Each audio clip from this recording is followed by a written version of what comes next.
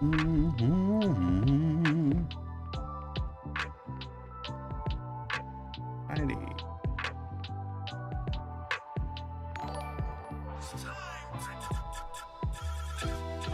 JJ, thank you so much for the follow. Appreciate you.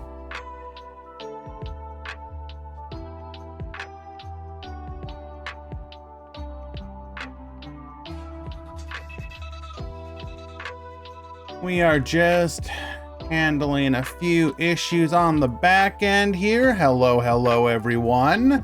Welcome. How we doing? Here we are. Another Duel Links Grand Prix. Getting back into Duel Links since Rush Duel came out. Haven't played in years.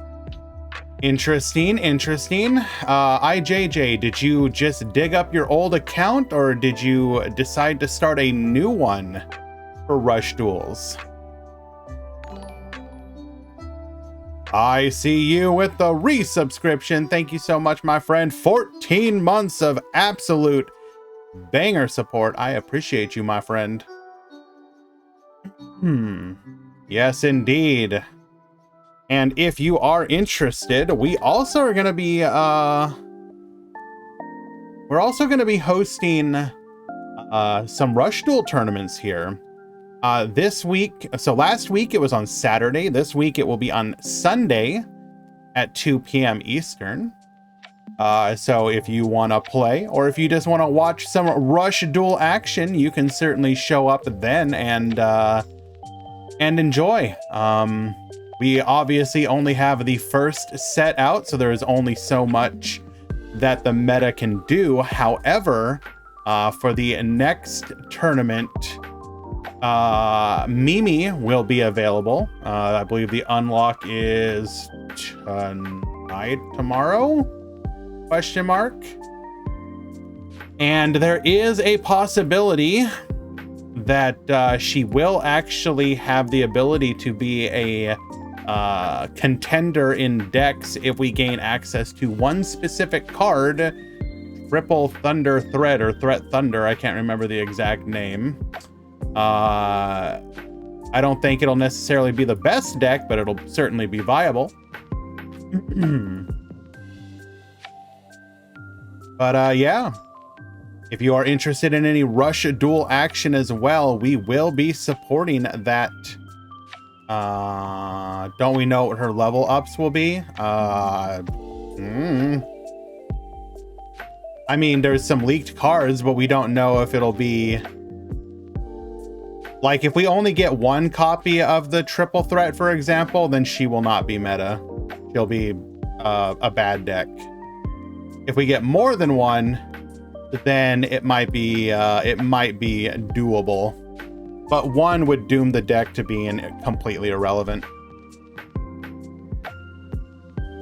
Up to and until we get some of their trap cards, just because Konami currently does not like the idea of interaction. There will be no interacting.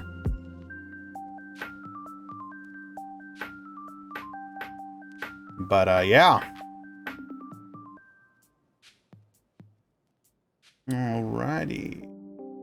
Just checking some things on the back end. And don't want to necessarily leak anything, but there is a very strong possibility we will also be doing some more tournaments going forward. Not how much to say. We may at the very least be having 3 tournaments a week going forward. I'll just say that.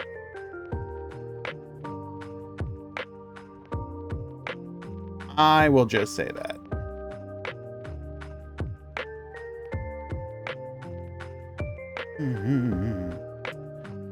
Alrighty, you have a couple more minutes if you want to join in today's tournament. Once again, you can do so by being a member of the Discord, going to the Swiss channel, signing up there.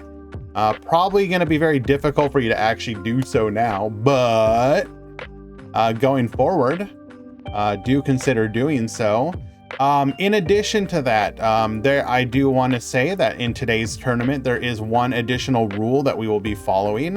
The 3 effects skill, you currently cannot use the life point gain effect until the skill gets updated. This will have an effect of whether or not you want to use it as a Tenyi player. We understand this is not ideal or perfect, but we feel it is the best way to represent or to not misrepresent what life point boost Tenyi will be like going forward. A lot of people are sort of getting around this by playing life point boost alpha and the like, which is not ideal, but so it's an automatic DQ if uses a skill if they gain life points with the skill. Correct. You can still use it and just use the first 2 parts of it, but you cannot gain life points.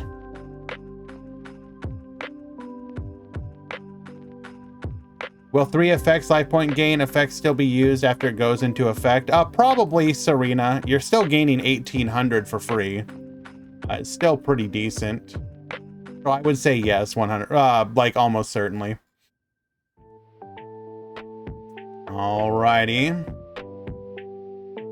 We're gonna go ahead and get the edges out of the way. When we return, we will have the start of the event. So do stick around, guys. Be right back.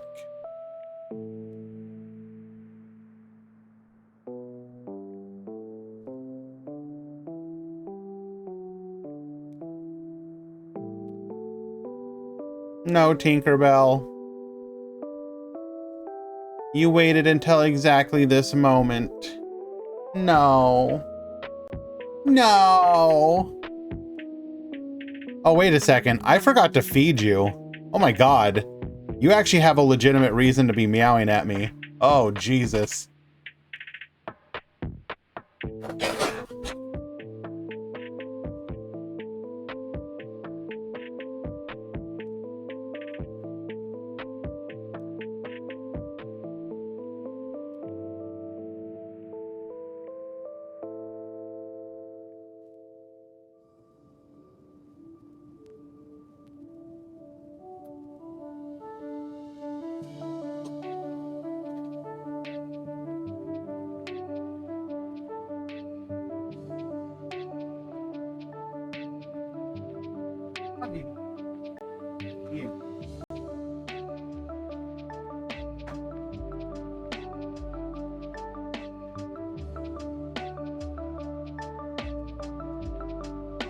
That moment when you forget to feed your cats. Oh my god, I'm a terrible cat parent. Aw, jeez. Aw, jeez.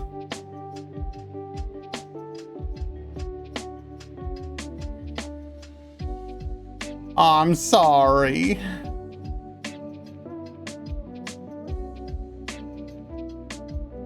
Okay, looks like we have reached the starting point of the tournament. Let's go ahead and begin.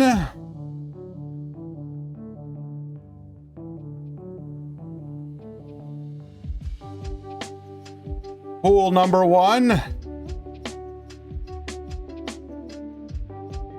Actually, we should probably make sure that drops went through, huh?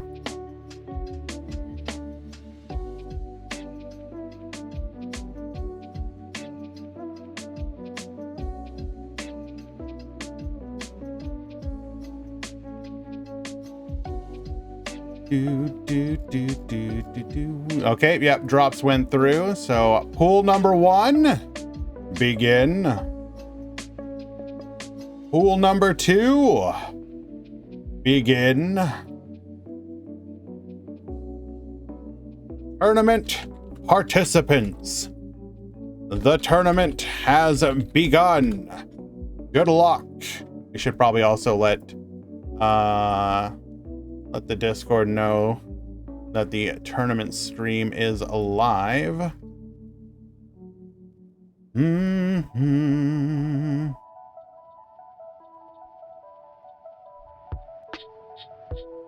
Professional, by the way.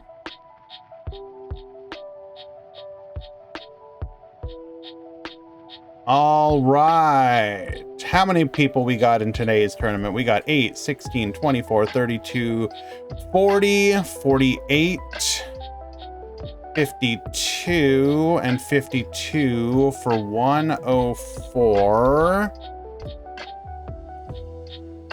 And the top cut simulator says what about this? Top cut of 32. Oh God, are you kidding me?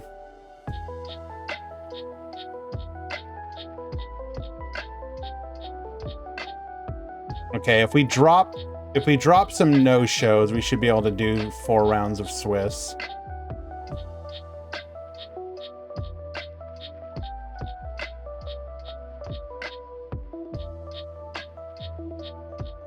Based on 104 players, 4 rounds of Swiss, and a top 32 cut, 25.5 players at 3 and 1 will make top cut, and 0.5 will miss.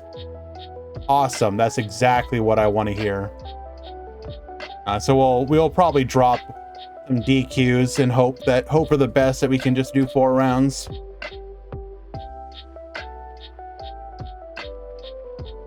All righty. Might help if I also open up Duel Links, huh?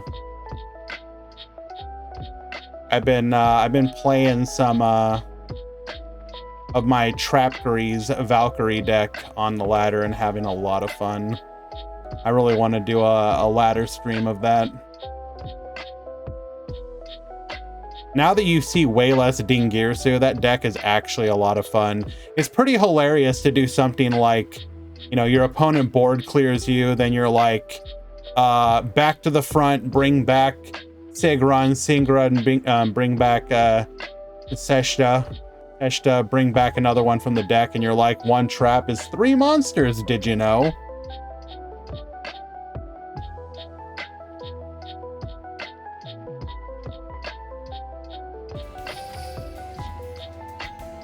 That is a deck that got a lot better with Link summons just because of their ability to abuse Link mechanics.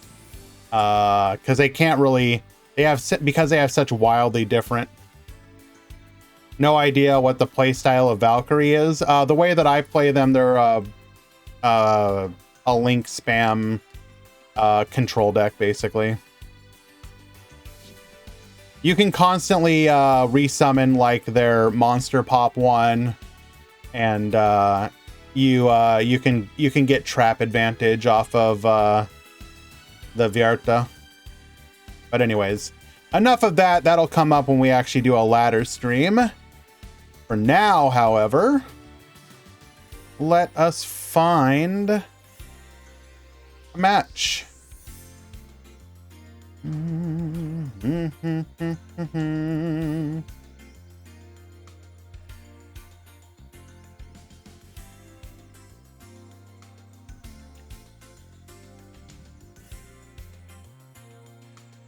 Hey.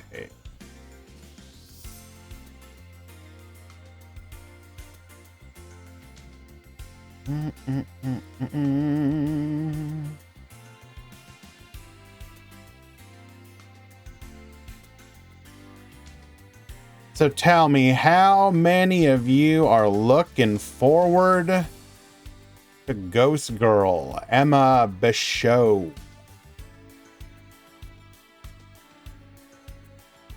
Do we have some purple card enjoyers in chat? Trap Gang, rise up. Now is our time. Konami has finally acknowledged us.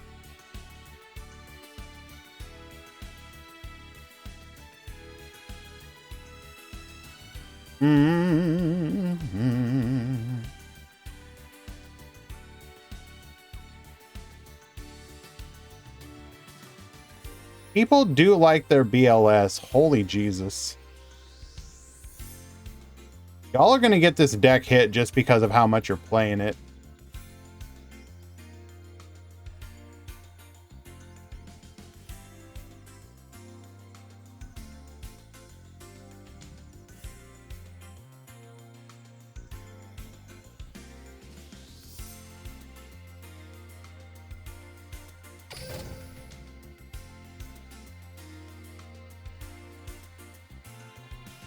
I'm a purple enjoyer, but not traps, but fusions. I am a tier enjoyer. Oh, you must be loving the fact that somehow, despite everything, Tearlament is back in the metagame in TCG, and because of that, I can only assume that God is dead, and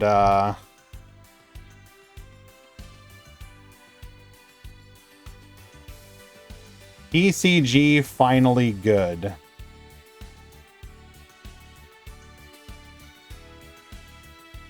It should go without saying that I am not a Tearlament enjoyer. Is Tenyi still worth building if we can't get Baxia? I've only got about 6k gems. I mean, Baxia is pretty important to the deck. Can we not get Baxia? Is it still selection box only?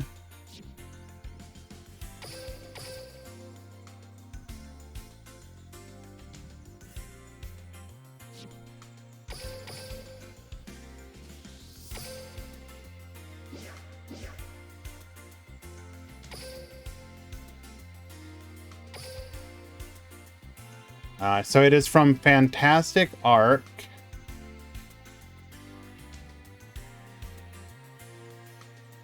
Yeah, can we not get it? Can you not get it with a dream ticket? Do you have a dream ticket available? Do dream tickets go back that far yet, or go to that point?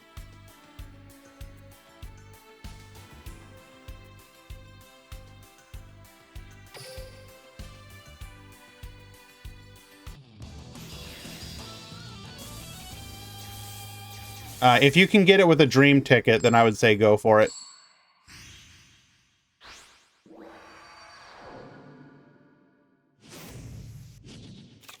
Duel. Alrighty, we're gonna start things off with Shalnark at the top, Dwan at the bottom. This is gonna be fossils. Activating Miracle Rupture. Rupture is going to send the soldier to the graveyard. Soldier will activate Get Searchin'.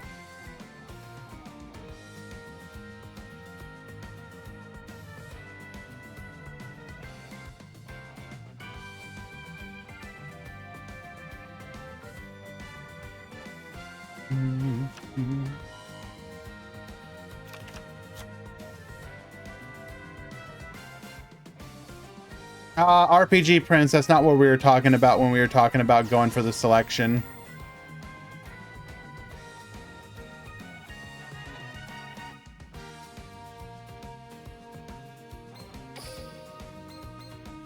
Activating Fossil Fusion.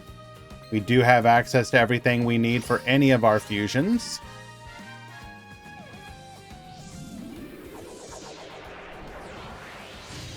Come forth, Fossil Warrior Skull King. Now, the one nice thing about this in this matchup is we do have the ability to quick effect steal one of our opponent's graveyard monsters, which can be useful. We're also going to set one and pass 2 cards in hand. Not ideal. Special summoning the Vishuda to the field. This will ascend. Oh, we got the field spell as well. We are now immune to our monster's effects. Come forth, Monk of the Tenyi. Act now or forever hold your effect.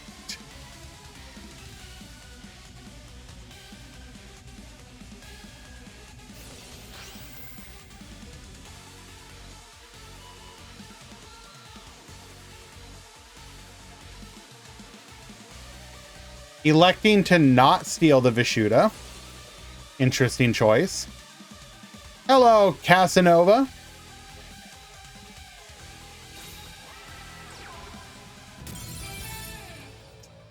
Yeah, I feel like we needed to YOLO that and just steal the Vishuda.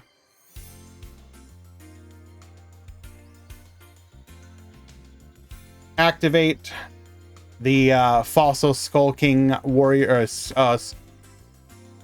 The fossils effect, steal it, and while your opponent probably still could put a major threat on the board, at the very least, you force them to do more than just activate Vishuda.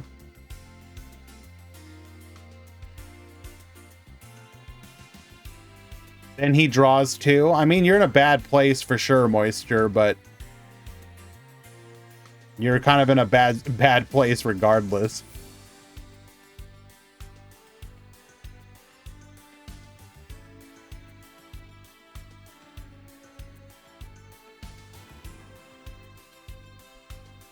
Hello, issue.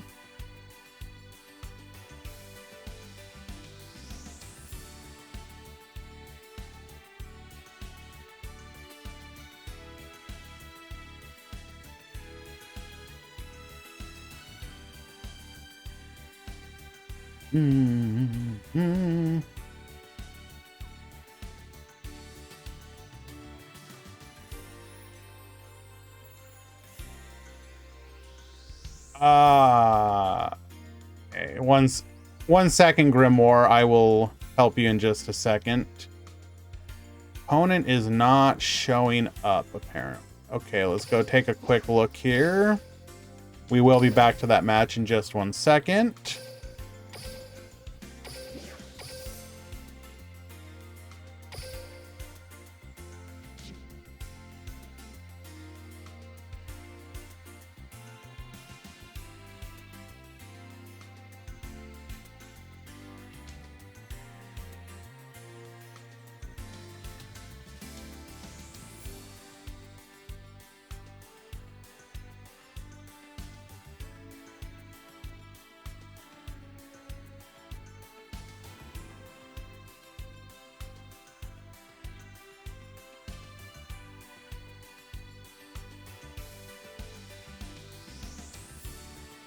Okay.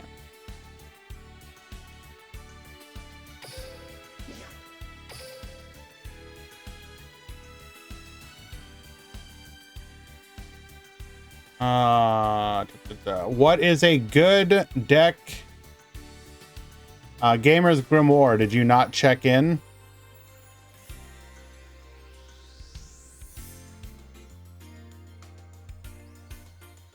What is your start.gg name? Alona.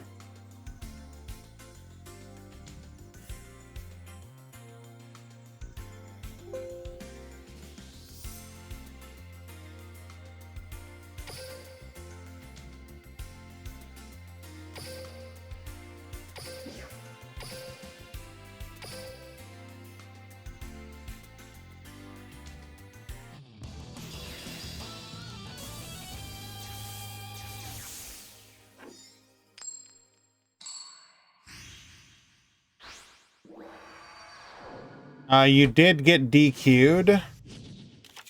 You did not sign in.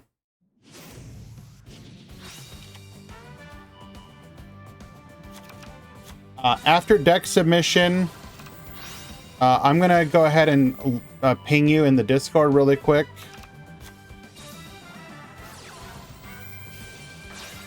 So unfortunately, you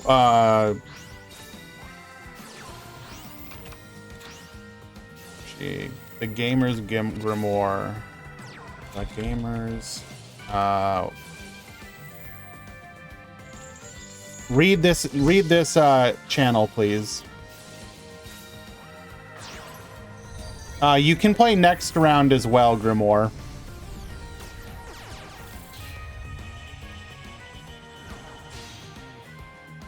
Basically, what you need to do is at the start of a round, you go to your match dashboard and go to tasks. You want to check in, and then you go to chat.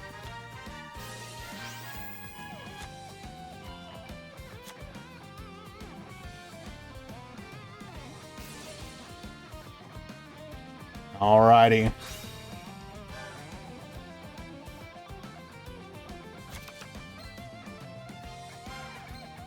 What did I miss here?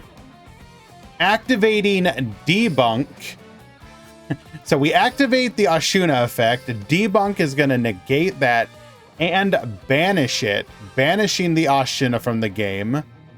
Very nice. Debunk can activate whenever a monster effect is activated in the hand or graveyard. So very good against Tenyi. Hello, Molcom.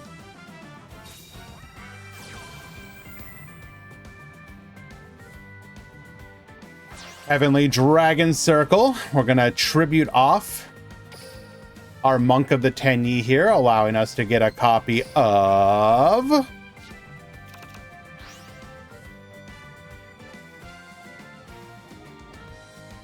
Oh, hello.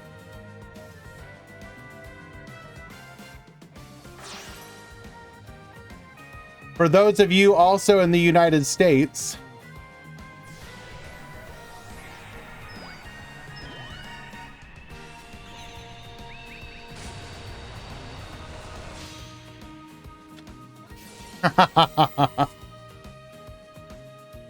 This is a test of the National Wireless Emergency Alert System. The purpose is to maintain and improve alert and warning capabilities at the federal, state, local, tribal, and territorial levels, and to evaluate the nation's public alert and warning capabilities. No action is required by the public. I forgot they were going to do that. All right. We do clear here, but Shalnark is going to have an opportunity to come back.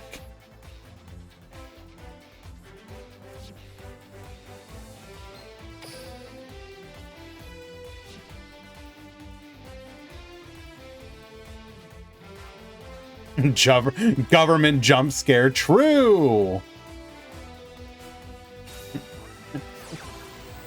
Quote, I'm being activated.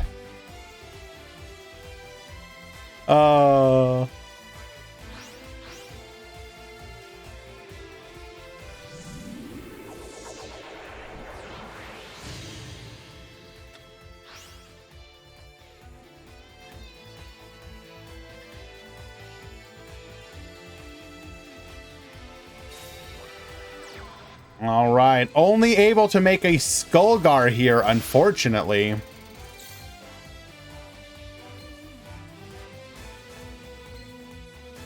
And we do anything else. We do have 2 level 4s, allowing us to go for a Diamond Direwolf here. What is the play here? Do we have follow-up from this?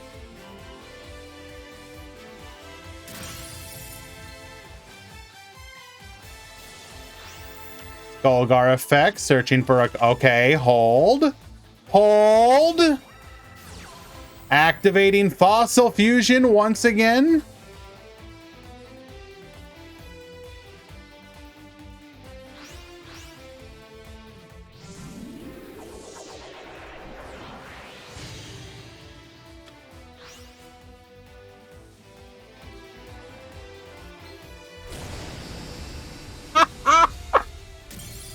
Fossil Dragon Skullgios attacking in double damage, dealing 5,000 over the Monk of the Tenyi, and that will be a from the brink victory. Well done.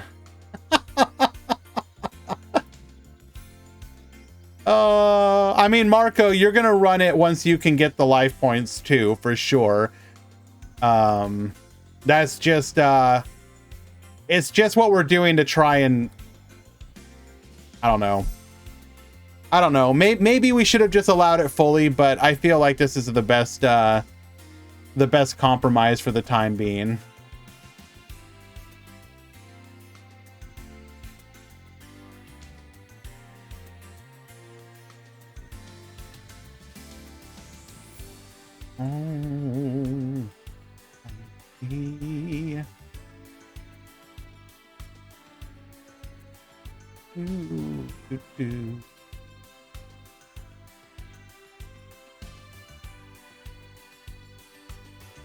Waiting for game number 3.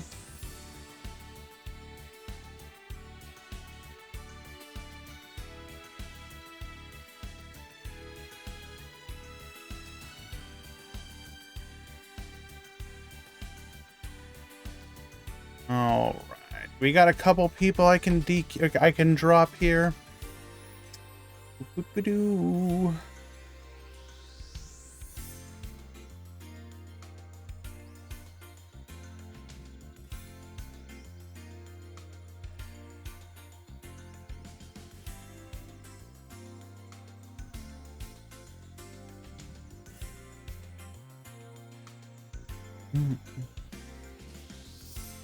Okay, game 3.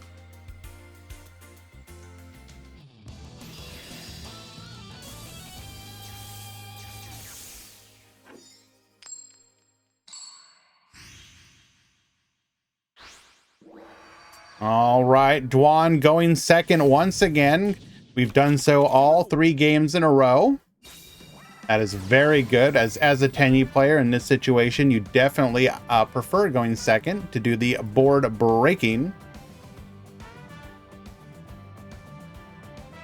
Just played a full 10E deck that was maining 3 Comic Hand. I mean, hey, all you got to do is play the Pegasus that gets you the Toon World, and you can just did I turn into a zombie yet? Infection usually takes 8 to 12 hours, Marco. So that'll be later tonight.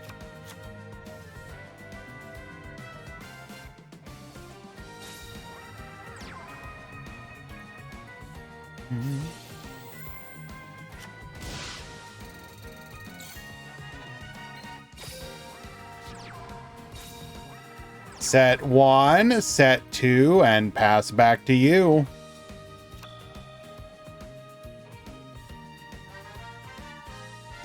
Searching for the Shell Knight off of the Weathering. Interesting.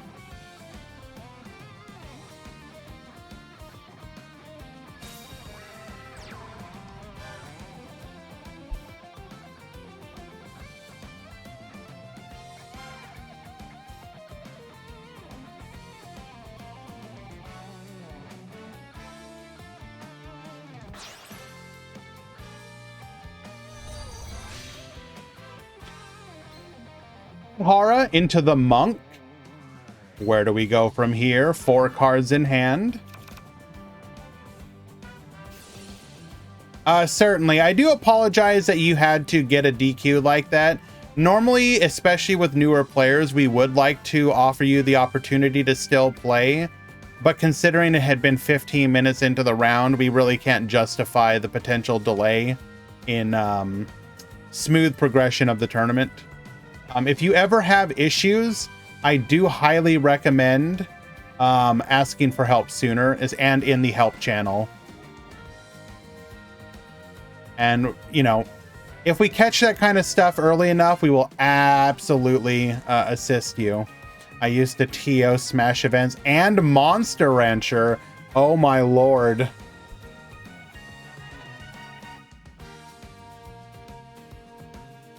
I have not heard. I'm boomer enough that I have not played Monster Rancher any time recently, but I have a lot of fond memories of putting CDs and DVDs into my PlayStation to see what monster that I could spawn off of it from back in the day. Activating Vessel for the Dragon Cycle because we did so while having double Monk on the field. There's no realistic way to interrupt this. Hello, Gabriel.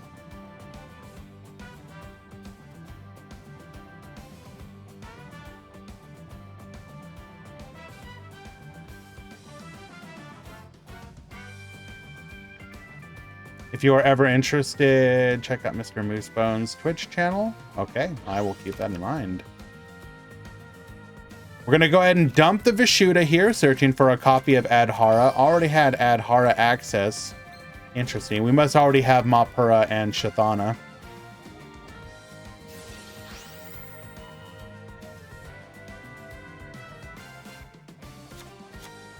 All right, we do have the breakdown from my boy Eli.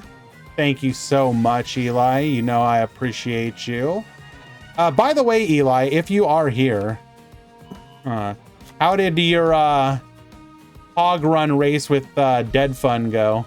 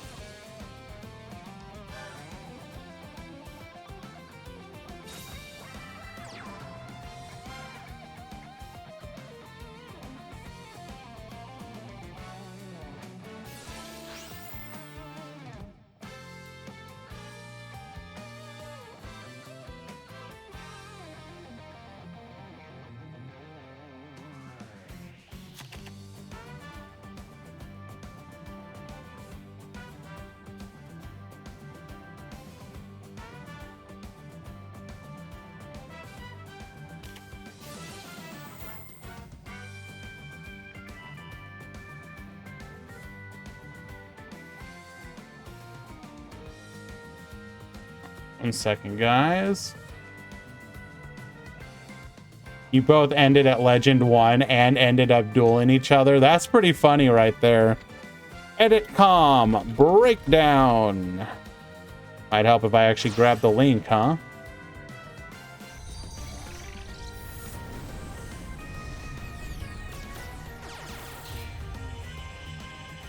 Go ahead and bring that up on the screen.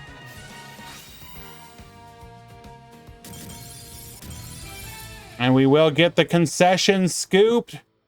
Tenyi taking it in game number 3. And there we go. There is the breakdown for today's tournament. Lackluster Soldier 18, Tenyi at 14, Salamangrade at 13, Rocket at 10, Infinitrack at 7, Orchest and Trickstar at 4, Destiny Hero at 3. Oh, how the mighty have fallen. At 2 each, we have Abyss Actors, DDD, Gimmick Puppet, Madolche, Odd Eyes, Thunder Dragon, Toons, and Ursarctic. And with a single copy each, we have Armed Dragon, Crusadia, Dark Magician, Fossils, Gadgets, Hero, Lunalight, Monarch, Red Eyes, Resonator, Rose Dragon, Starry Night, Synchron, TG, and Trains.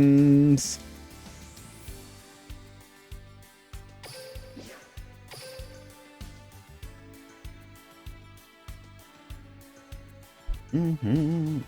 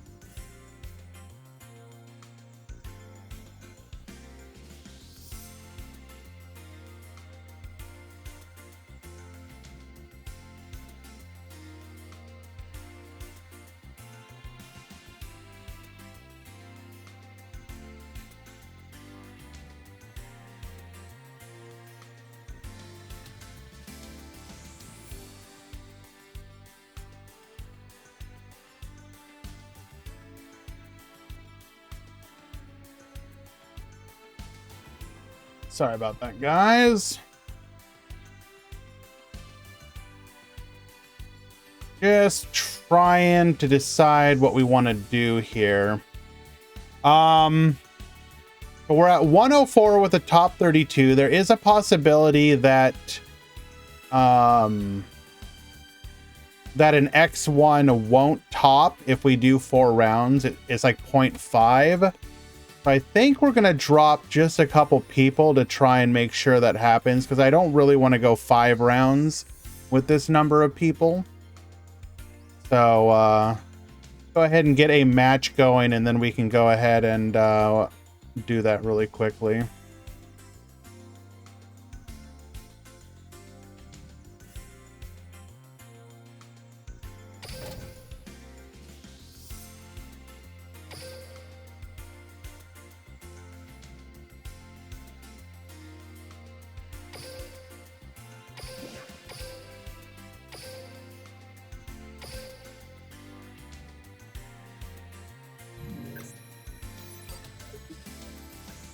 All right, game number 1. And so, yeah, give me just 1 second. I'm going to drop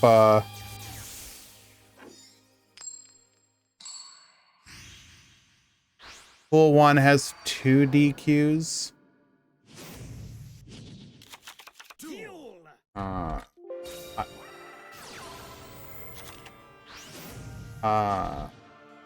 Can you drop 2 from each pool, but don't drop one from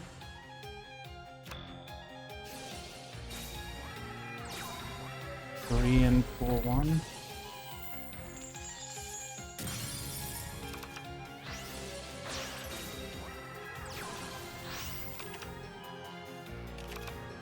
One second, guys. I'll be right back.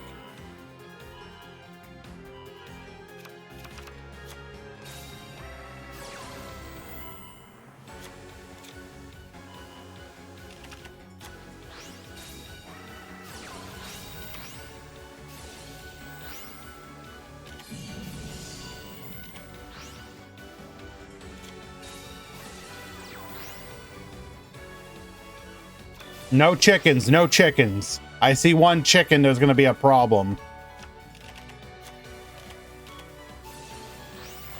At what time does the second match start? Well, Dark Master, that's real simple. What you can do is, if you are in the Discord, you want to go to the channels and roles at the top. Make sure that you have the role for new round notifications. Okay, guys, please stop. I'm actually trying to communicate with the user. It would be nice if you did not spam your damn chickens.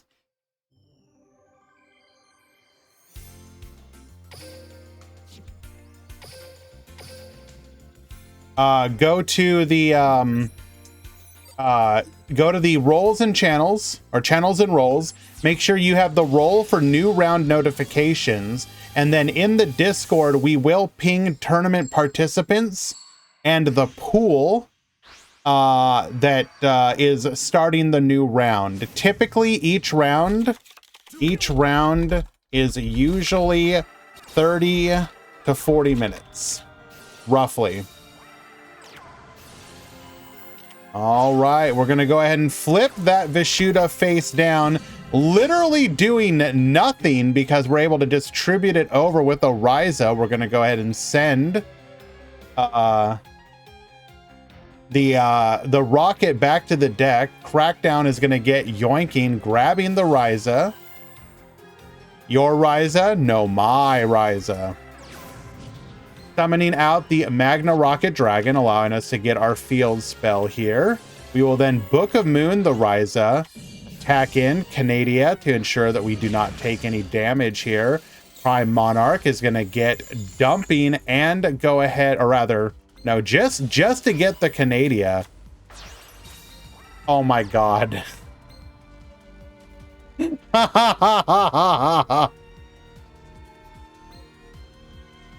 We're going to activate the Vishuda because we have a normal monster on the field to return the Ryza back to the hand.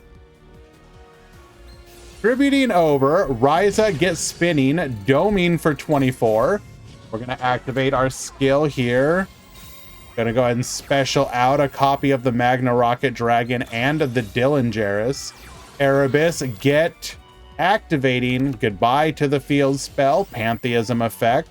Revealing off of the top 3 Tenacity of the Monarch to add 1 back to hand. Activate the Tenacity, show the Erebus, getting a copy of the Escalation. We will then attack in and pass back to you. And we would have been able to activate the escalation tribute during our opponent's turn, but we're going to get the concession scoop instead.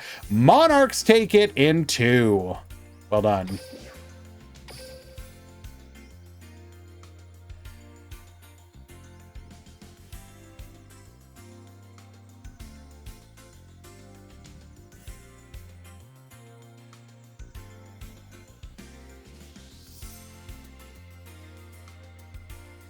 All right.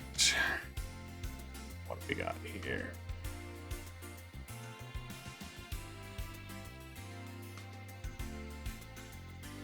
Let us find another match.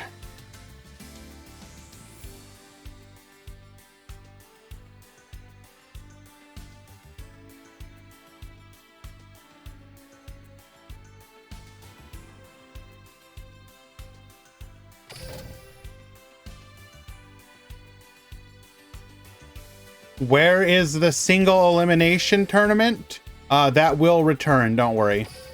Right now, right now, for the time being, the 2 tournaments a week I'm hosting are the tournaments for one for Speed Duel and one for Rush Duel. I want to try and support both of them. The single elimination will return, however. Rush Duel is currently Swiss as well.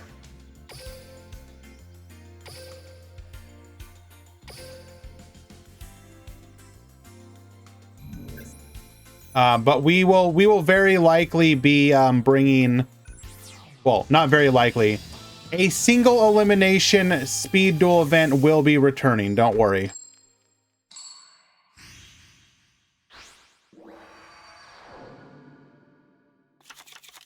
Rush Duel. No. Dark Master. We are doing. Wait. Okay, thank you, Valk. We are doing Rush. So right now, we are doing Swiss ×2, 1 speed, 1 rush. We will almost certainly also have single elim back soon. News on that soon. Don't worry. I am just trying to do what I can to support both formats in the beginning. Given a little bit of love. The second Swiss? No. The Rush tournament is also Swiss, Eli. That one, though, actually goes pretty decently fast. The last one finished in like 5 hours for the full tournament. All right, we've got ourselves Abyss Actor Rocket. What the hell is this?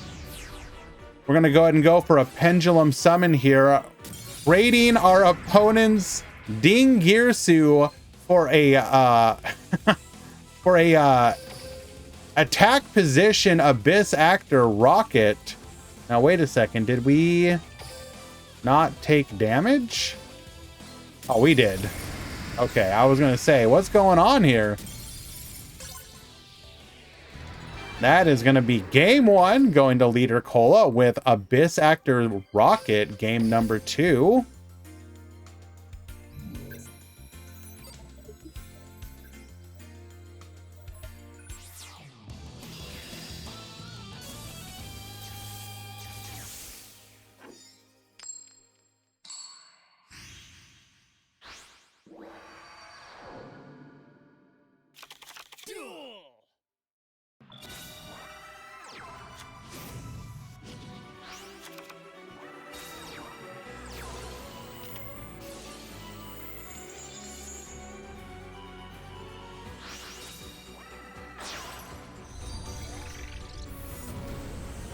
One second, guys. Be right back again.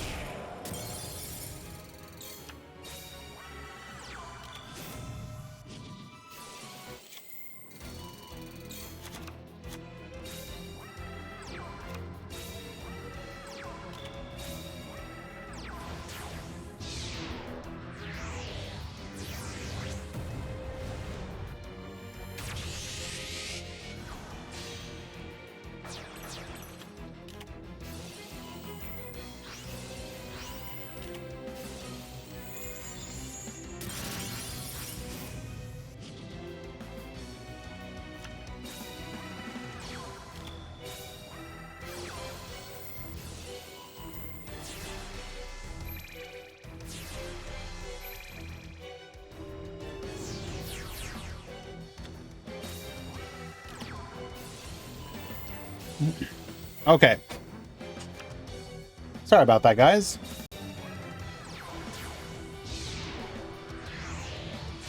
Where are we? We're going for a copy of the Evil Swarm Nightmare before going for a Pendulum Summon of 1. Just walling up here. Cannot play through this. Form a Pal Puppet, allowing us to go into a Ding Girsu. Ding Girsu, get sending. Evil Swarm Nightmare, get flipping.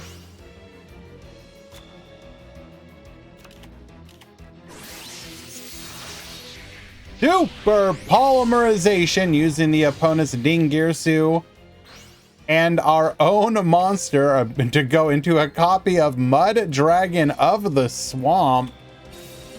Wild Hope effect. We're going to go ahead and Pendulum Summon for 1 here. Going for 19, a 1000, and that is enough for lethal. Leader Cola takes game number 2. Well done.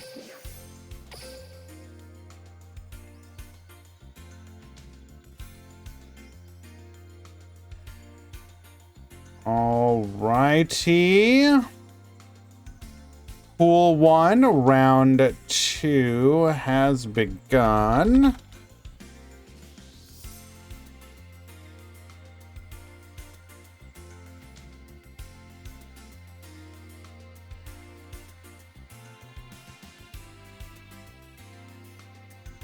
Looks like we have 1 match left in Pool 2. Go see what's going on over there.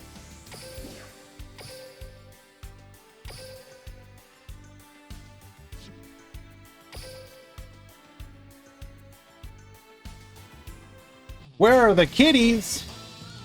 There's one of them.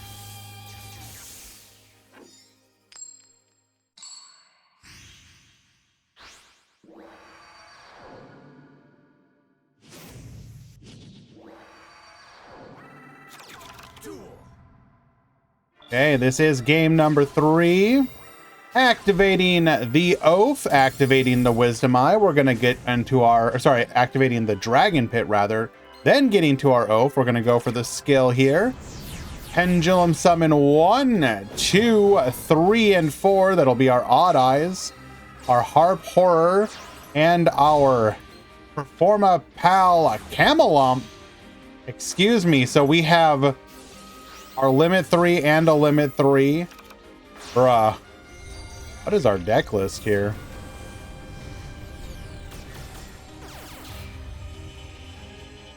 Okay. Symbol Skeleton, bring back the Galatea. Galatea into the Ding Girsu, and we still managed to get full combo. So we have Targeting Protection, Abyss Dweller, and the Ding Girsu. Decode Talker to protect the Oath Dragon here. Cosmic number 2 will be negated. Wisdom Eye Magician, allowing us to get into a Time Gazer because we do not have access to another Dragon Pit. Pendulum Summon 1 and 2 here, Bottomless Trap Hole and Book of Moon.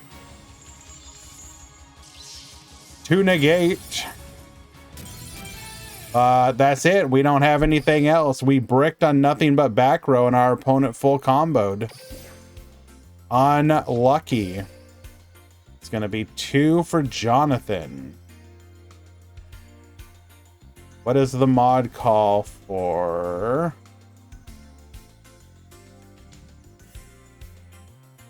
Okay.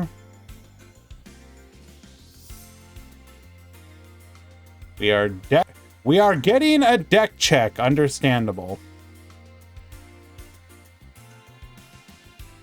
I see Beatrice, also Magician. This is all limited to 3. Yep, you got high rolled. Yep. They have those all. You got high rolled.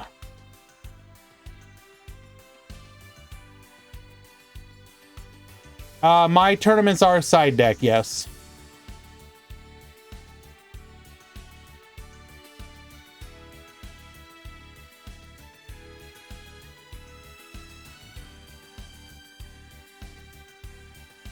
Yep, deck is legal. Unlucky.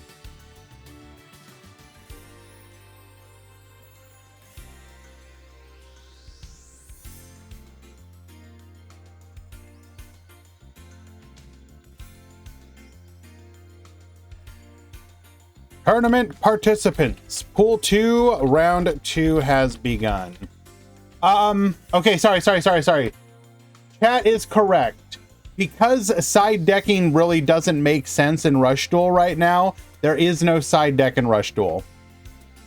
That said, if and when it makes sense, I will potentially have side deck.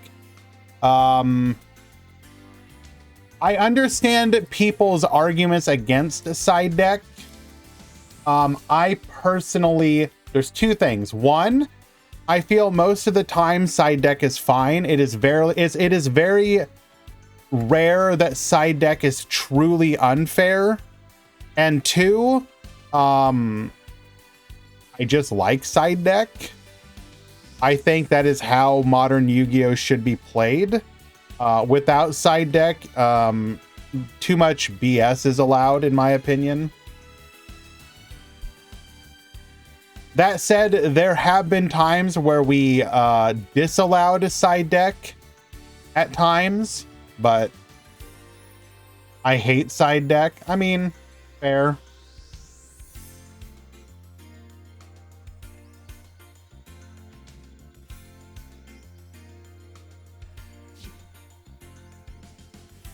BS is getting floodgated. Counterpoint, you can play outs to the floodgates.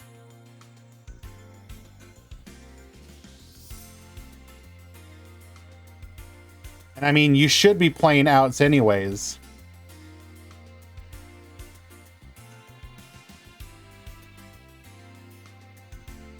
Yeah, let's out Lancia.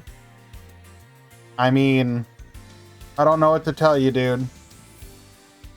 Would you rather the format be something where literally it's first of all, Alien HR, do you not think people would be main decking Lancia in this format?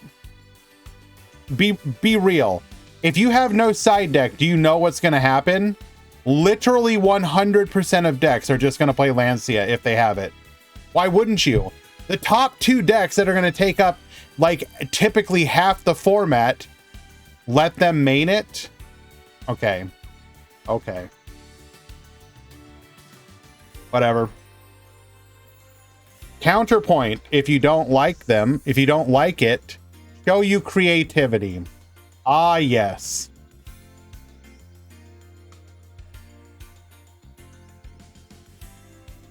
There's a very easy way for you. I mean, okay, I know this is going to sound maybe a little bit pretentious, I guess. There's a very easy way to show that you don't like side deck. Don't play in side deck tournaments. If you do not like side deck, do not engage in my tournaments.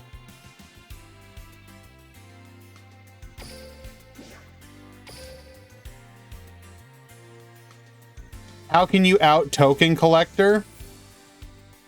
Okay, do you, Gabriel, let me ask you this. Do you feel token collector is the reason why Trickstar is not being played in the meta right now? Be real. Out of all the things that are hurting Trickstars right now, do you feel that freaking token collector, that 95% of people are not side decking, is what's keeping you? Man, I'm so close to being able to just dominate this meta with Trickstar. But damn, that one guy I run into that just happens to run token collector. I am not using Sword Soul right now in Duel Links because of token collector. Yeah, that's why you're not. Yeah, it's not the fact that that literally doesn't exist in the game. Fair.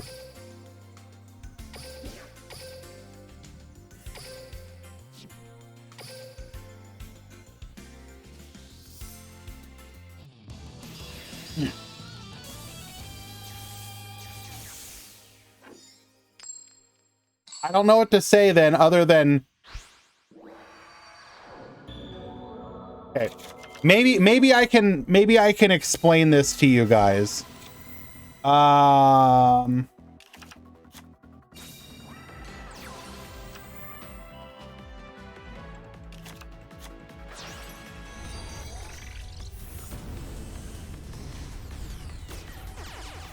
maybe I can explain it to you this way. The Duel Links Grand Prix was created to be the Duel Links Meta Weekly, essentially.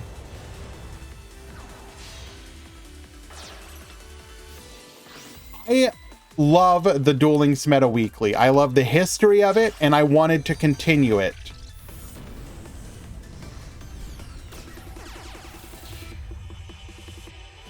The Duel Links Meta Weekly is a side deck event.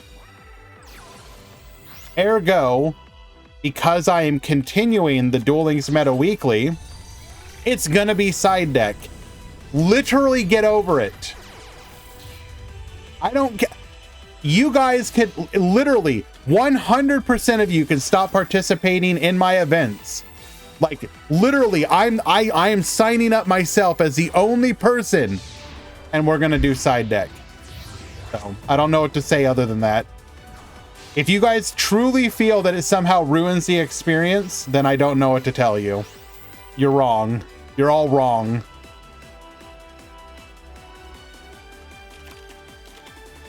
Alrighty.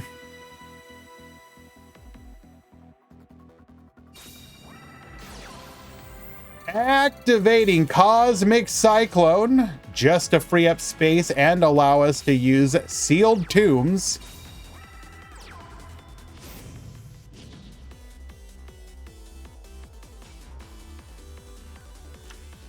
You know what the funny thing is too? All of you are out here complaining about the idea of side deck, and if you look at the results of any tournament, it's like they're basically the same. It's basically identical. Oh no. Oh no, the side deck is gatekeeping all the tournaments. Yeah. Rip Gandora players into side deck format. Quantum, how many Gandora players are winning your events, by the way?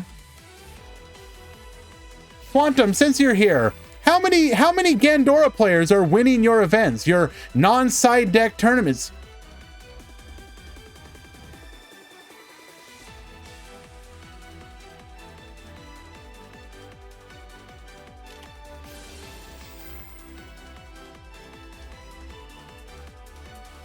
Activating Treacherous Trap Hole. We're going to destroy the Abyss Actors Extra. And the Magistus Endymion. Do we have what we need to make our plays?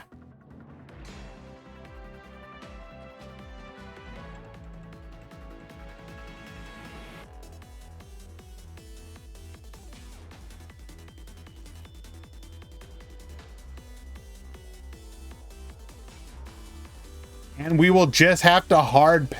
What is your hand? Bro, not like this!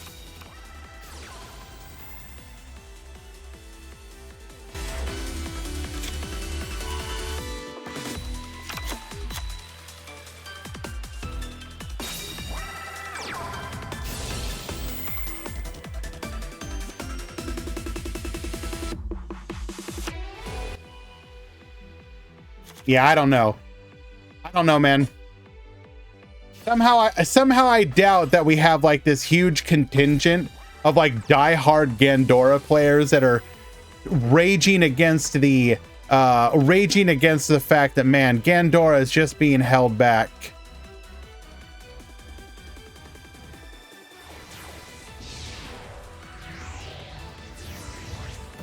Like, if you actually look at the breakdown of my events, do you honestly feel like, man, if only these tournaments could actually like have some variety to them.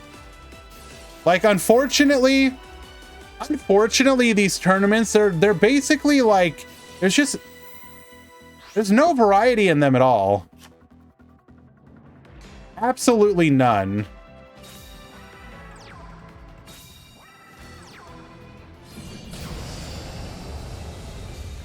I mean, what can you do? Just literally no decks in these.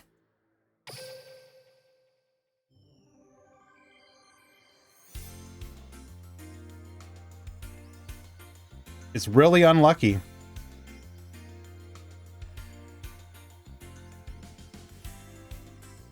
You're right, exactly. Where is Vendread? Vendread would be here, but side deck is just keeping it out.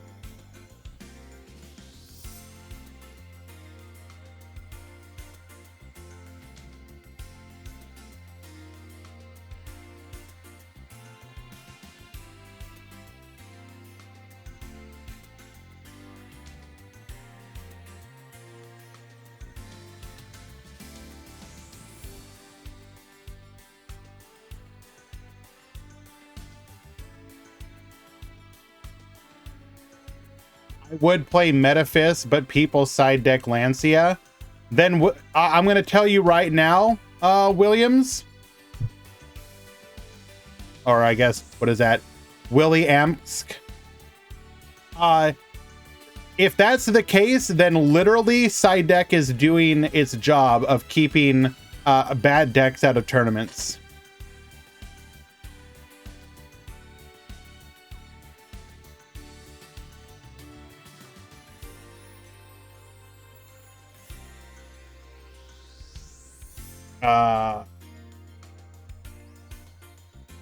Hello, issue?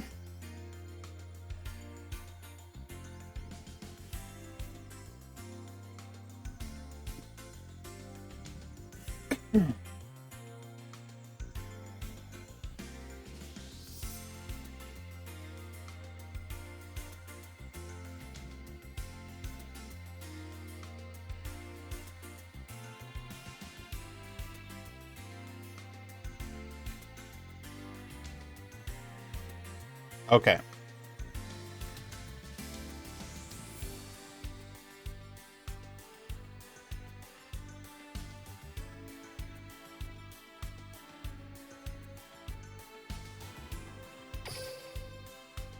Game 2.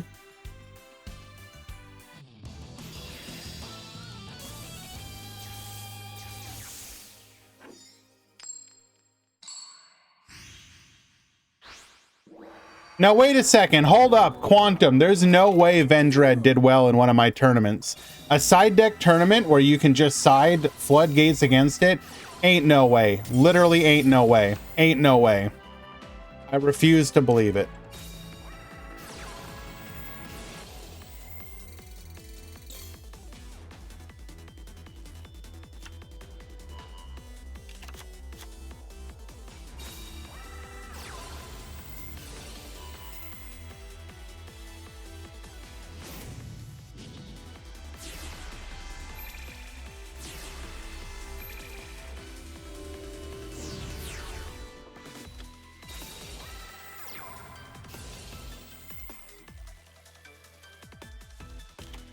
Okay. Walling up here. Gandora is a cringe deck. I like Gandora. While I understand why some people may not be a fan of Gandora, I actually think Gandora is an interesting deck. Gandora is like a cool confluence of a skill making a deck that wouldn't work, but also allowing you to have a bit of like expression of deck building creativity. Like, for all the issues of a deck like Odd Eyes, I thought it was pretty cool the way that people would modify the deck to play different packages. I hate old Gandora with all the hand traps. I mean, okay, whatever. I'm fine with it. Yeah, like to me, the best identity for a skill is when the skill allows the deck to work, but doesn't build the deck for you, if that makes any sense. So like, the thing about Odd Eyes, for example, is the deck made, or it made the deck work the way it worked, but it still, you had like a bunch of different packages you could build into it. Treacherous Trap Hole, get Blowout.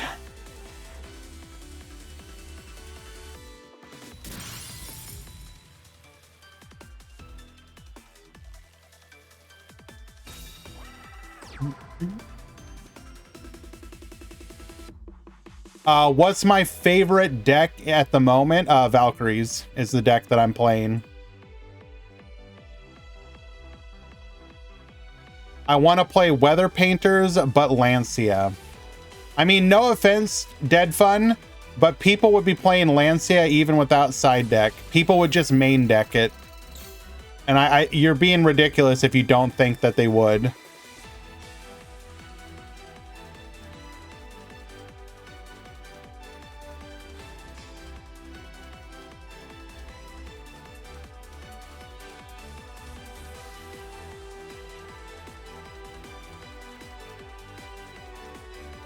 Activating the search here.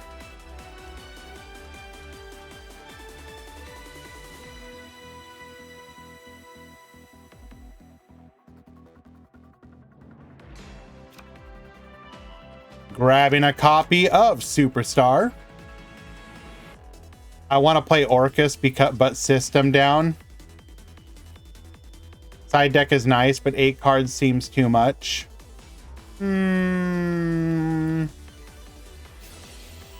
Do you actually think it's too much? Because like, relative to the size of the deck, so if we take a calculator, the average main deck in TCG is 40 and the side deck is 15, so 15 divided by 40 is 37% of your deck. And 8 divided by 20 is 40% of your deck. So it's a difference of 3%. 37% versus 40%. 40. Do you guys feel like that 3% is huge? It's actually 40, but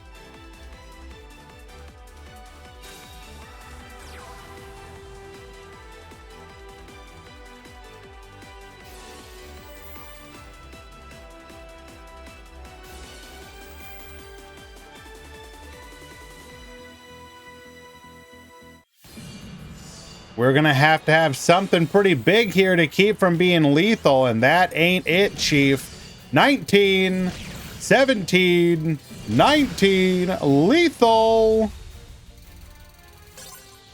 So here's the thing with the side deck amount. At this point, even if you guys would want to modify it, as a rule, as a community, the community has agreed to just tie it to the size of the extra deck. So it went from 5 to 6 to 7 to 8.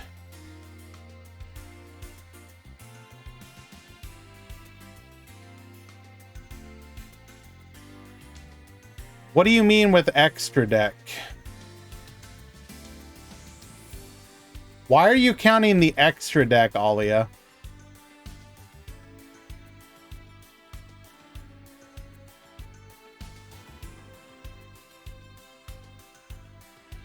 Shouldn't we count it?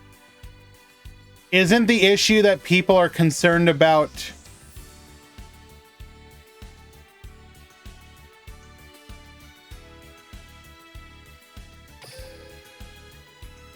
maybe I'm confused. What does the extra deck have to do with anything?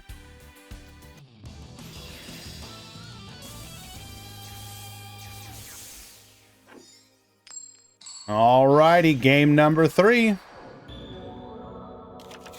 Duel.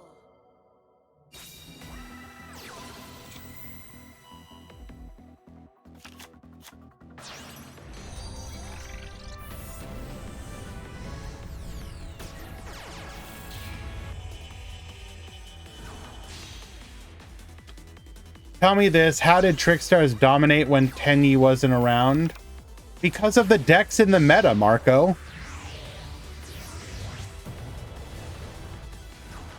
You do realize that Trickstar was literally taking advantage of the decks being played, right? Trickstars did not get power crept. It's literally what was being played in the meta. The reason Trickstar would be able to win against certain matchups is because of what was being played.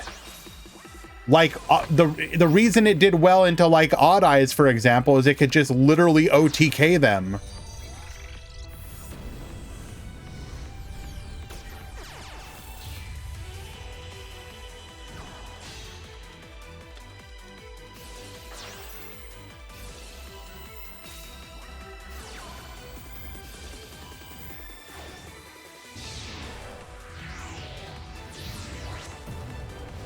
I'm fine with the 8-card side deck, but I think the context between roughly 40% of your deck is different between TCG and Duel Links, since in Duel Links it's much easier to draw your 3-ofs. Do you think that's actually true, though?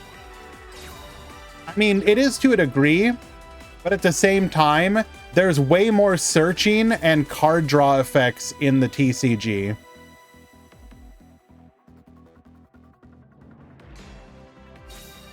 Like, if I play Labyrinth, for example, and I side deck like Dimensional Barrier, I ain't hard drawing that stuff. I'm literally searching it from my deck.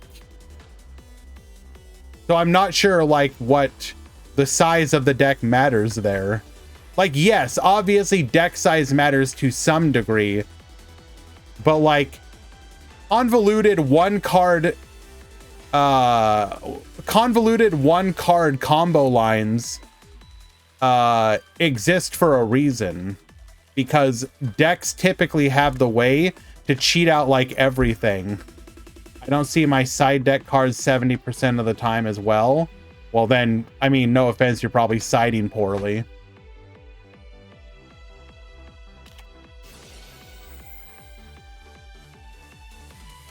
Treacherous Trap Hole. We're gonna go ahead and take out the Endymion.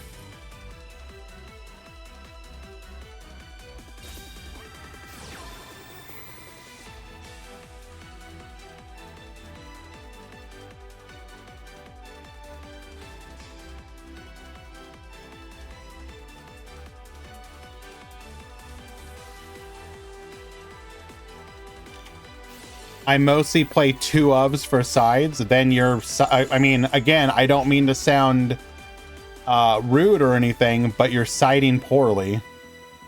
Like, the entire point to side a 3-of in side deck is to ensure that you have a better than 50% chance of seeing it.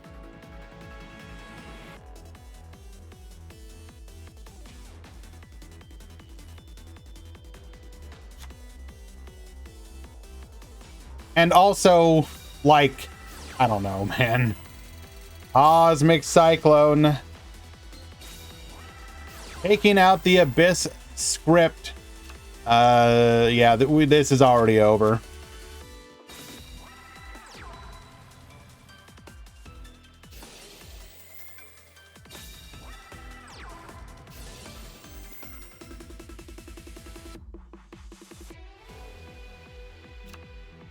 I don't know, just don't play Swiss tournaments, I guess. I mean, at the whole start of this conversation, my personal recommendation was, if you do not like a particular format, then yeah, don't participate. Also, typically any organizer will, if they're reasonable enough, will take feedback. I am one of those reasonable people, but it would take a lot for me personally to no longer do side deck. Just because, again, it's the format that I prefer. Deck check.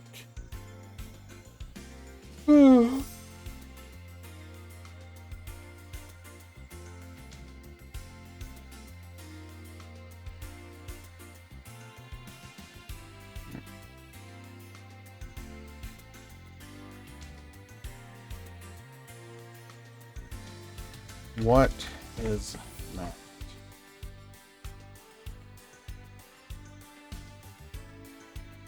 Mind drain is illegal. And it's illegal. He is illegal.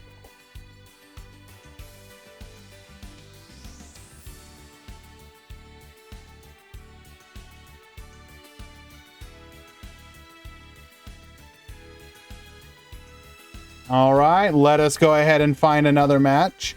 As to the question of when, I would have to have the ability to secure funding for something like an MCS, guys.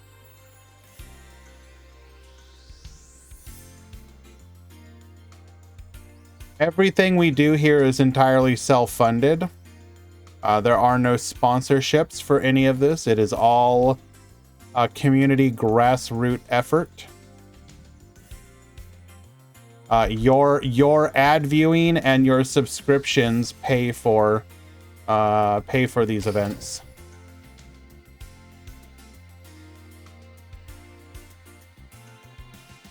And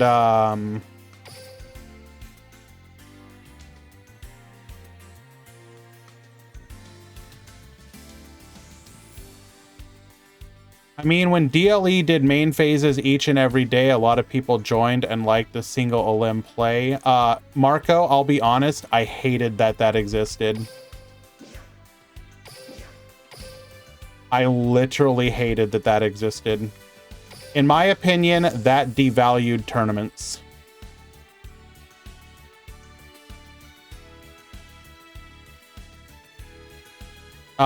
Che, I'm not even going to talk about something like that. That's irrelevant to the conversation.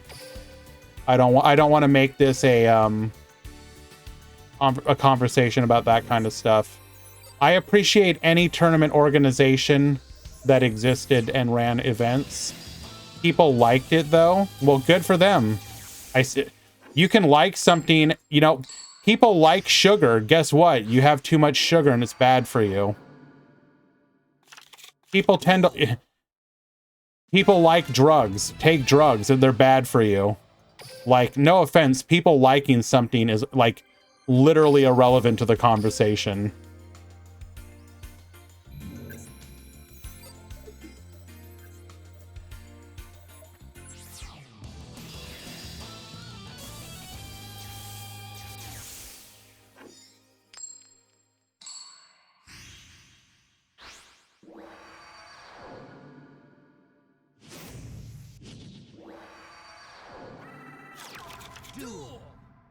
Okay, in my opinion, those kind of events, so why do I run events and what am I personally trying to get out of them? There are two things that I get out of events, personally. Number one is I like a build-around experience.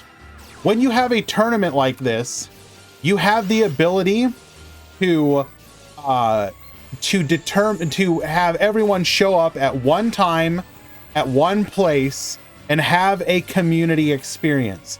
We're having these conversations right now. We're watching this gameplay right now. We come together as a community, okay?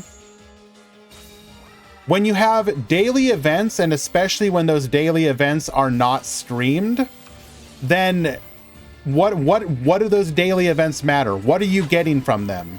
Okay. Well, what you're getting is a way for people to get money. That's cool. I'm glad that people can earn money. That's fine. But the second reason, and the other reason you host events, is because of the ability to determine what the metagame is. Okay? Even in a side deck tournament, you are going to be able to get data that lets you know what the meta is. In a single elimination event where you can switch decks at any time, what data are you getting? What data are you getting? You're getting literally no data. You might as well just play ladder. Yes, Zeko, obviously the amount of money that you earn is unfortunate that you cannot get a big prize pool. I acknowledge that. I host events of the amount of money that I can afford to host them for. Like, do I wish that it was more? Absolutely.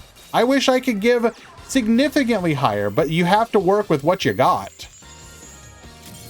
And especially for free tournaments.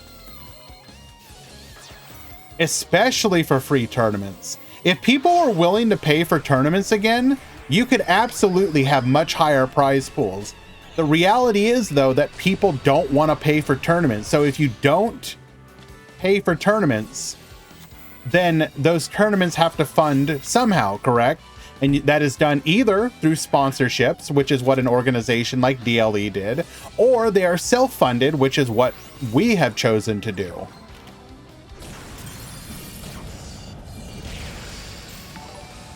Alia, thank you for the resubscription, my friend. I appreciate you. Zaga Zaga taking game number 1.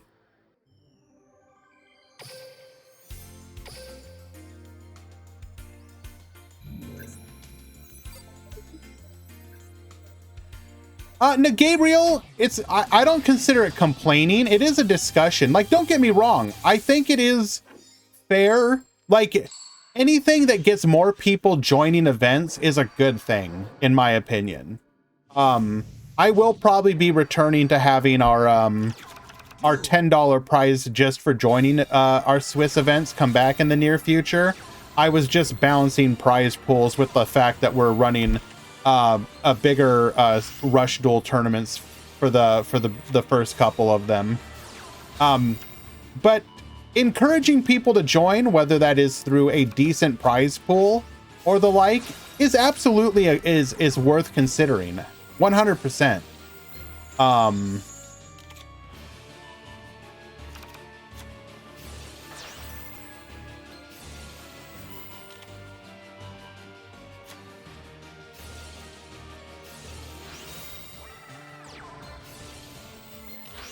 Okay, I'll get to that conversation, that statement in a second, Marco. The reason why DLE started it was to make people introduced to the tournaments, and Paideia didn't have a good Swiss-style system, and they were the main sponsor that allowed to do big tournaments. I understand why. Again, how to put this? I think. I'm trying to think of how much drama I want to stir up here. In my opinion, Paideia as an organization feels like one of those fly-by-night ones that is very suspect. I do not understand how Paideia intends to make a profit at all. Fly-by-night, Gabriel. It means that it is an organization or group that does not have a realistic future. So the idea would be you start a company, do something, get a bunch of money somehow, and then, you know, within a very short amount of time, you no longer exist.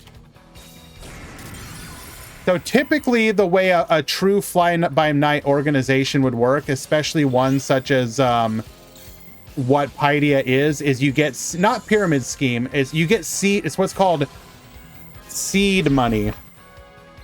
basically you get investors to give you money, and you tell them, hey, we're going to be like this huge esports organization, and we're going to make so much money in the future. You just have to wait for us to be able to make that money happen. Trust us, bro. And then what happens is the organization will give out money to people like that host tournaments. Don't get me wrong. But then the people at the organization itself, they pay themselves their salaries. They funnel money into, you know, benefits and packages and all that. And then you get 1.5 years, maybe 2 years down the line, and it's like, oh, we're out of money now, and we have no way of actually monetizing or making money. Guess our company goes out of business. That's typically how that kind of stuff works. Or you get like, you convince them to get a second round of funding of like, hey guys, this is like a 5-10 year project. We promise that the money will be there. We just need a little bit more time. That's how those companies work. Now, again, is a company like Paideia actually that? I can't say that for sure. But, and if you as a player, should you as a player care? Probably not. Like, absolutely join those tournaments. Yes, exactly like GG Tour. Literally like GG Tour. GG Tour is the perfect example of that. Like, if you actually look at a company like Paideia and GG Tour, they're functionally identical. There's like no difference between them.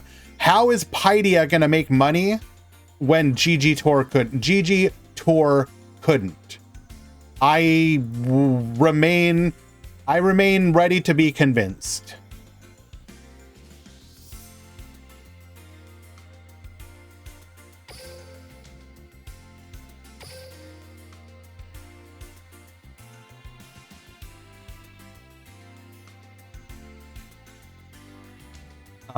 I mean, main profit they get from sponsors and DLE really boosted them a lot. Okay, no offense, Marco, but nobody, absolutely nobody in the Duel Links space is boosting anything. Right now, we have 133 people watching the event. An average VOD of mine. Now, I understand that I'm smaller than what DLE is, as far as like the big numbers of follows and stuff. But we are within spitting distance of what your average DLE event was like. In the VODs, if you check the VOD numbers, I get about 3,000 VOD watches, okay? So you can figure that about on average 3,000 people watch this tournament, okay? I would guess for DLE, that number is probably something like 5,000 or 6,000 if I had to guess without actually knowing for sure, just based on the conversion of metrics. I would guess it's probably like 5,000 or 6,000 VOD views.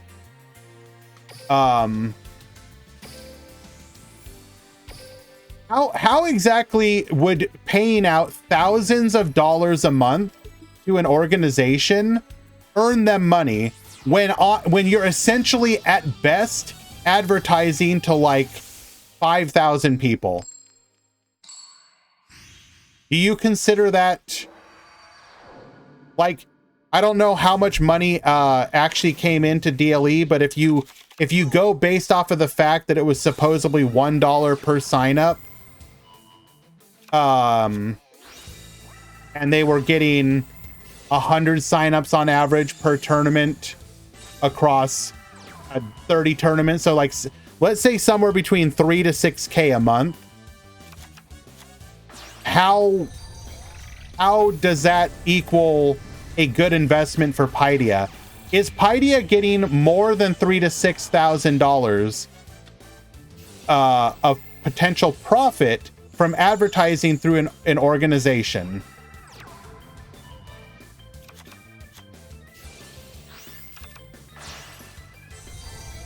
Oh, correct, Marco. That's why I said 6,000. Obviously, it ended up going down at a certain point.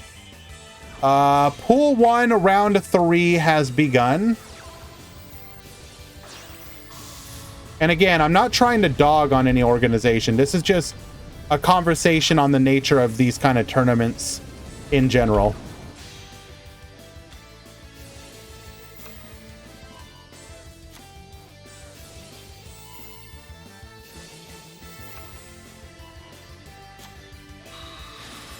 From the exposure sense they did? How? Marco, what? How does that monetize though? Does anybody go to Paideia? What do you do? How do you spend money on Paideia? How does it get monetized? Advertising to the same like 5,000 people, let's say. How does that turn into profit?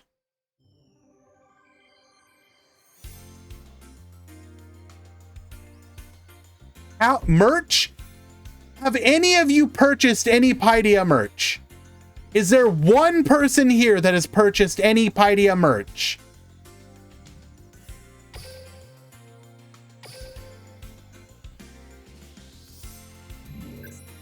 I don't get any of this, and it makes me think you're arguing with your chat viewer.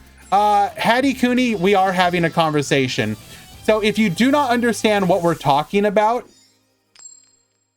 tournaments are funded one of two ways. So for example, today's tournament is a $50 tournament where the prizes go 1 through 4, right? Okay. So if you get in the top 4, you earn a little bit of money. It's free to enter, but you have the possibility of earning a little something to basically give you an incentive to participate in the tournament, right? There are other organizations that get sponsors. And what the sponsor does is basically gives money to the organization to use towards the tournaments. And so, for example, we're talking about DLE here. And so DLE would be able to host big, like $100, sometimes $500 tournaments, which was really cool for the community. Like if you as a competitor had the opportunity to compete for like, you know, $500, although first place would be, you know, like 200 or 250 or whatever, or even just $100 tournament, you could compete for like that $50 first place prize. That's really cool. What we're talking about is the sustainability of those, because sponsorships aren't done out of the goodness of your heart. Typically, a sponsorship is expected to lead to something.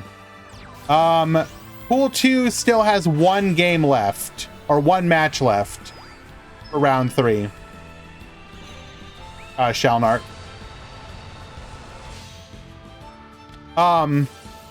So yeah, so basically, if you want to see what the conversation was, I know it's maybe it was kind of hard to follow, and I do apologize about that. I have kind of neglected the tournament for this conversation, and I do apologize. You think the game losing fan base and doesn't make sense about the price for the prize money? I mean, so no, that's not exactly it. But what people do need to realize is that most games are relatively small. And so advertising or esports in general just doesn't make sense for them. I want you to consider, do any of you here play Overwatch or know what Overwatch is?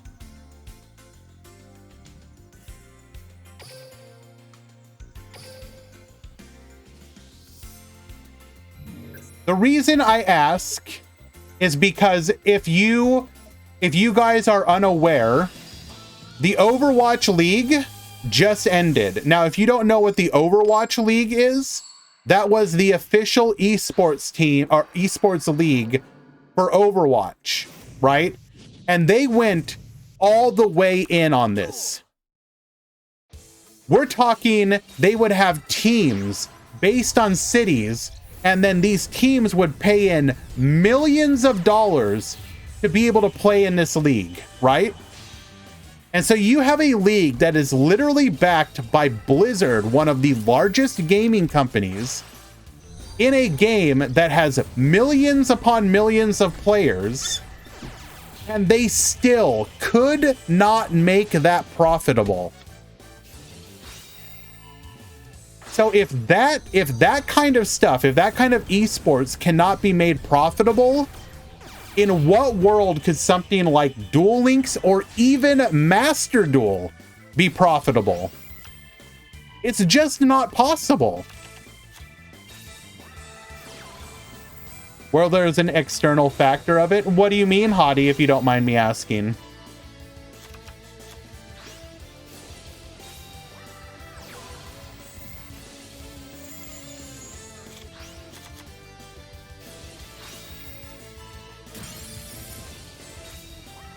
Not gonna say it here? Okay, fair.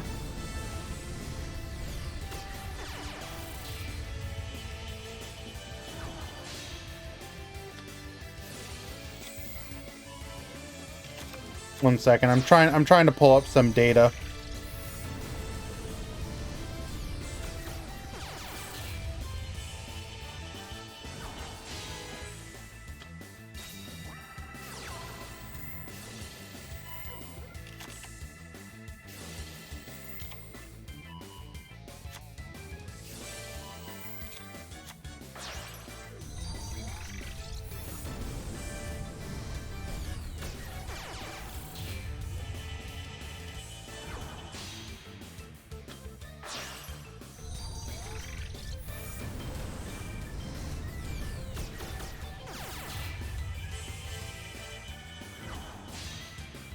Okay.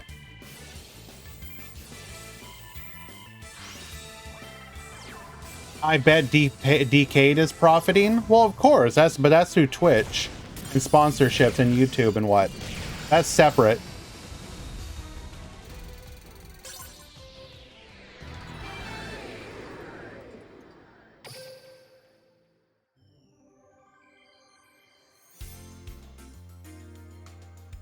All right, guys, 1 second.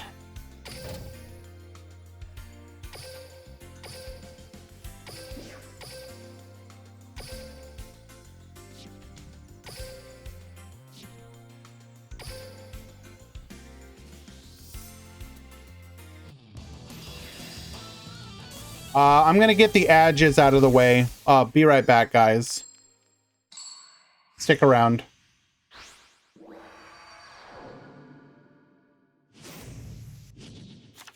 Duel.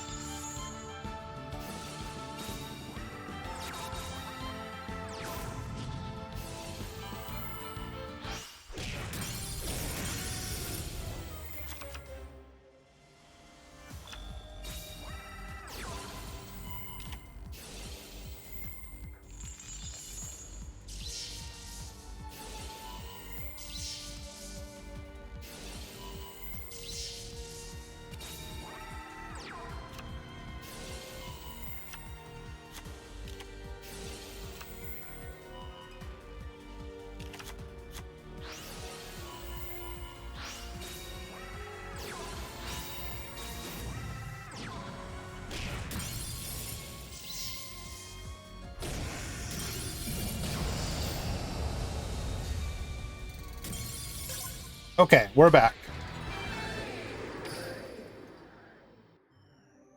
All right, does look like this has ended. That is a 2-1 for Tackney Frog. Well done, overcoming the threat of the Lunalite. Let's go ahead and notify the Discord. Tournament participants. Pool 2 round 3 has begun. This will be a 4-round tournament today. Let me go ahead and fix that as well. We currently have it set to 5. 4 rounds into a top 32.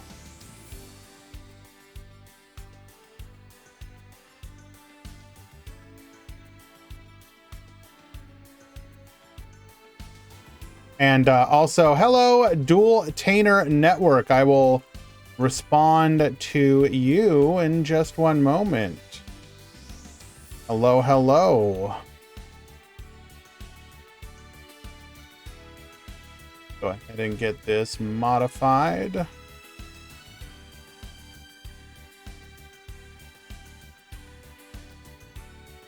Hey man, I'm currently at work. I just wanted to stop in during my work break to tell you thank you for the raid. Absolutely.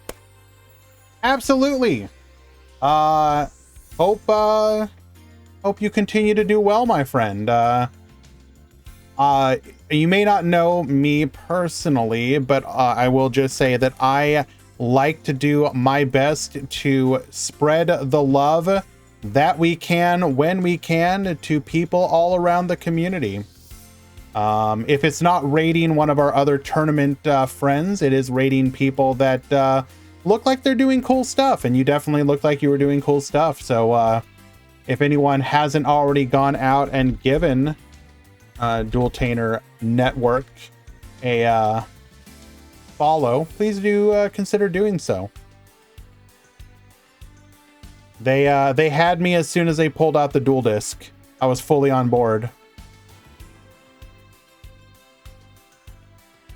His stream yesterday was epic. I'll have to check out the VOD when I have an opportunity.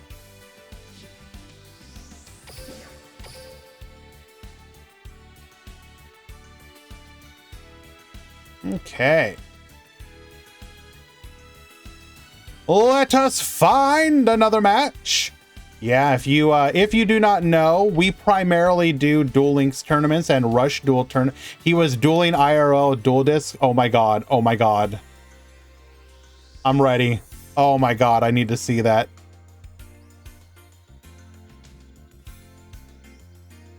I am literally the boomer ass boomer who is like perfectly suited to be down for that stuff.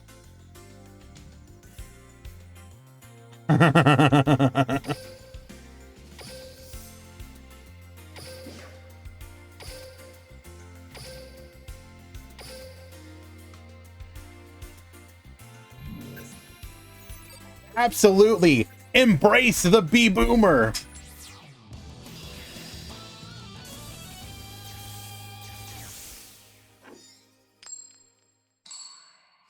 Alrighty. We have Ruginary at the bottom. We got Gorillon at the top. This is going to be...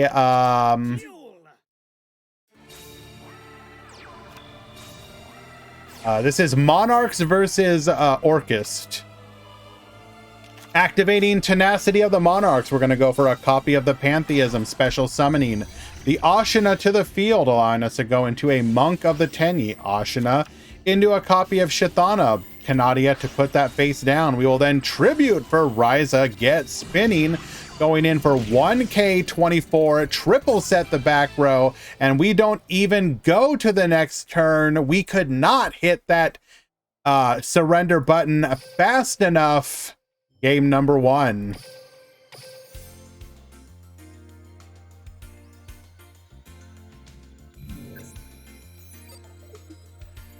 Did they buff the Silvio skill? Sure, buff it to hell high, to hell and back. I'm down. Is anyone truly gonna be mad if Monarchs are like remotely playable? I'm not. Alrighty. Tenacity of the Monarchs, adding a copy of the Prime Monarch to hand. We're then going to go for an Ashina, special summon to the field. Into the Monk, activating Ashina's effect once again into a copy of Vishuddha. Pantheism, get discarding. We're going to go ahead and draw 2 there. We will then go ahead and reveal off of the top, allowing us to get another copy of the Pantheism. Erebus is going to get milling, ripping a card from the hand and passing. No back row, unfortunately.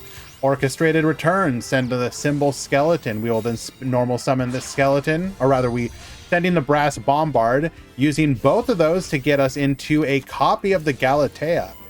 We're going to use our Harp Horror, bringing out a copy of the Orcus Nightmare. And what the hell? We are actually playing Orchestrated Release.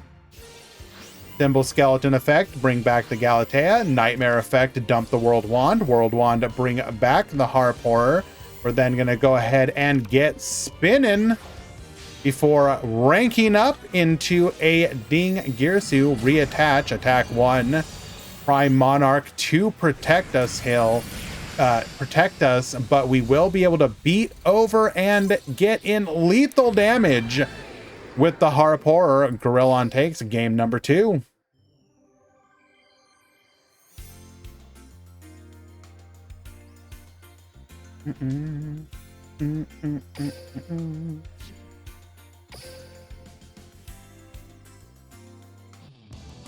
You miss Orcus? It's literally still playable.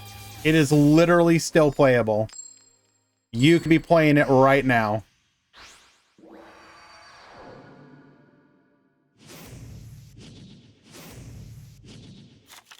Duel.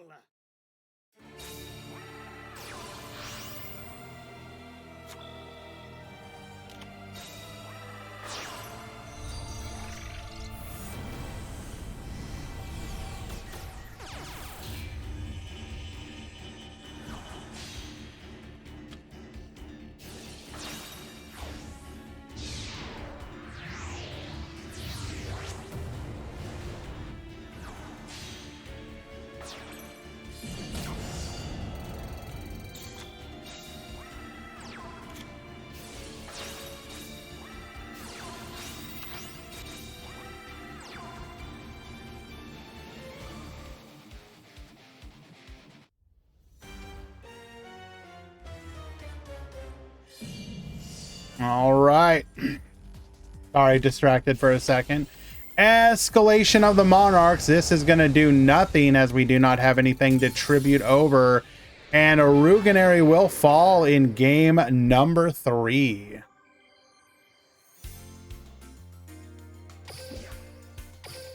All right, let us find another match.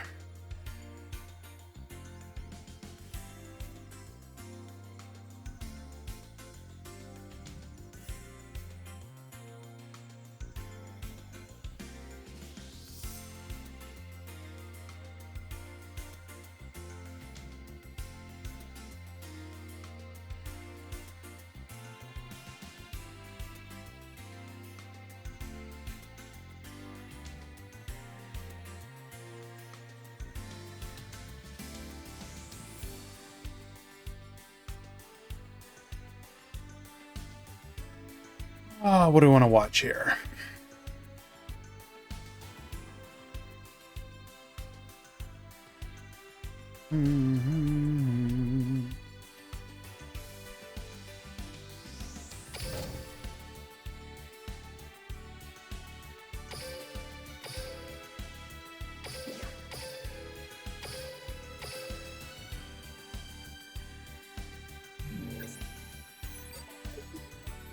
Take care, Duel Tainer.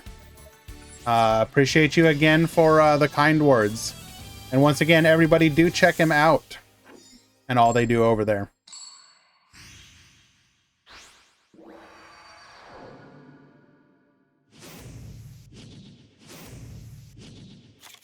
Duel.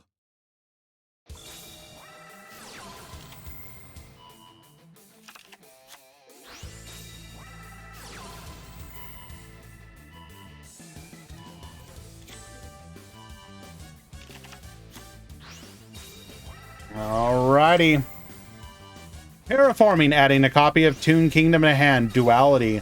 Finding off of the top a copy of a bookmark, activating bookmark to get us a Toon Dark Magician, which we will summon, setting 2 in the back row as well. Good luck, gamer. Chthana to the field. We will then Heavenly Dragon Circle into an Ashina. Crackdown, get Yoinkin. Going for another Monk of the Tenyi, set 1 and pass the turn. We're going to return that card into our hand to make it a copy of Toon World, allowing us to get a Toon Blackluster Soldier, and we can attack directly twice with no interaction possible. We will take game number 1. Game 2.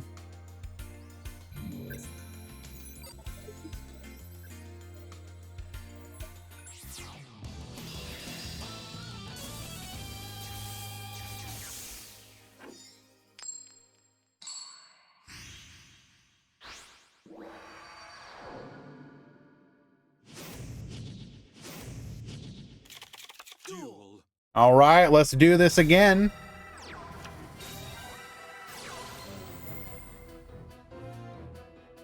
That one pass? Actually, both of these players are undefeated, Murata. Adding a copy of Toon Kingdom, set 2 and pass of our own.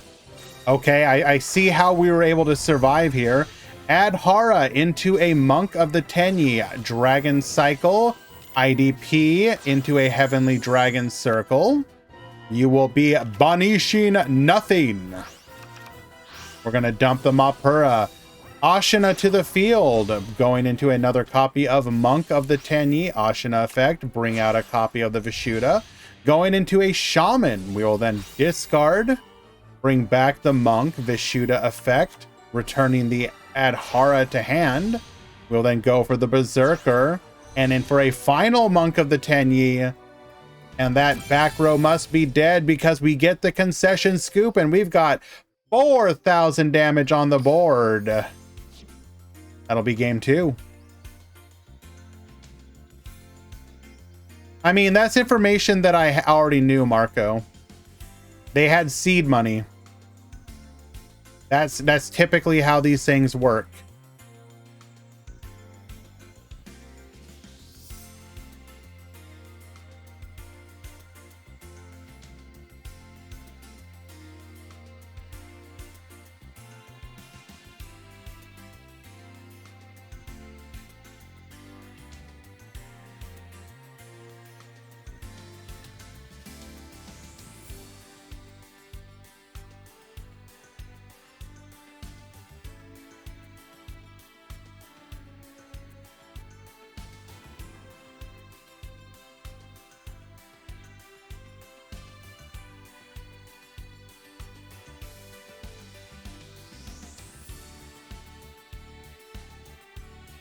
All right, game 3.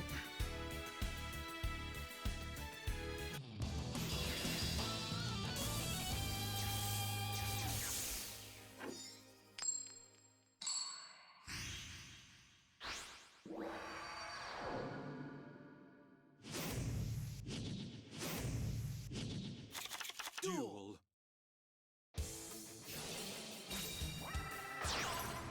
Just about the revenue. Okay, is there actually information about the revenue here? Idea is disrupting the gaming industry. I would question that. Okay, sure.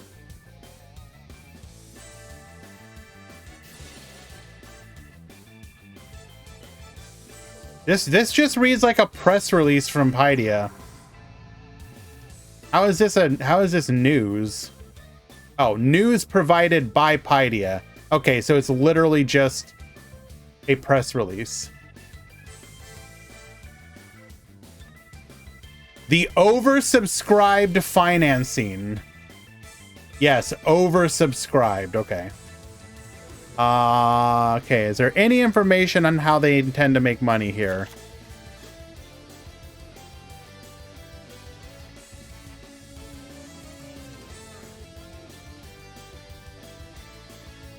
There's literally no information of what their plan. Hello, Dan Clasher. We would love for you to hang out. Going for a copy of the Berserker of the Draco Berserker of the Tenyi here. This will allow us to disrupt the Dark Magician if we get to it, because this is non-targeting. 10 yeet. True.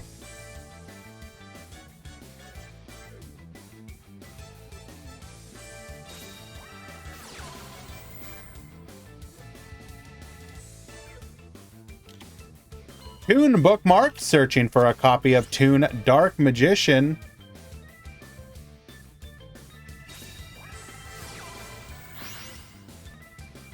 So Dan Clasher, the reason we chose Sunday is for two reasons. 4 rounds, Ryan. Whoa, hold up. We're attempting to take control of the Draco Berserker, and we do so. Oh no. Not like this. We have lethal on board once we activate the Toon Dark Magician effect, if we do.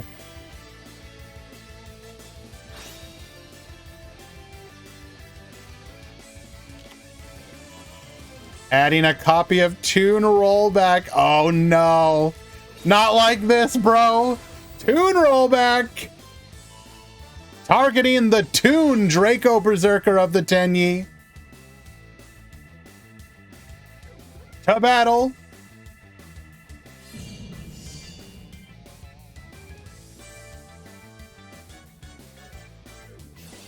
White Princess, get reducing. Oh, we actually survive. We survive. It's no longer Jover.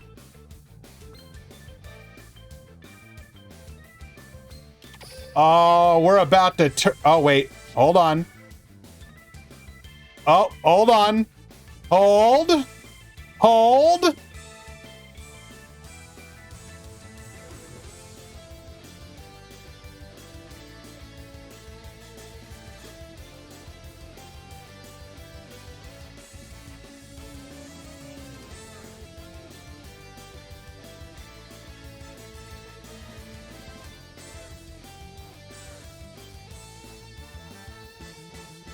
But yes, to answer the question, to answer what I was saying before, Dan, wait, really?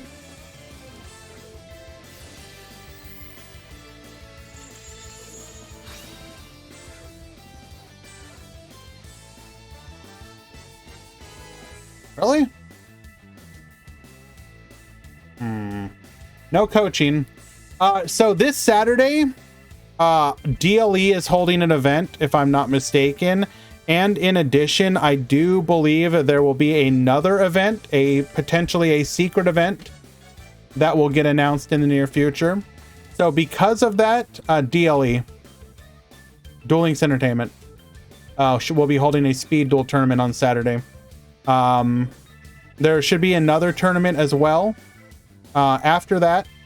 And so because of that, that's why I don't want to hold the Rush Duel tournament that day. Basically, just avoid clashing with other events. That's why it'll be on Sunday.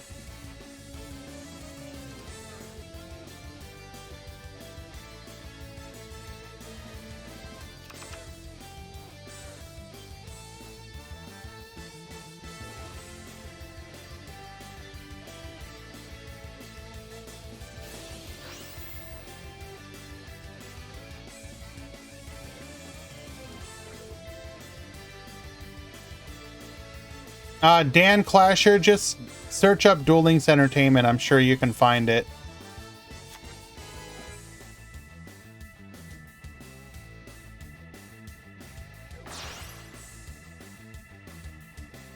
Couldn't he Vishuda before? He could have Vishuda'd, yes.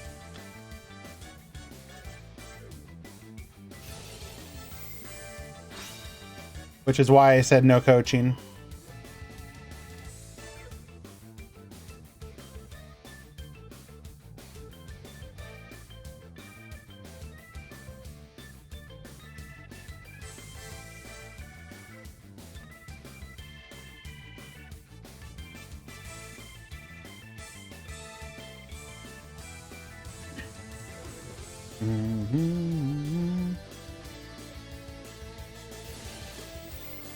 Attacking in, get poppin'. Apparently somebody is forgetting about a certain card.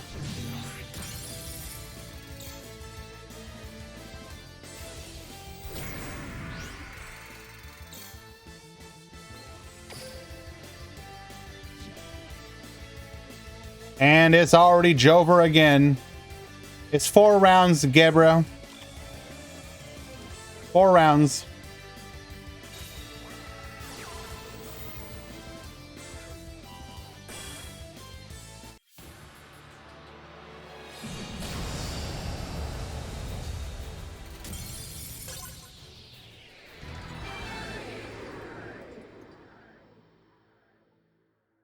And what is going on here?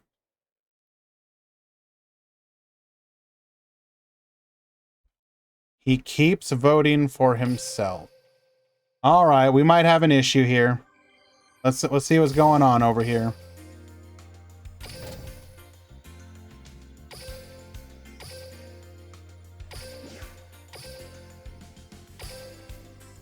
That is a 2-0 victory.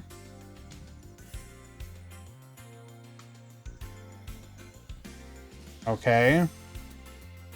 And it was 2-0 for you. Don't see the issue.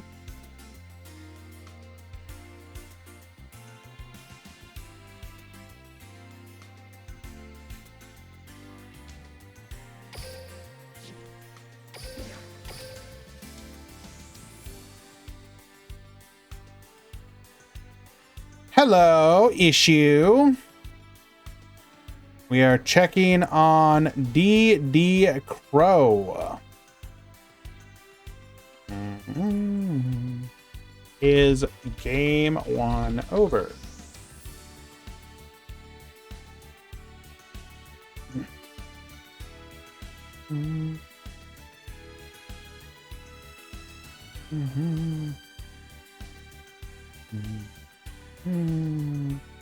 People are allowed to deck check anything. It doesn't matter.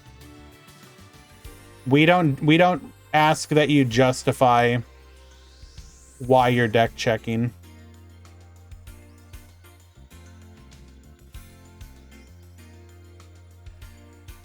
It is the right of anyone participating in these events to ask for a deck check.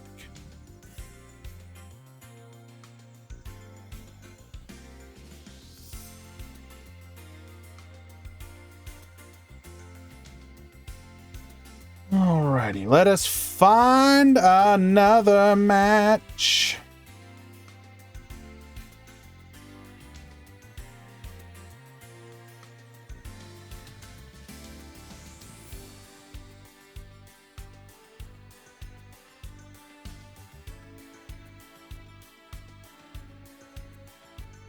DD Crow is legal.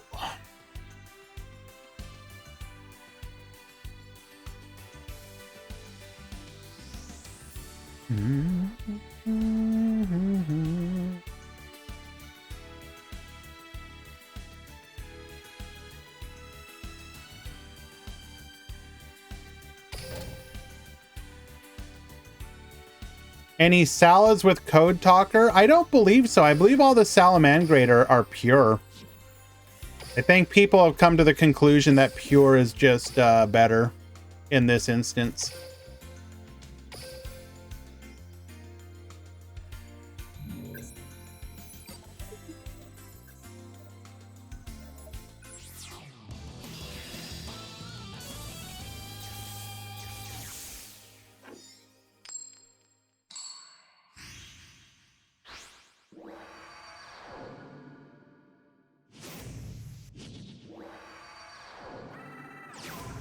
Marco really making the case for Paideia in my DMs.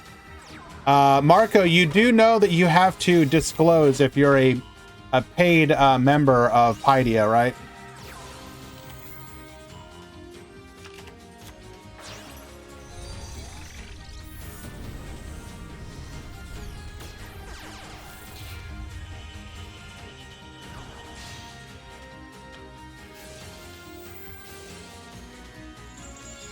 All right. Set 1 pass from the Raging Pendulum at the top. Well, you know what that means. Let's just go ahead and speed through this because this should be a quick and easy OTK. Going for the Jack Jaguar, Sunlight Wolf, adding back the foul. Going for the Update Jammer. Going for the... Bro, not like this. Even in Duel Links, I can't escape the Update Jammer. Get sending a Burning Roar. Attack 1, attack 2, lethal!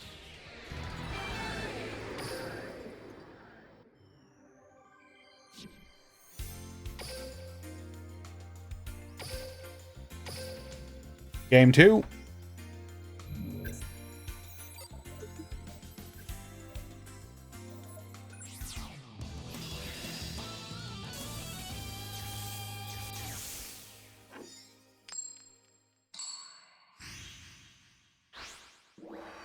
Oh. Hello.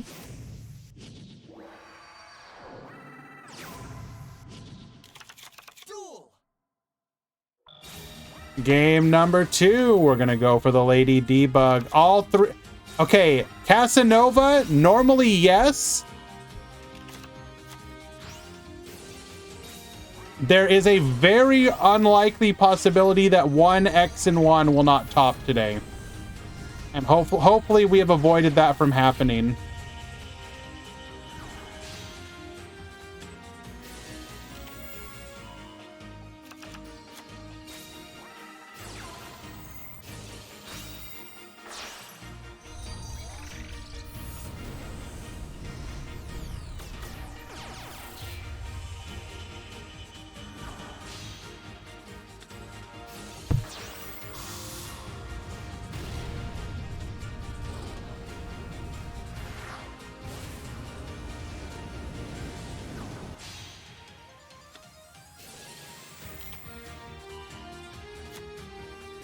There will be no 2 and 2s today, Che. No.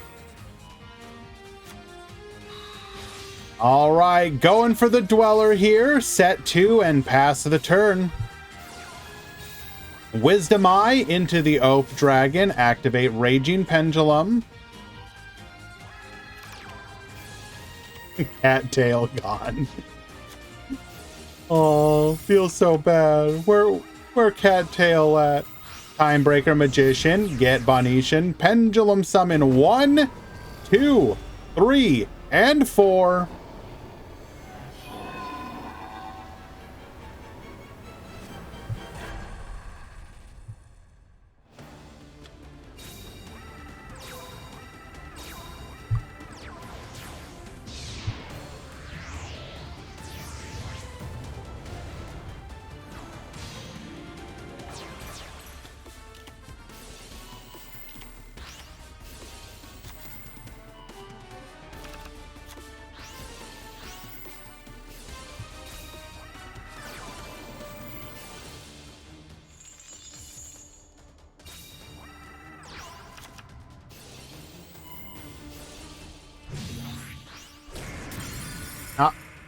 I'm getting her all goosed up right now, but now we're gonna share one more thing.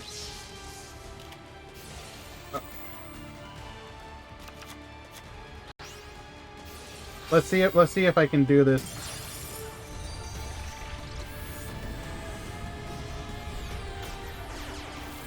It won't stay here, but I'm trying to get her to.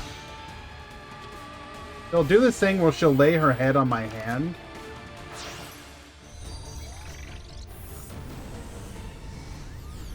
Let's see if I do this.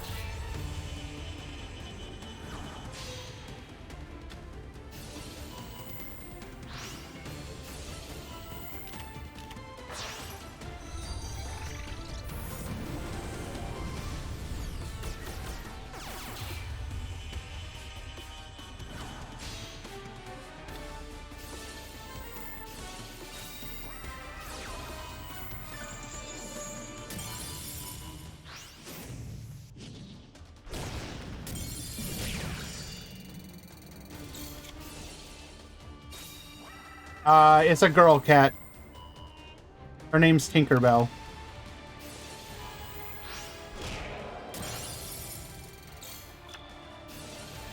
Boop.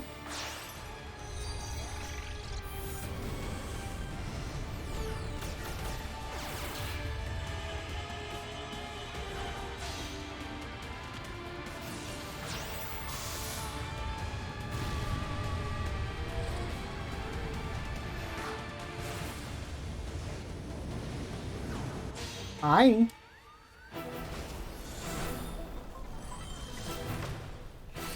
No, there's only one box of snacks. And it's just like random stuff. I've got like cards, dental floss, papers. It's just random assorted junk.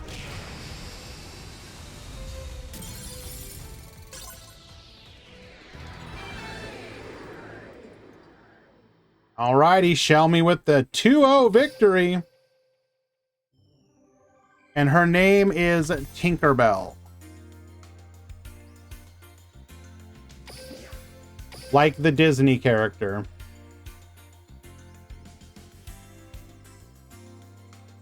Pool 1, round 4 has begun.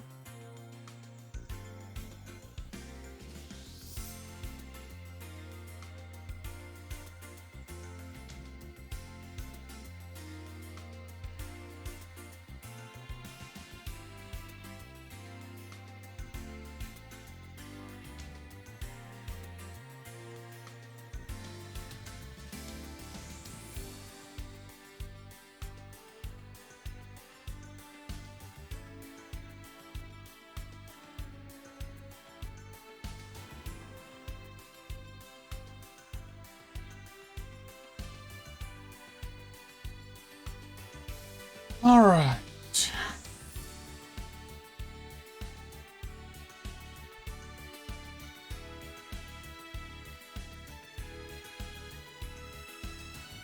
It should be all X1, Marco, yes. There's a very, very small chance one X1 doesn't top, but probably not. And if it happens, it happens. Am I a fan of Peter Pan? Not especially. He was named by somebody else. And I just don't believe you should rename an animal once it has a name. So like if I was to go to a rescue and rescue an animal and they told me what the animal's name would be, that's his name.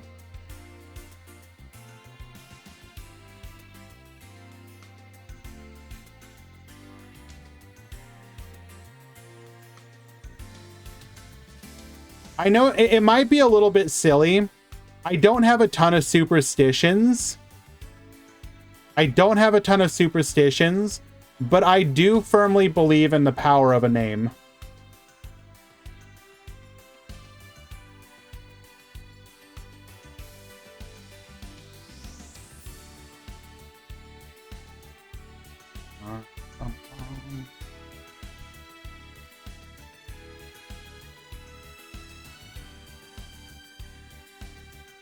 Do I believe in voodoo? I mean, not explicitly, no. I believe in more, like, ethereal stuff. Like I said, like the power of a name.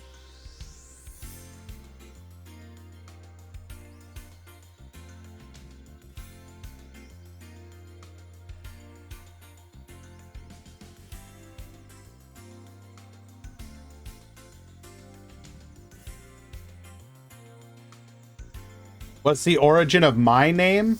Came from a book series. Yes, absolutely. I did play D&D as a kid, so clearly I'm into devil summoning.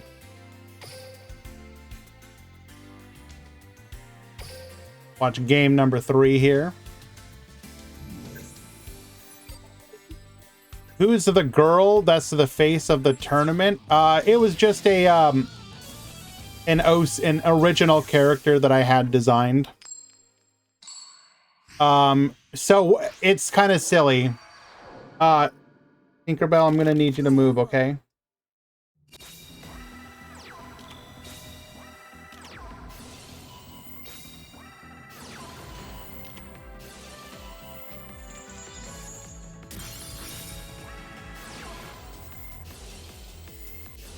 Tinkerbell.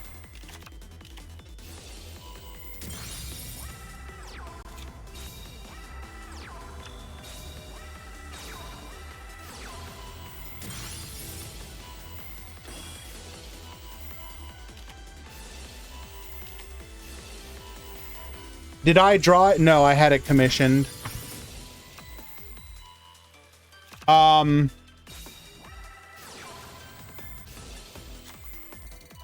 Oh, it's a really obscure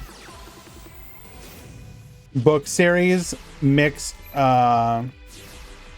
with a inspiration from an anime called Bubblegum Crisis.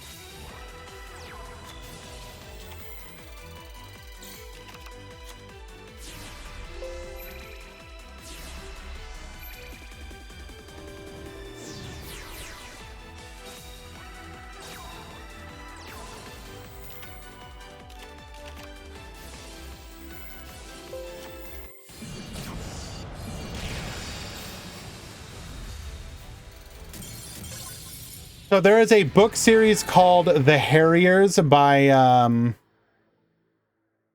here I'll just, it's this book series right here by Gordon R. Dixon.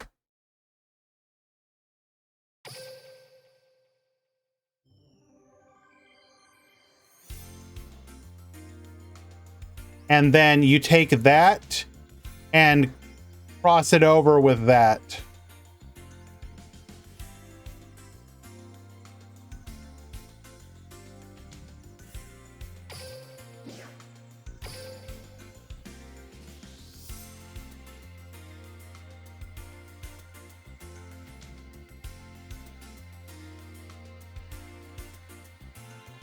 Alrighty. Gonna check on a couple of these last matches in pool number 2.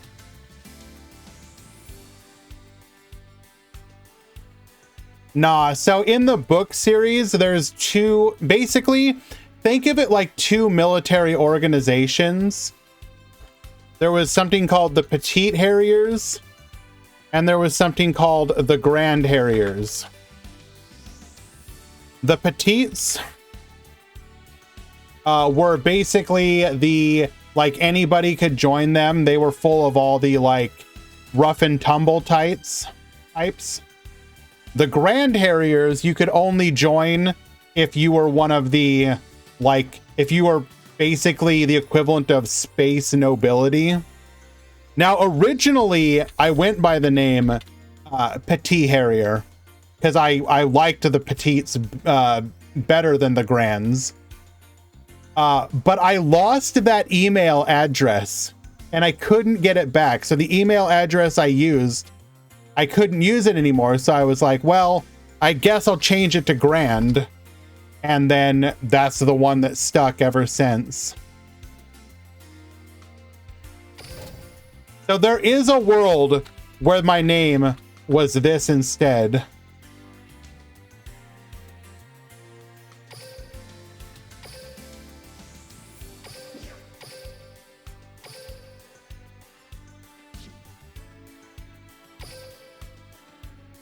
It's a 2-1 for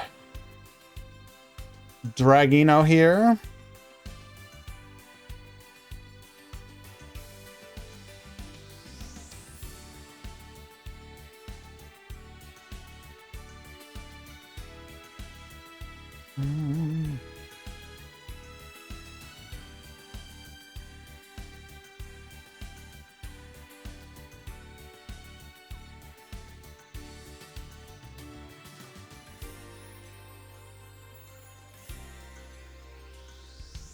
And then one match left in the round in pool 2. Let's go take a look.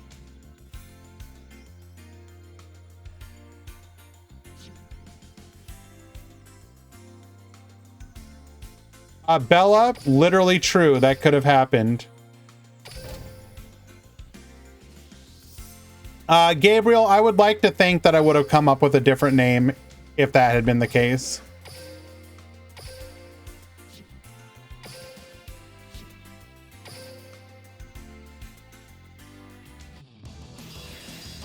Yes, Drakino. I wish you to lose. What the heck?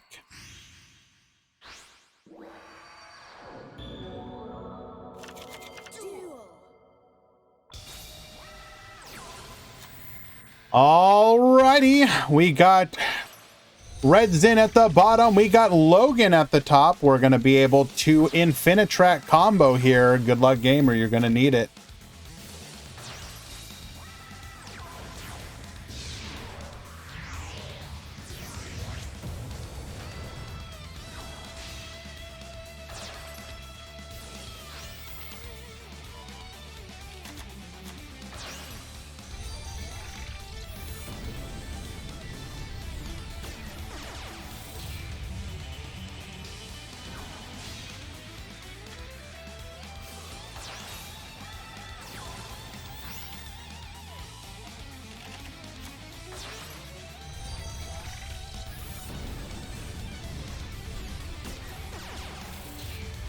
One second, guys. Be right back.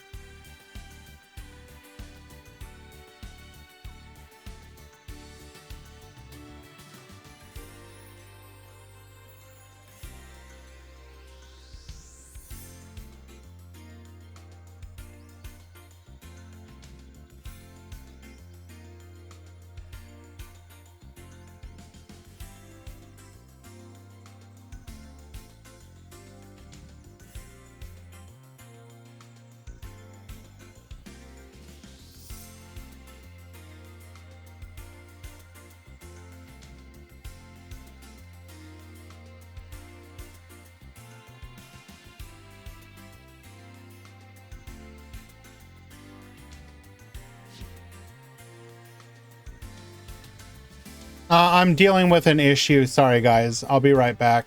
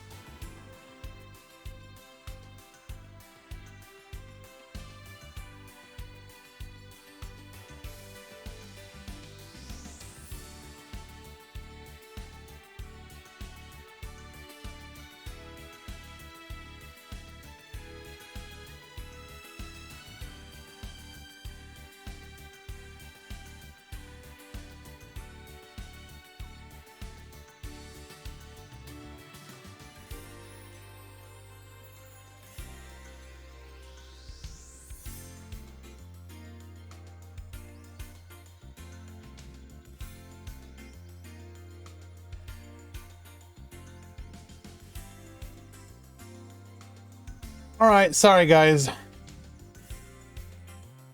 Issue that needed to be resolved. Appreciate your understanding.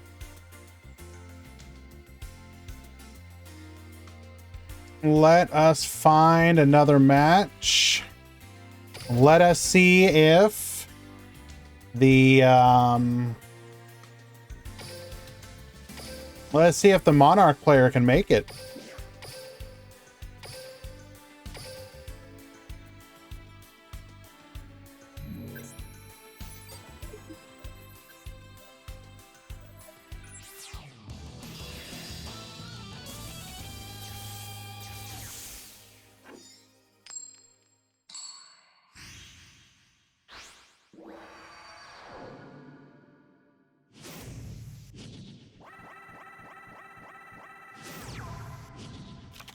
Duel!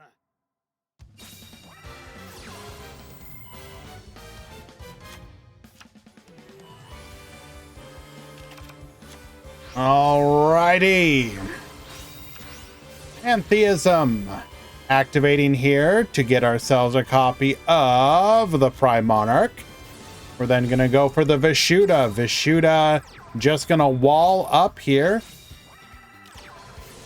Canadia going to put this face down. We are then going to go ahead and bring out a copy of the Blackluster Soldier, getting ourselves a copy of the Blackluster Soldier OG. Prime Monarch allowing us to bring back another body to wall with. We're then going to go for the Ether effect to get dumping, bring out the Erebus. And unfortunately for Ruginary, oh, nope, hold. We do have the wall setting to back row, Pantheism effect, allowing us to get a copy of the OG the Pantheism once again, Tenacity, revealing the Ryza in hand. We'll then go for a copy of the Monarch's Stormforth. Stormforth effect. We're then going to tribute off for a copy of the Ryza. Attack in, apparently forgetting that it is 2500. Get Bonetian, activating the Super Soldier Ritual effect for the OG. Activate the skill, getting ourselves a copy of the Legendary. The ability for this to just put out so many bodies is kind of ridiculous. So amusing. Canadia effect, Erebus. Gonna go ahead and return to the hand, putting the Pantheism to the graveyard. Monarch effect, Prime Monarch effect is gonna go ahead and allow us to draw here, but that won't do nothing.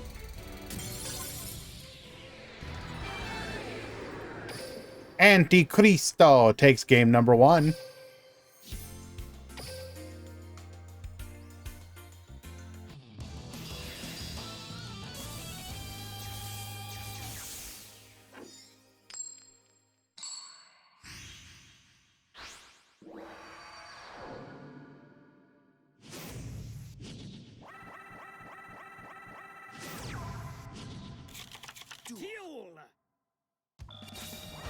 Set 3 and pass the turn. Tenacity of the Monarchs, revealing the Erebus in hand, allowing us to get a copy of the Pantheism. Activate Pantheism, discard the Prime Monarch using the Graveyard effect, revealing Prime Monarch, Escalation, and Pantheism. Ashina to the field. We're going to get cracked down in Prime Monarch effect, chaining in response. Crackdown number 2. We'll then go for a second copy of Pantheism and pass the turn. Artifact Lancia is going to give us another turn. Revealing off of the top the Escalation, Tenacity. Going to go for the Escalation here. Ashina to the field, allowing us to tribute off for a copy of Monk of the Tenyi. Ashina bring out a copy of Shithana, going for an Erebus. Send in, ripping a card from the hand. We're then gonna set 1. Set 2.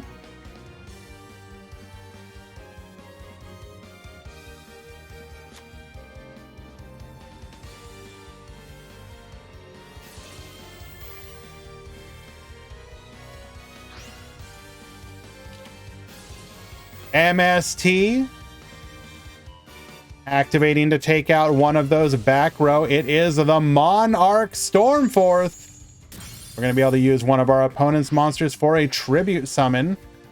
Will only work if we have the Escalation, but we did add it to hand, so that will be available to us.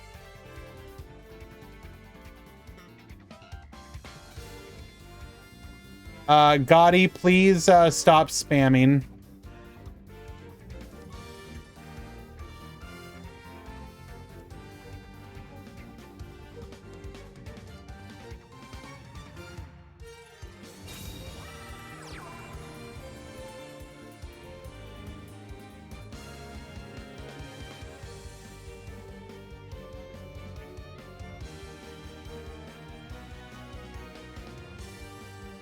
What are we gonna do?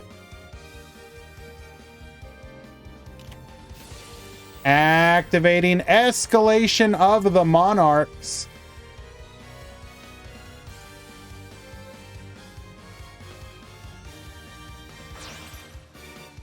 Tribute summon into a copy of Erebus, the Underworld Monarch.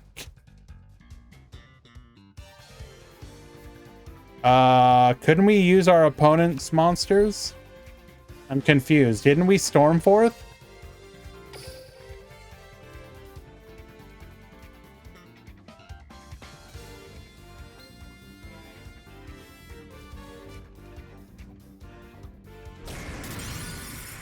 We're going to successfully take out the Prime Monarch.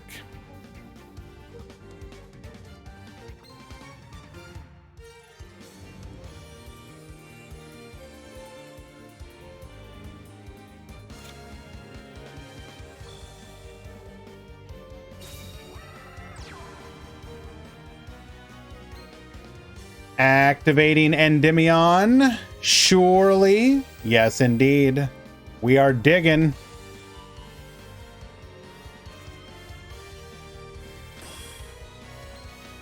Attaching the Artemis. This will allow us to filter by 1.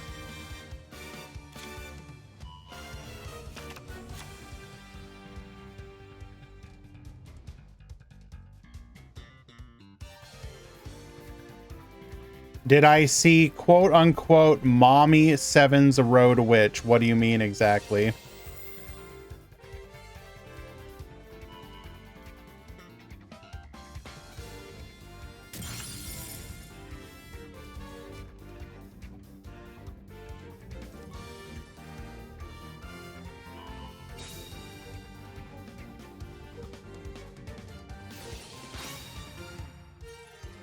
Activating DD Crow. We are YOLO hoping that our opponent does not have access to an Envoy. Envoy will allow us to return this to the graveyard and turn it back online.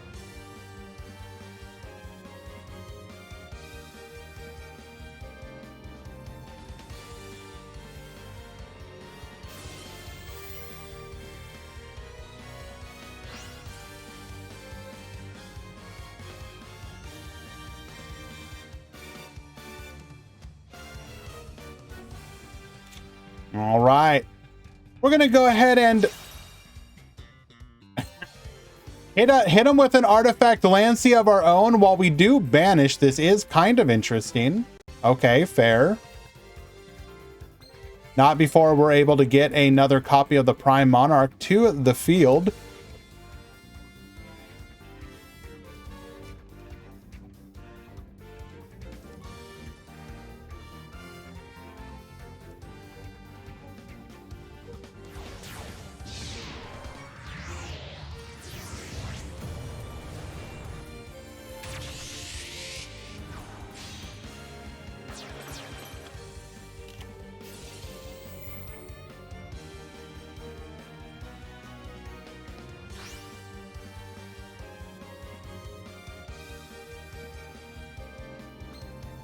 Into a copy of the Volcasaurus. Why? Hit with a warning point. Not able to activate our effect here.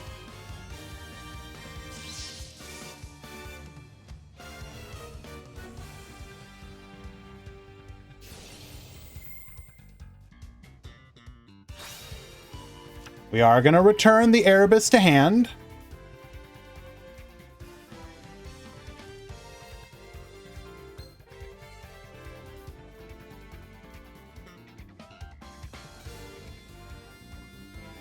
Going to battle. Taking out the Endymion, getting in for 1,500 damage and passing back to you. Good luck, gamer.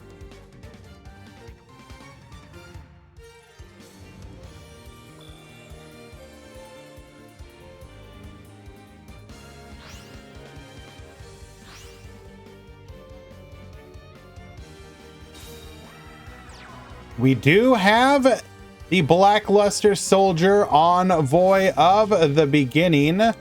This will allow us to get our ritual spell back into the graveyard.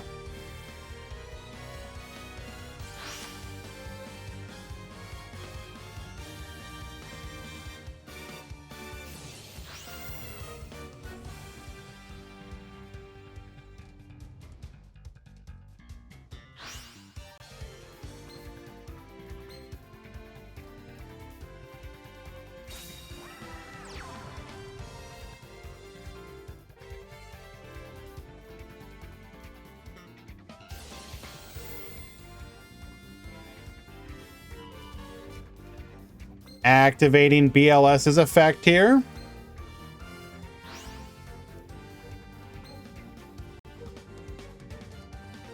Couldn't we have chained escalation response?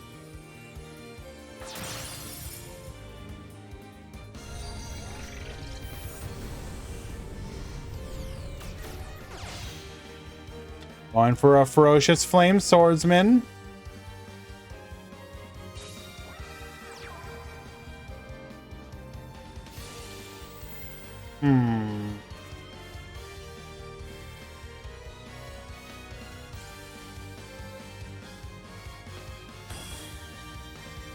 We are going to attach the Nina Ruru.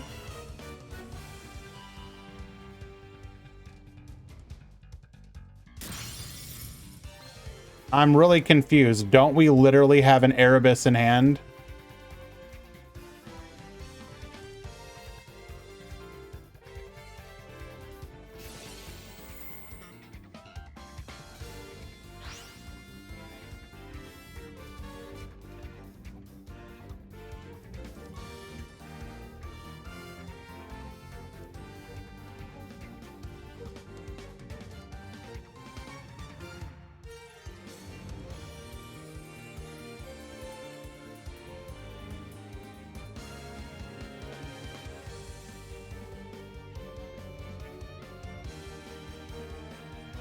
We are in the battle phase. All effects are turned off at this point.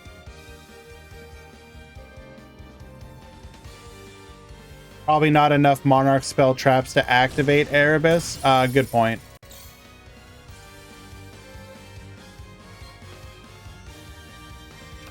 Good point, Aelfred.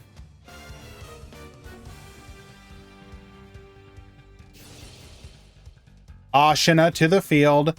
BLS will get hit again at some point. It's fine.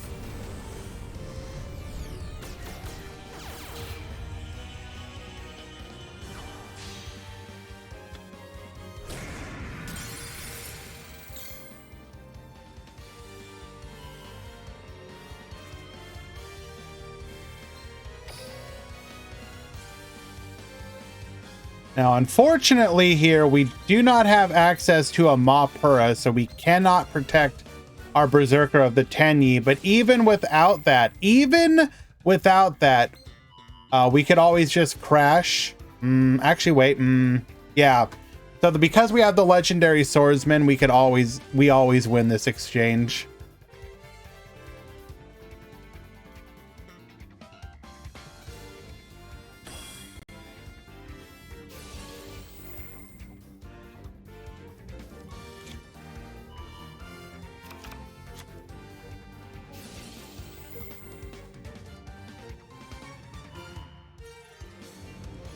We are cycling. Gonna get drawn, return a card from the hand back to the deck.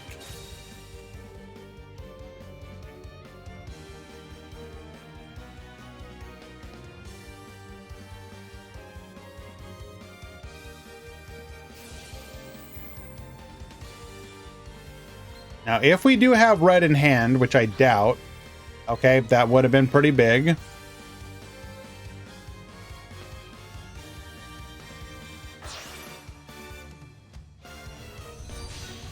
I'm going for a Nightmare Phoenix here.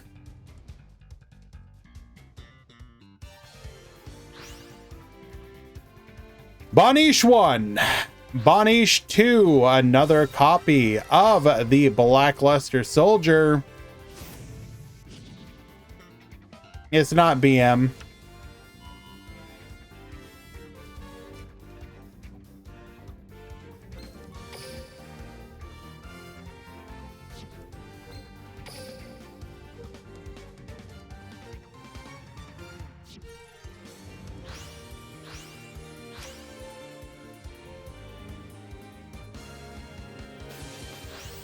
Kyroid or Karibo doesn't matter because we have legendary swordsmen on the field.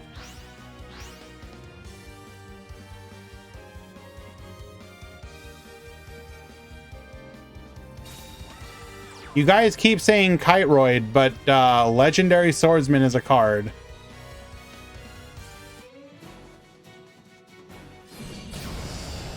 And Anticristo takes it in game number 3. Monarchs almost had it. Almost. Unlucky. Let us find another match.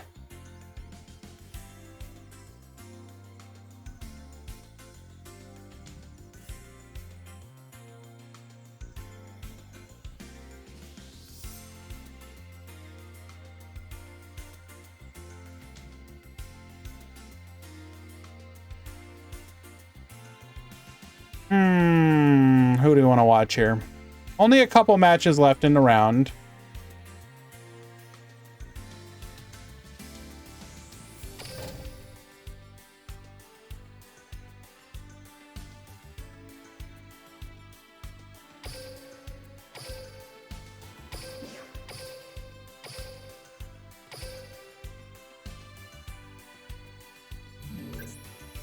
Also, this has been wrong, by the way. We are in round 4. I apologize.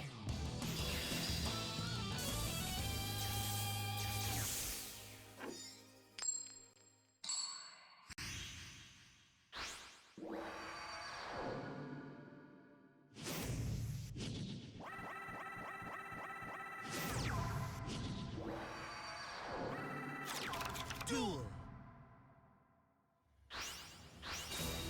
All right. Necro at the top. We got Void Sin Mavis at the bottom. We're going to special summon the Envoy, bring out the Blackluster Soldier, Super Soldier, and triple set the back row. Good luck, gamer. Kepler activating, going for a copy of Dark Contract with the Gate. Twitch prefer you keep spamming and I will ban you. We're going to add a copy of Ragnarok to hand. Orthos, let's start working on some of that back row. Taking out a Crackdown, Swirl Slime into a copy of the High Flame King Genghis. We're going to go for a skill activation here. Pendulum, summon 1, bring back, go into a copy of the Cypher Dragon. We will then go for the full armor Photon Dragon. Get poppin', Super Soldier, get floatin'. We will then go further into the Cypher Blade. Cypher Blade, get poppin'. Attack 1, attack 2, and pass back to you. Back row is turned back on. Endymion, gonna go ahead and cycle. We are digging here. We want to find something, anything to get us back into the game. It's a back row, and we will just scoop it up. What was your back row that was all completely dead?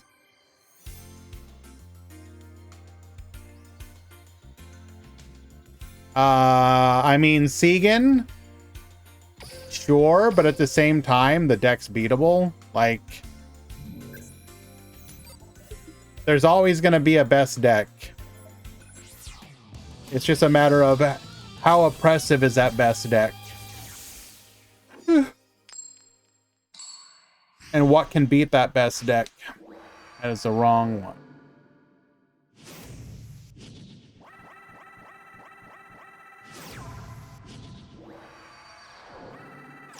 Duel.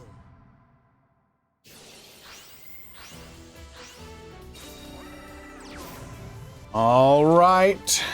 Adding a copy of Blackluster Soldier. Triple set the back row. Savant Kepler. We're going to go ahead and Forbidden Chalice here. You will not get searching. We're going to set 1 and pass. Ice Dragon's Prison. Get Bonetian. Then Artifact Lancia to end the turn. DD Swirl Slime into a High Flame King Genghis. We're going to use the Swirl Slime effect. Crackdown, get Yoinkin. We will negate, but we've got another Crackdown, so the negate will go through. And that don't matter, though, because we're just going to go for that Ding Girsu. Ding Girsu gets sending And we've got lethal on board. DDD will take it. Oh my god, BLS is such a broken deck. How can anyone beat it? Oh my god, wait, we just literally 2-0'd it with DDD, a deck that is not even considered tier 3 in the current metagame. But, hey, who are we to second guess?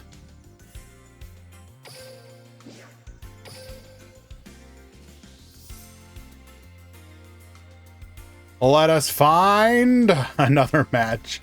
I'm being a little facetious there. I understand the deck is actually really good. By the way, guys, can we just talk about the fact that we have a 3-0 match? Two undefeated players who are both playing Earth Machine Infinitrack. So you have two people just ramming their big Earth moving machines against each other, undefeated. One of them will be going on to the top cut with a perfect record, but the other is guaranteed to also top. Is Infinitrack secretly the best deck? Question mark.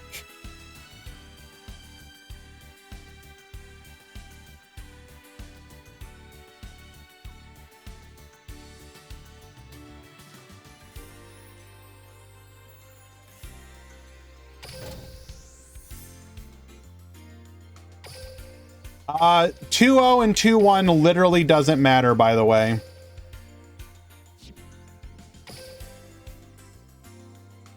It makes no difference.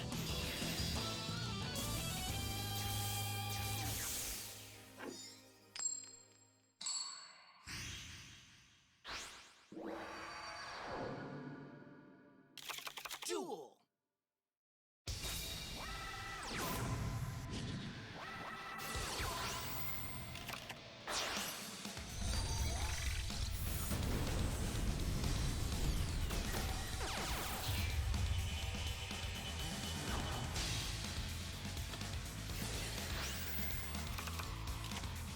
All right.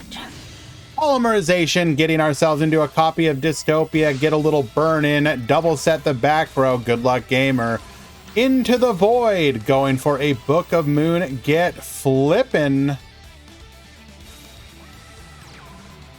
Normal summon, Madolche Mageline. Will these two back row be enough to stop what is about to come? Gabriel, no. It's matches won. Games won literally doesn't matter. You trust me, you do not want to live in a world where whether you 2-0 or 2-1 matters.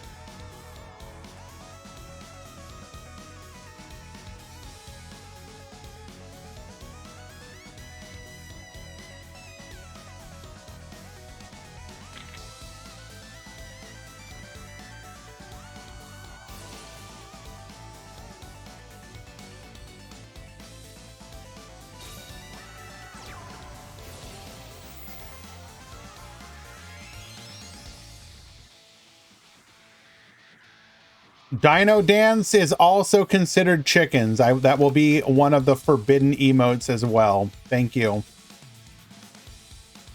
Special summoning out the Petting Cessor. Still two back row to deal with.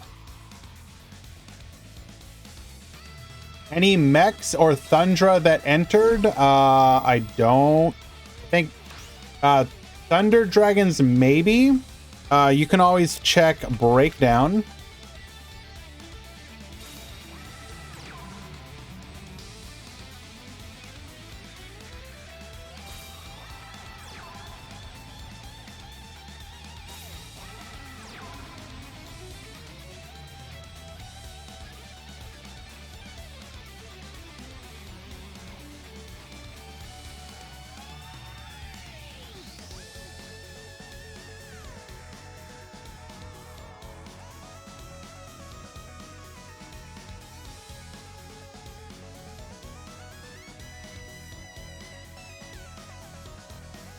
We are just going to go to battle.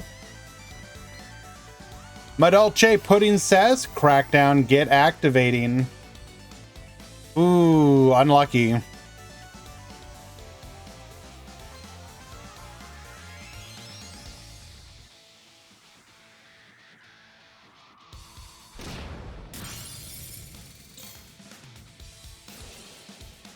Into the void effect and pass back to you.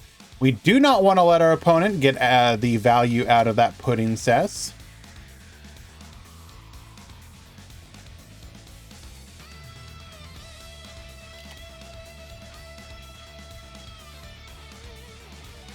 Hello, Safedine. Welcome, welcome.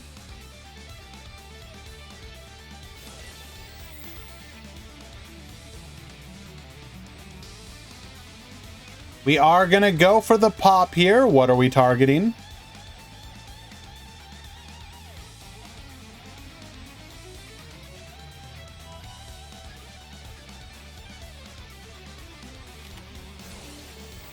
Shadow imprisoning mirror negate.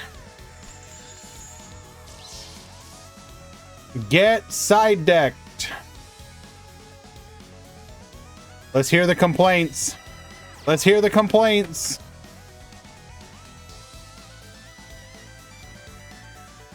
I heckin' love pink cards with infinity symbols. Let's go. True.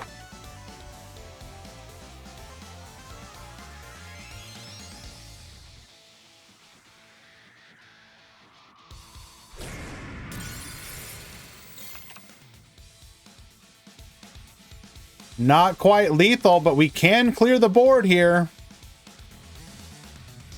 It is 1-1, yes. Lost wins. Negate.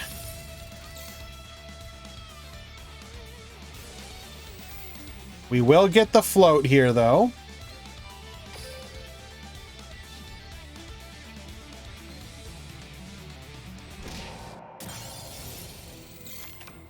Not quite lethal, but we're going to be on one card. Despite the floodgate, D-Hero might still win.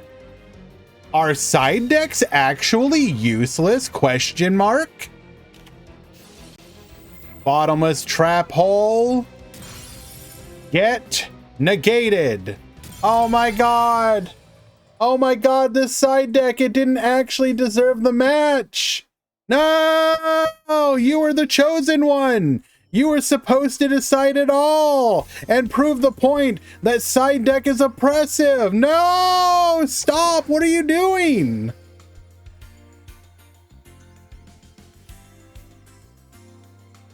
Let us find another match.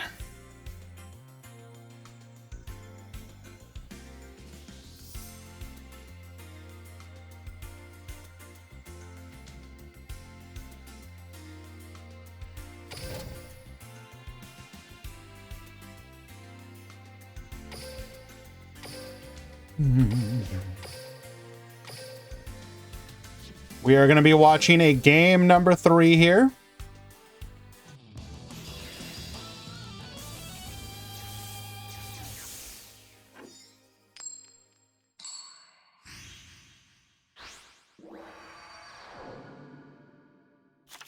Duel.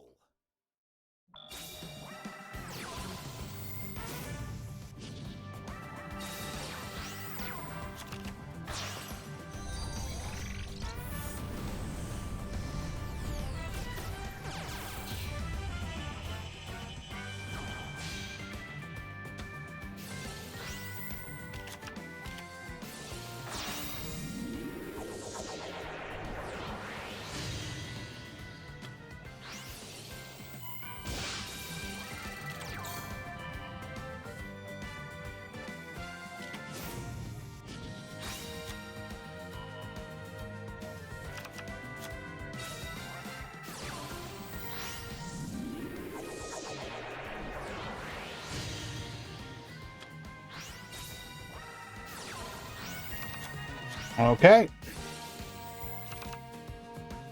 We have Shalnark at the top. We have Makopin at the bottom. This is a D-Hero versus Fossils.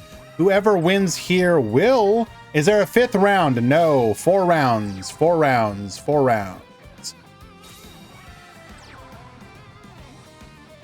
4 rounds, top 32. Top 32 does start all together, yes. What record is this? 2-1.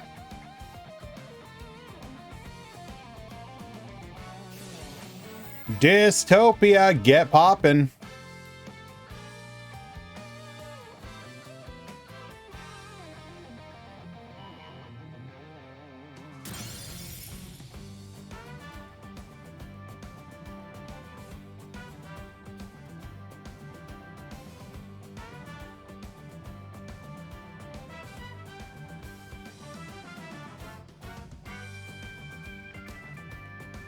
We do decide to go for the back row, and we do hit the Shadow Imprisoning Mirror, the lucky 33%. Interesting. We are going to be able to float here. Only one option, though.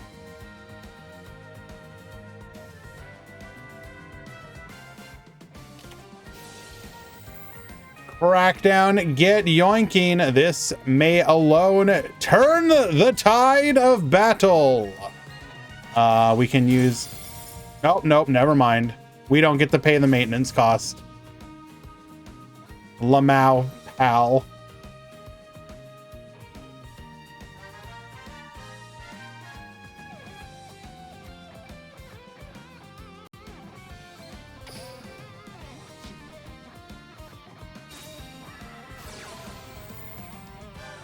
Reinforcements of the army, gonna be able to search us any of our level 4 or lower Destiny heroes. It will be Celestial for the draw on the following turn.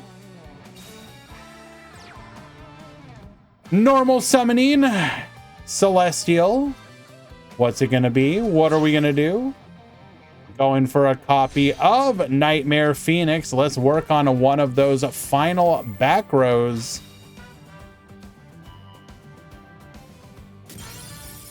It is a bluffed Dark World Dealings. We could potentially have a game if that final back row is nothing. Dystopia, get poppin'.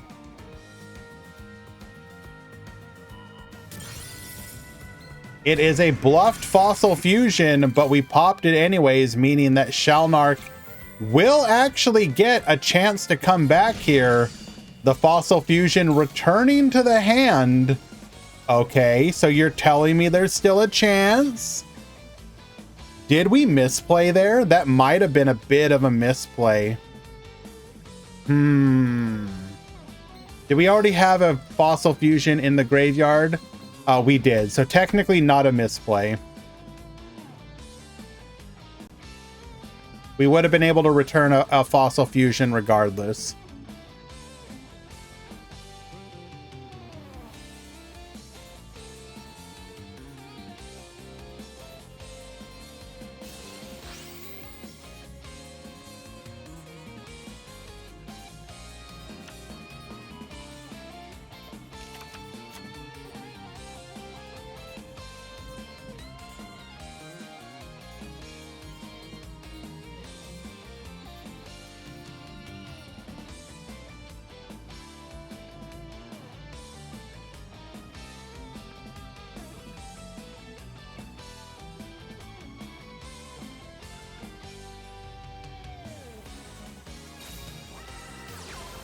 Activating Miracle Rupture. Only one back row to deal with.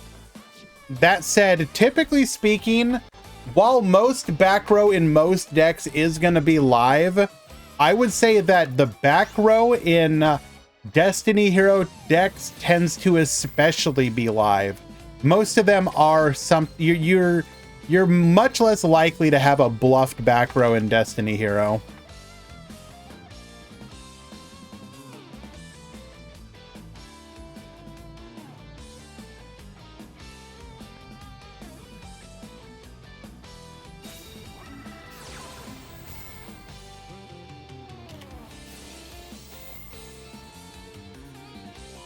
Activating Bad Aim.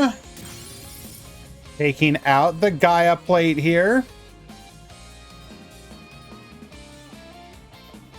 We can just use it as part of a fusion summon now.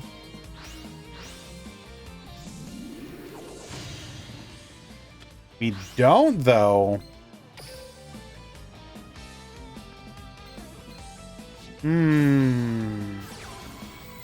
Second copy of Fossil Fusion.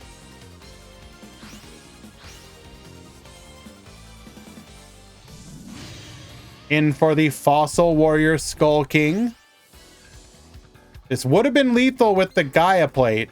It is currently not lethal, though. Wait. 900, that's 900. Never mind. I take it back. It is lethal.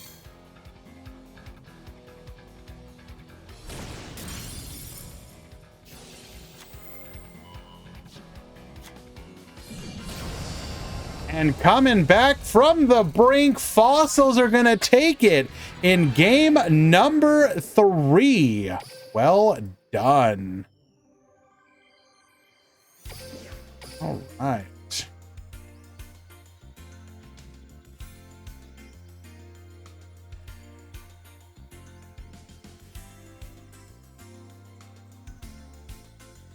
We're getting down to the end of the Swiss rounds here.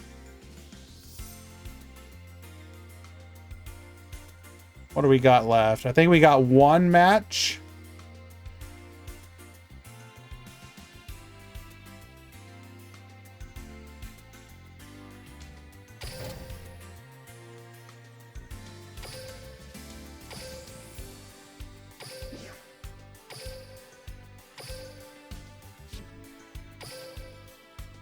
And this is game number 3 that we are coming into.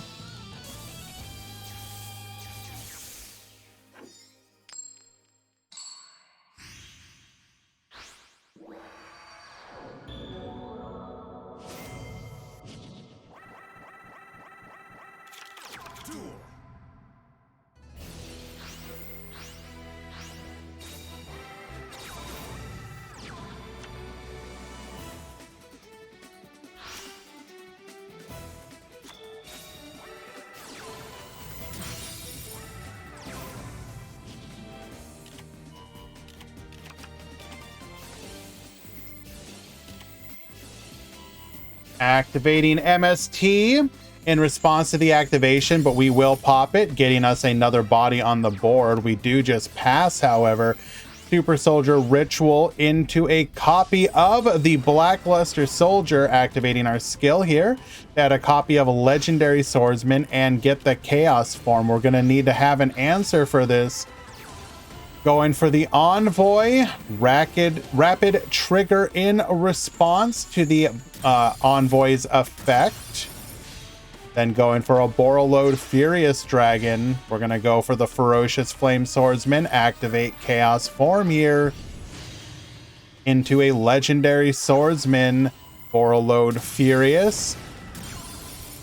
Getting a little burn in, getting 18, and we will float during the end phase. One back row for us to contend with.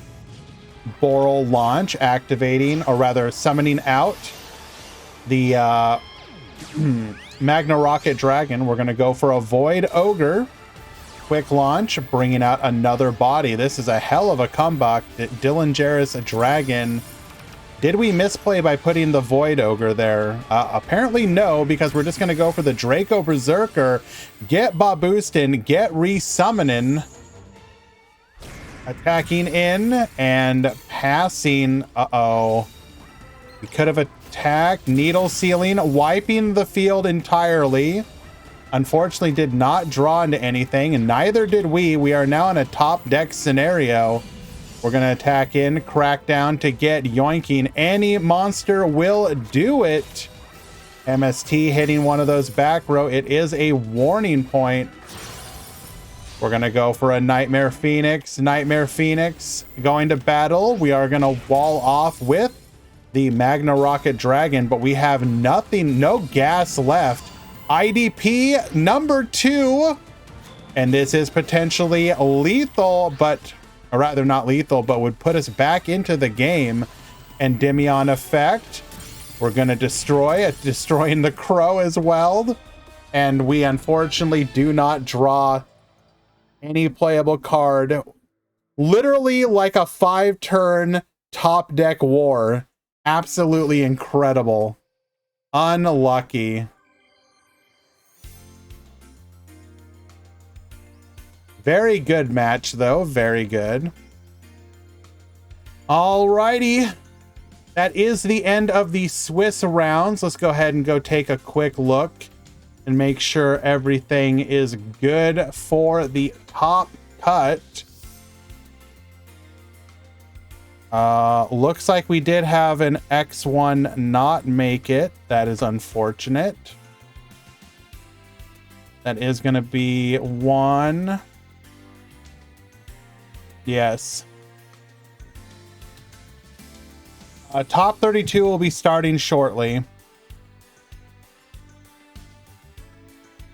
How often do I drink chocolate milk? That is a rather bizarre question. Not very often. I'm not a big fan.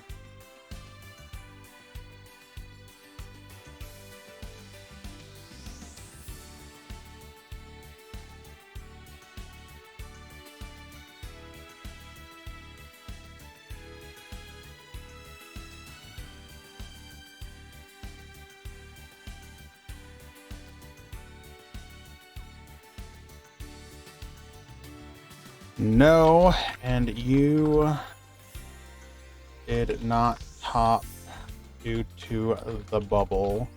Hand me your PayPal for a small consultation.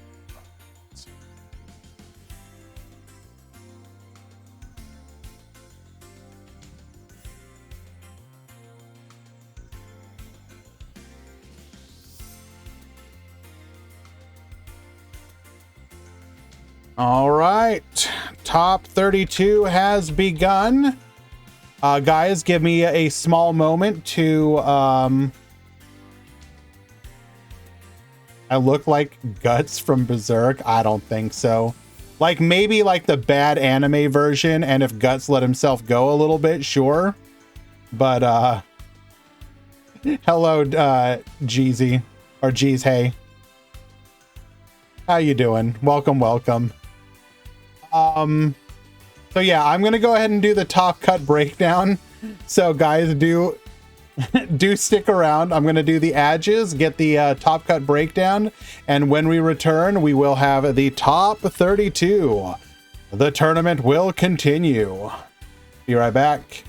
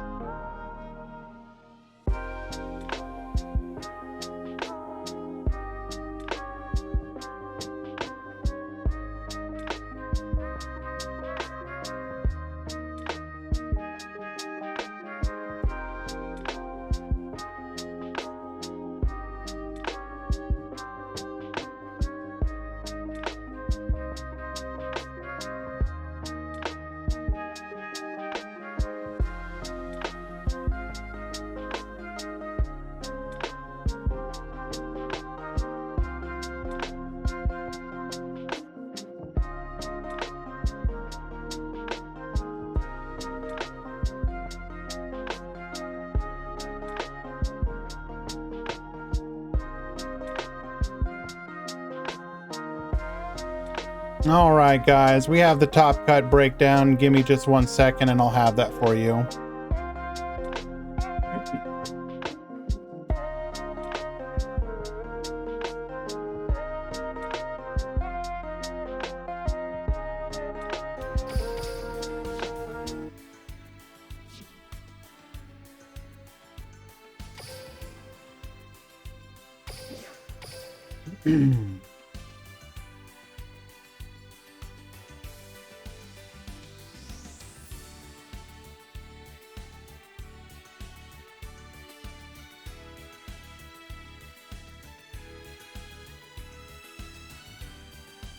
Duel Links Grand Prix 43 Top 32 Breakdown.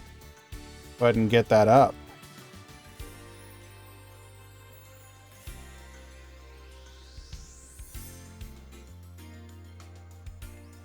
Edit Com. Top 32.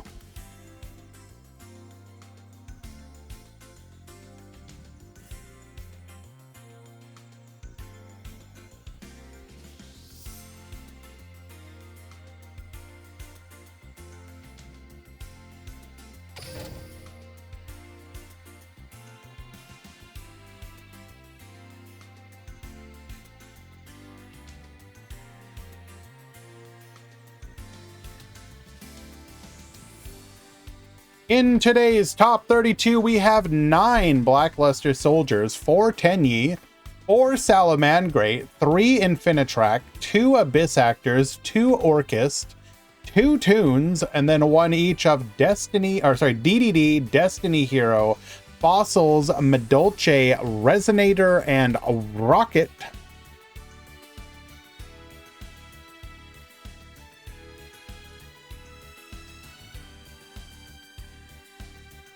Besides the outlier of BLS, fairly diverse second string.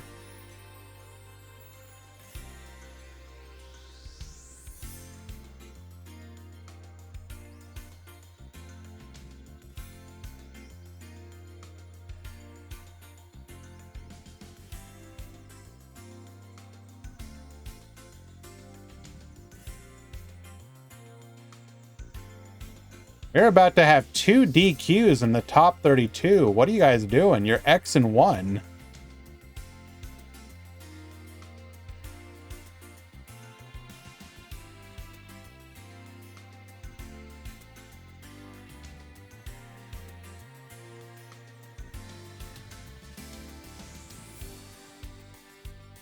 No.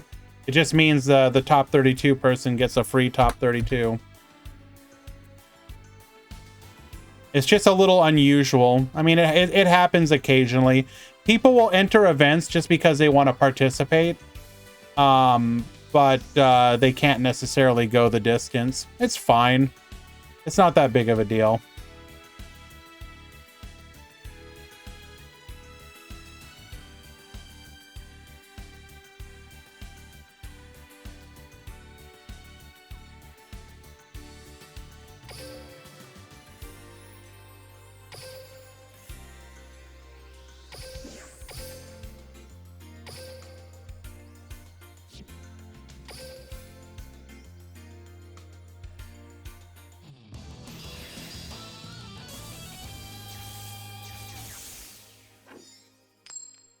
All right, here we go. Our first match of the top 32.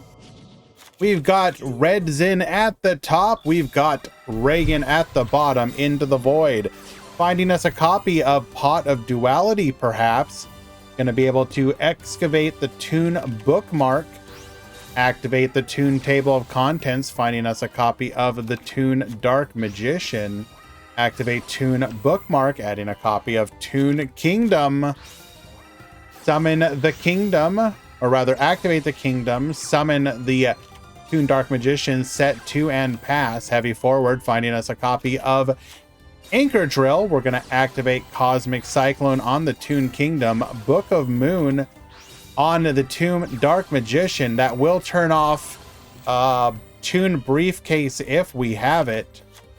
Do we have any other forms of interruption? That is going to be the question here. Brutal Dozer, get summoning, bringing out a copy of the Tunneler. We're going to go for the River Stormer. River Stormer effect, no activations here. Crab Crane. This will be where we IDP. That's okay, we got the Trencher. God. Just have it all, don't ya? Activating River Stormer to bring it back to the field.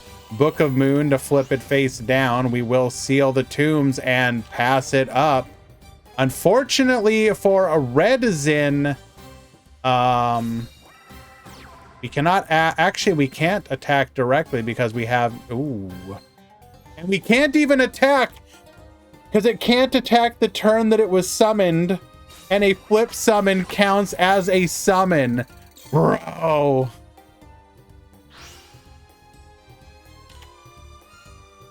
Oh no. Oh no.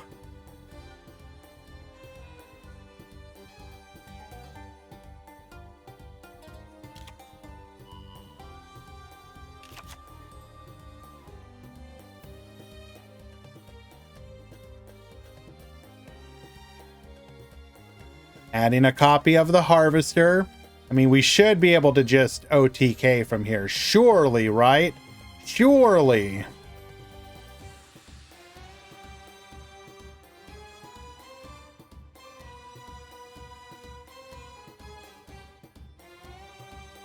Hello. DM me the screenshot.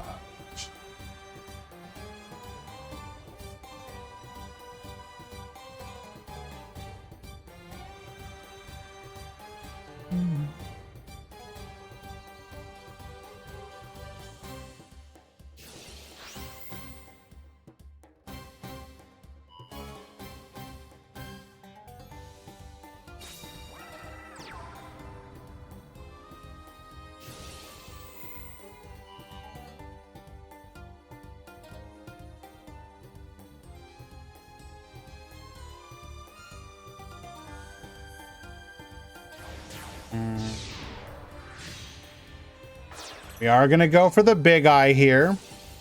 Big Eye, get yoinkin'.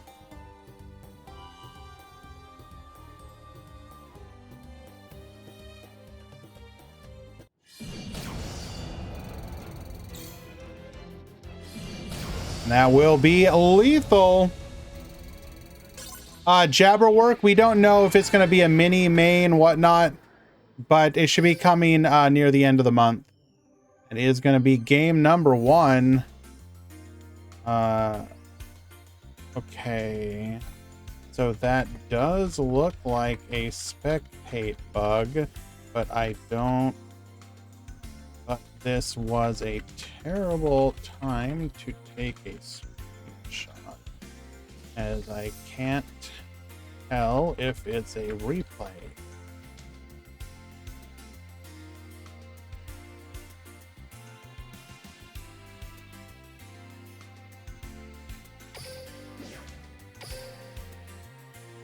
Yeah, I need to check something really quick.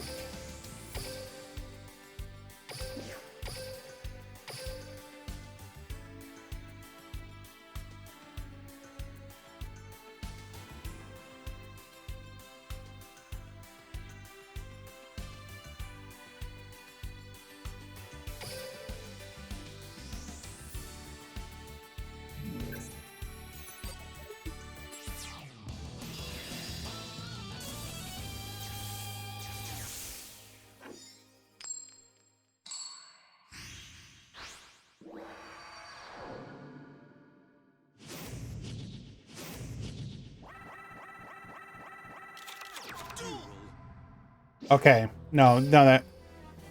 Okay. Never mind. That is live. That will be a reset for that game.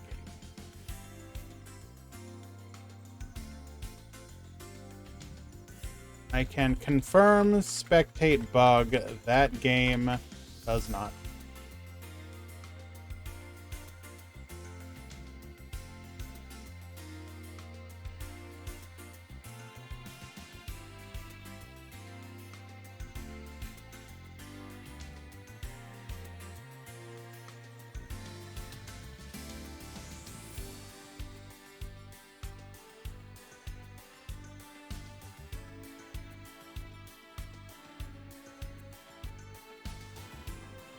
Okay. 1 second.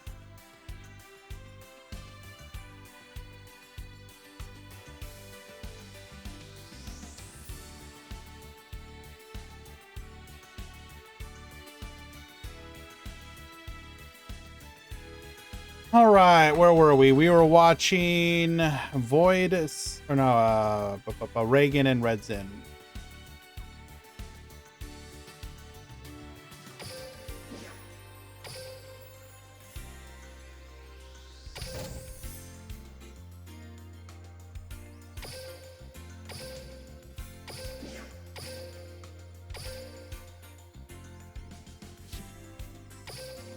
To game 2.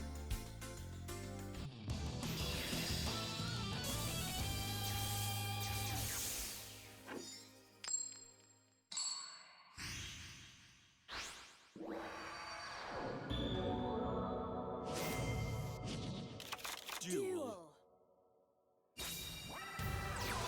Okay, Red Zin starting things off here.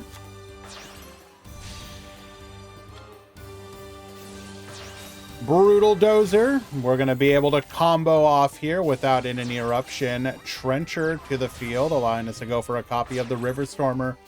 River Stormer get searching, finding a copy of the Crab Crane. We will then tribute off into a Goliath. Not tribute off, but link summon off.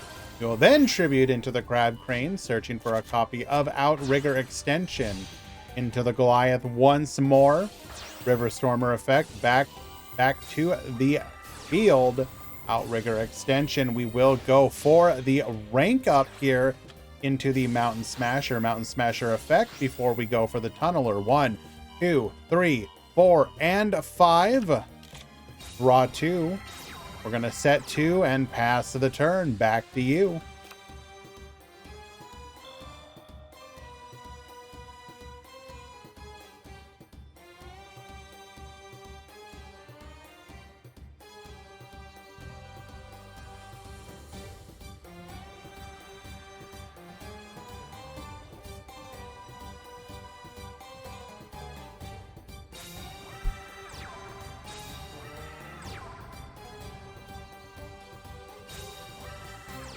Set 1, set 2, set 3, and we do not find any summonable monster.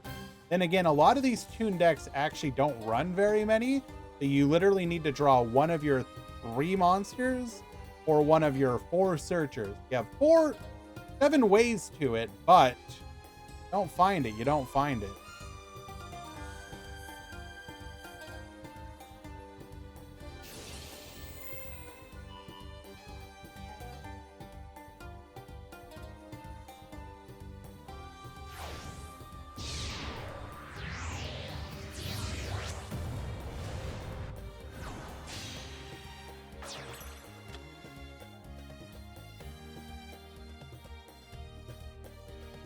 Into the Earth Slicer, we can get poppin'.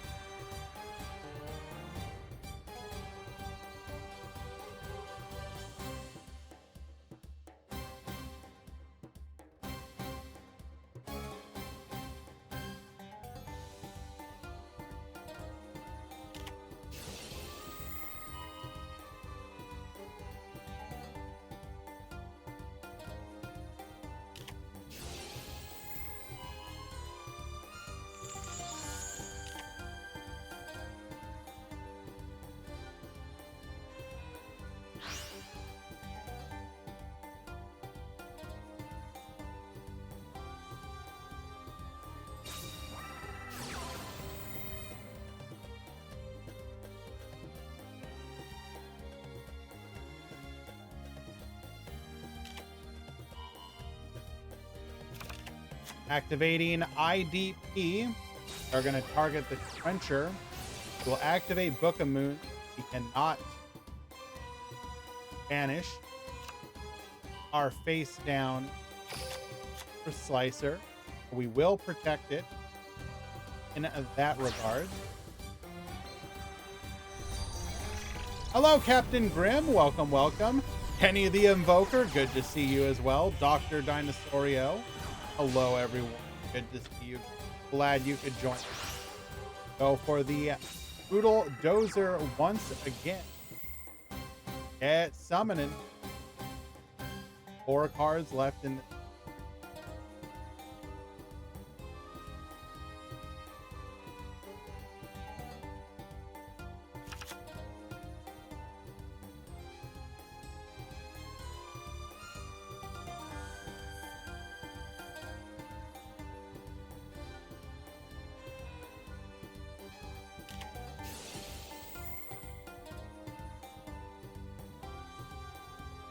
Book of Moon, number 2.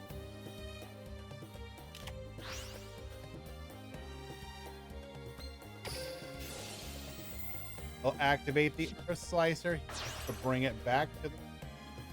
Activated the Outrigger. Did. So all we can do is wall up.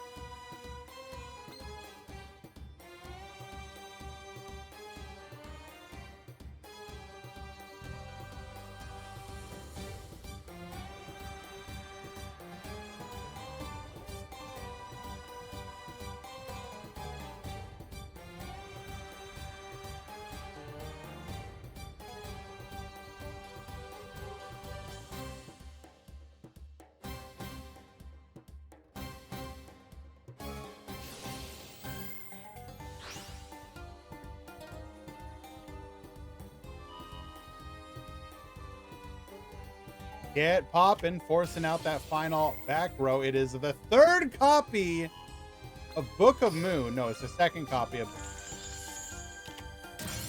Get flipping. That is everything. Treacherous Trap Hole. Forcing out. Destruction of the Crab Crane. Trencher.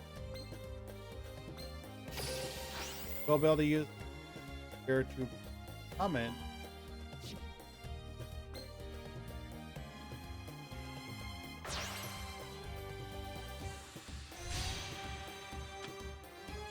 Into a Goliath. Bring the mountains.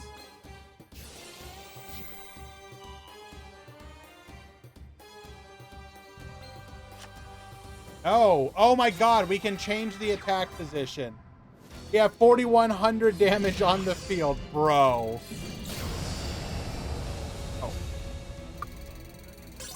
Oh. My voice should be fine now. I'm so sorry. I'm so sorry about that, guys. Mic should be fixed. That was my bad.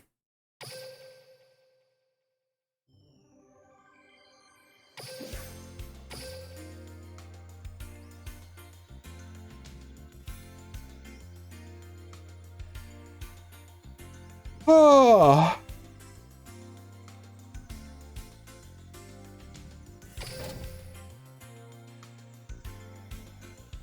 I found it peaceful. I just feel bad because it ruins the VOD a little bit, but whatever. Hopefully people that actually watch it will understand. How many 10 ye topped? 4.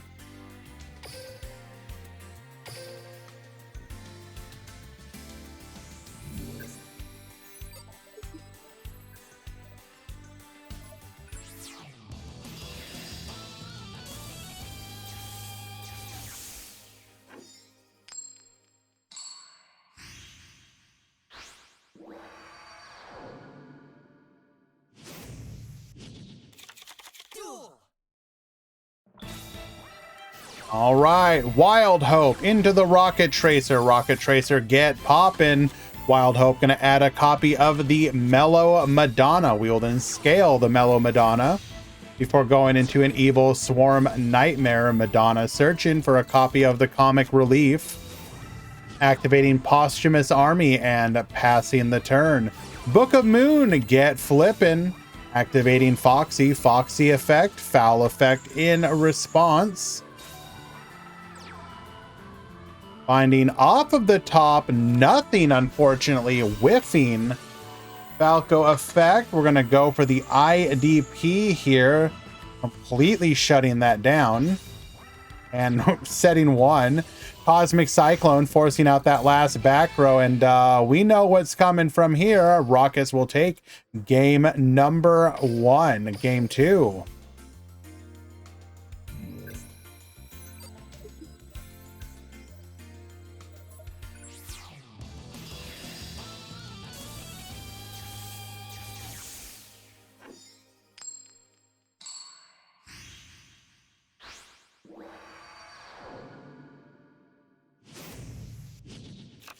Duel.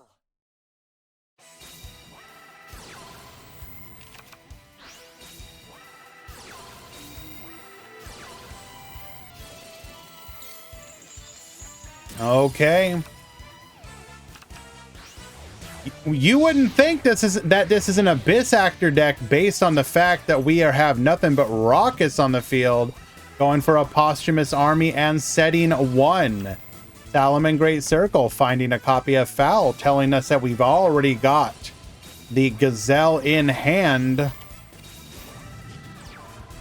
Now, if I'm not mistaken, by turning them into zombies, that does stop us from going into Phalanx. So that's pretty funny. Going for a copy of the Void Ogre. Attack in and pass back to you.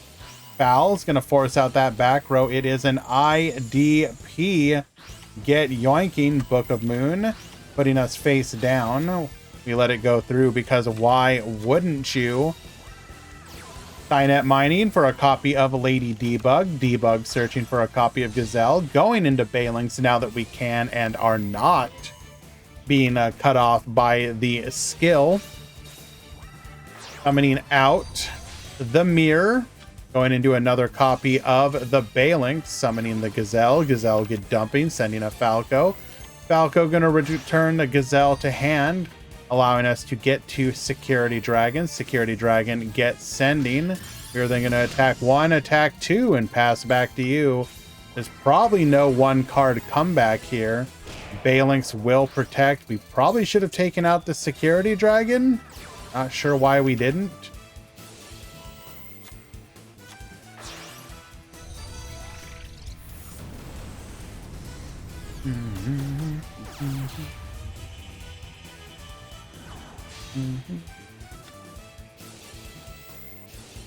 Ningirsu effect, get sending, and that will allow us to dome for lethal.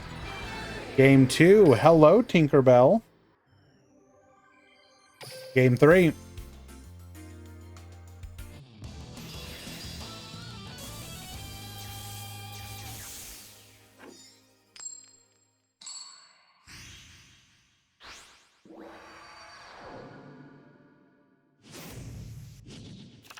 Duel.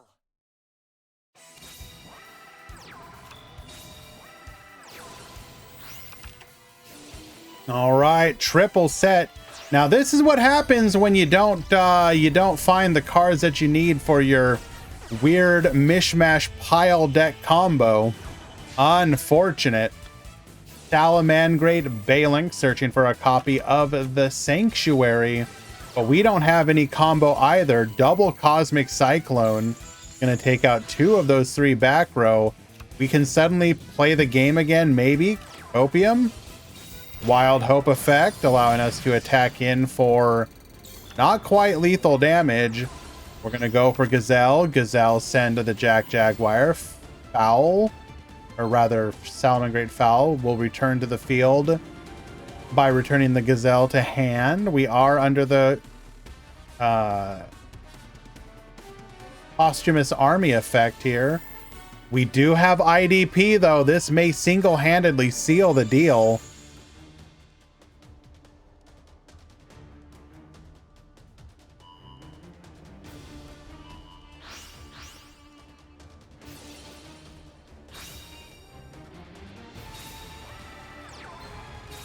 Summoning Mirror to the field, allowing us to wall here for 1 attack, 2 attacks.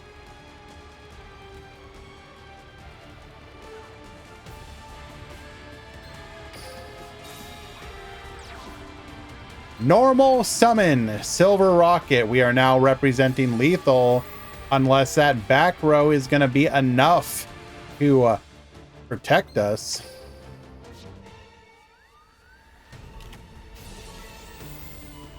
Book of Moon, get flippin'. Book of Moon number 2, also get flippin'. Okay, we're back in the game. Fluunderies in Duel Links when? Within the next 2 years. Phalanx, protect.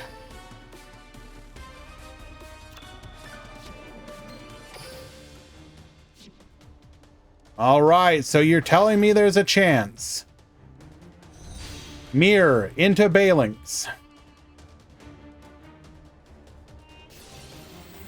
Jack Jaguar, return to the field.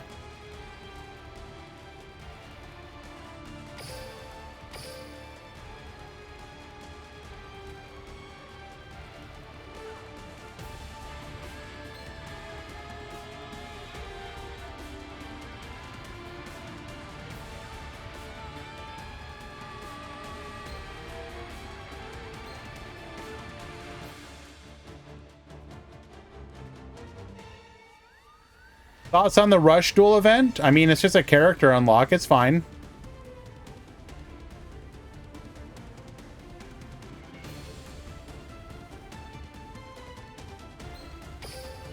No coaching. No coaching.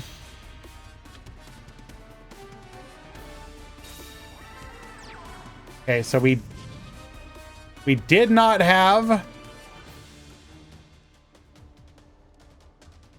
another monster. We potentially had a line towards lethal if we had one more monster.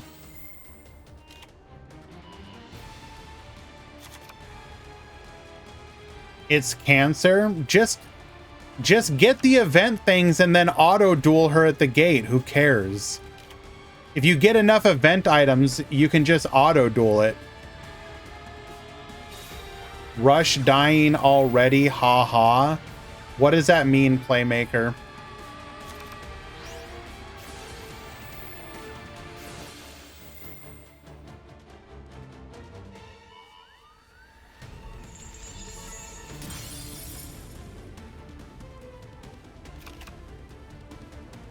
Like, you don't have to sit there and actually farm it. You can get enough items to just, like, auto-duel it. It's not that big of a deal. Just log in every couple hours, auto-duel your standard duelist, get the items, get your 160 from doing your PvP, plus get the get the, like, event icon thing. Like, homie, it's not hard.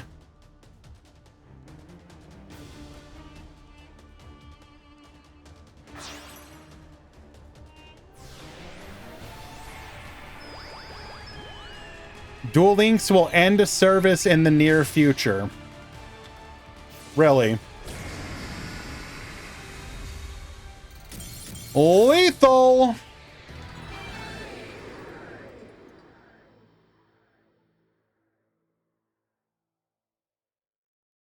Okay, I want to make sure I understand this correctly.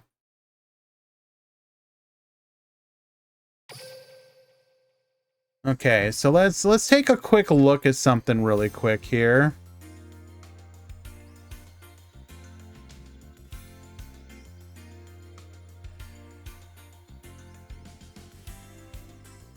Here is Master Duel on Samsung Galaxy devices over the last 32 weeks. Okay, so we went from 37.7 average users per day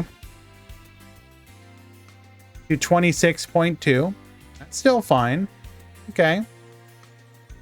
Interesting. What is this here? Yu-Gi-Oh! Duel Links. 47.9. Oh, wait. Weird. That's like almost double Master Duel. Well, if Duel Links is dying, then is Master Duel already dead, guys? Can I still go play Master Duel? Can I just want to make sure I understand correctly. Master Duel's already dead, right? Because it's like half the... I just want to make sure I understand. And also, okay, guys. Are you guys seriously talking about Twitch stats? You guys are talking about Twitch stats. Okay, let's go take a look at the Twitch stats right now. Let's compare the Twitch stats right now. Oh, that's goddamn hilarious, by the way.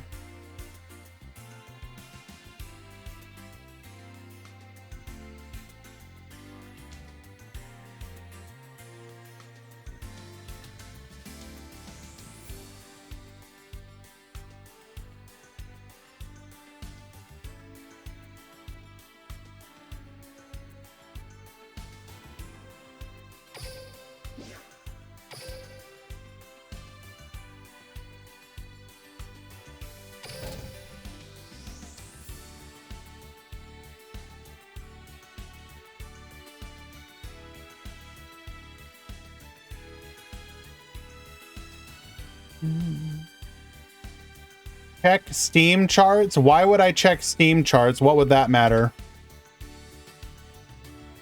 What do the Steam charts matter? Yes, obviously Master Duel makes up ground there because it has like 20 to 25,000 users versus Duel Links is 4 to 5. Who plays Master Duel on Samsung? Playmaker, you do realize that's like literally the largest Android phone, right? And like, if anyone was gonna play on Android, they're gonna play on a device that can run it like a Samsung. That's not even counting... Okay, whatever. This is a stupid discussion. You guys need to shut up. Respectfully.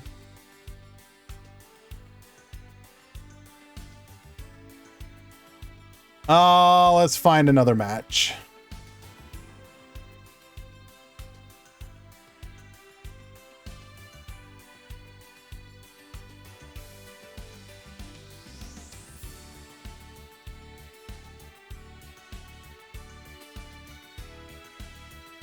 Does someone want to explain to me why tunes? I have 2 tunes in the top 16.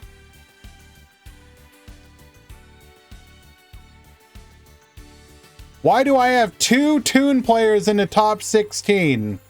What in the hell?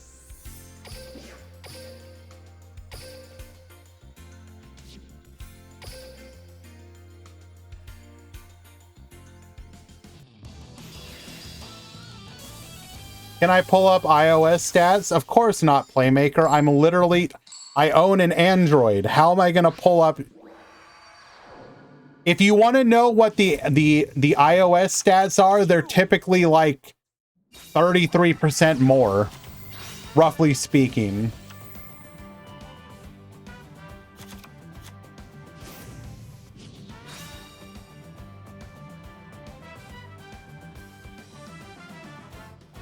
There is more content around Master Duel than Duel Links on YouTube. Well, of course there is.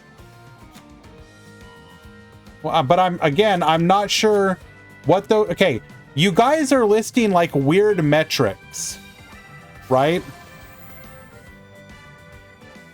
Like, you're listing weird metrics. If large creators go to one game over another, of course there's going to be more of it. But all you care about as a company is your game making money and does it have a player base?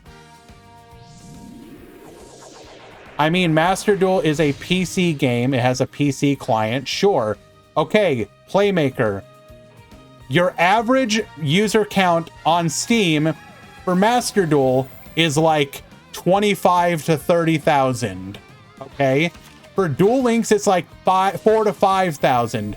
So if you take those numbers and add it to the numbers I did previously, we'll take the higher ones. 30,000 plus, what was the one for Master Duel? It was like 26, oh, 56,000. Okay, 56,000 for Master Duel. You take we'll take the lower one. We'll even take 3,000 on Steam for Duel Links. 3,000 plus 48K is 51, which means Master Duel has 3,000 more players on average. Okay.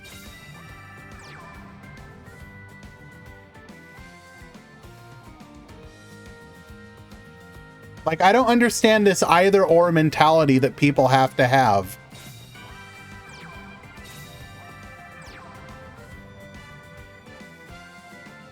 Alrighty, we got the Skull Convoy to back row and pass. I mean, it's fun to chatting about it, don't get me wrong. But like, it's just, you just have to like approach it reasonably. The only time that, for example, the only time that Master Duel on Twitch has big numbers is when exactly MBT, Farfa, Decade are streaming it. Basically anybody else, and the numbers are tiny. Activating Comic Hand, we're gonna get yoinking, stealing our opponent's copy of the Skull Convoy. Or Josh too, I'm sorry, yes. I actually follow and sub to Josh, so I don't even, that's not even fair of me. But even then, like, Coder too, yes, Coder. Pack, I wouldn't even say Pack is that big, Mizu. Pack gets a couple hundred people. I mean, okay, by Twitch standards, a couple hundred people is big, yes. But by the standards that we're talking about, of like the thousands, Triff also only gets a couple hundred people. We are threatening lethal here. Oh, there you go. Attack 1. Attack 2. The Toon Fossil Machine Skull Convoy for lethal. Gauge typically gets in the low like 100 to 200.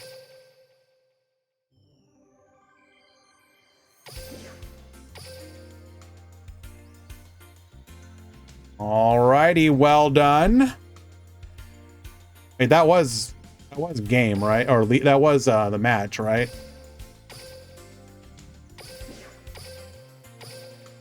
No, that was only game 1. My bad.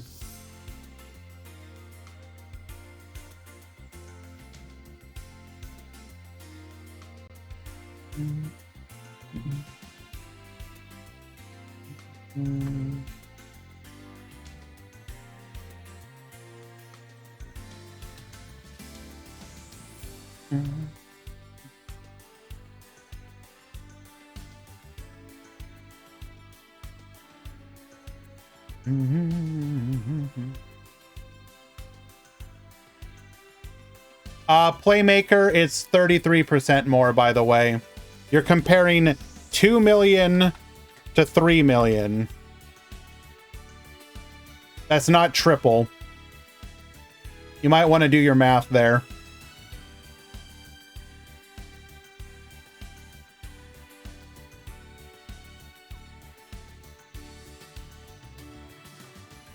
For it to be triple, it would have to be in the 6 millions. 6 to 7 million. Duel Links on an average month is making 2 to 3 million right now. Master Duel on average is making 3 to like 5 million, roughly.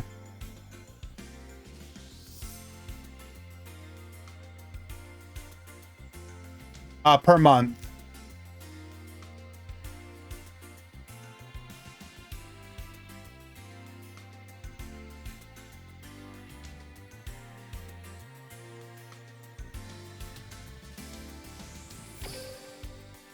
Where's game 2? Come on.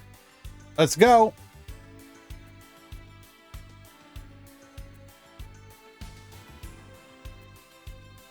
Playmaker, I literally saw the stats you were talking about, and that those numbers are in fact false.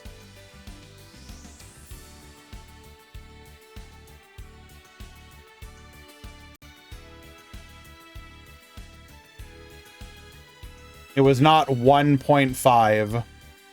It was 2 and 3.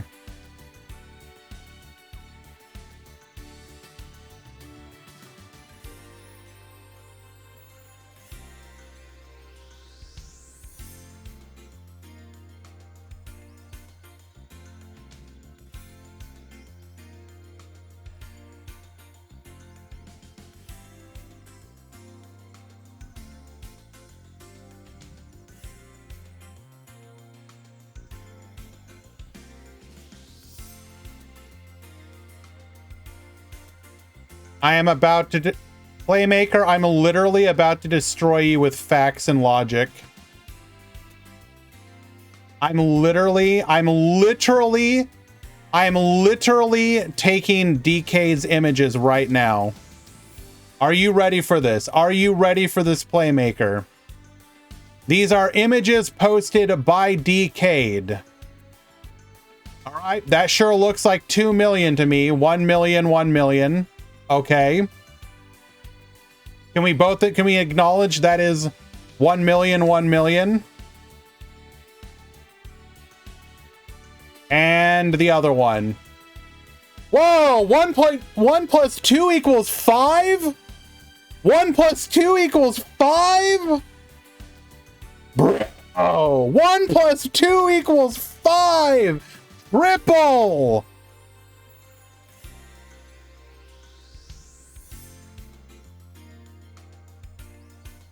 Hans, there's a very important fact that people are forgetting about that. You guys may remember, Playmaker, we don't have the PC numbers for Duel Links either. You may remember, you forgot consoles? Sure. You may remember that, damn it, I forgot what I was going to say now. Fudge. What the hell was I going to do?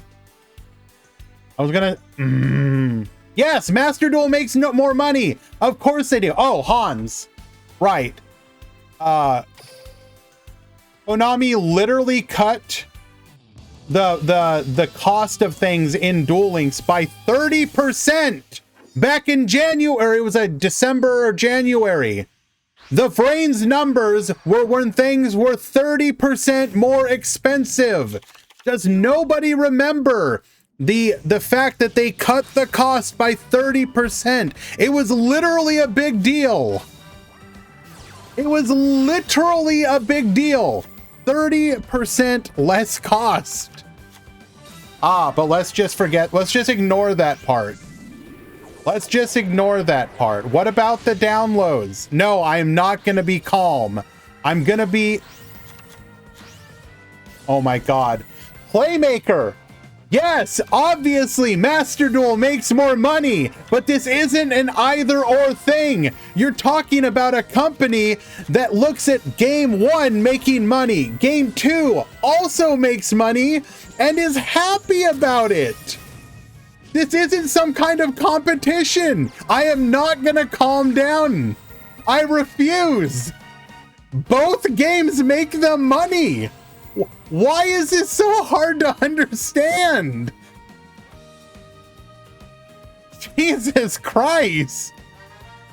Nobody is out here being like, well, did you know that Duel Links makes more money? You Pepega! Nobody is saying that! What? Ah.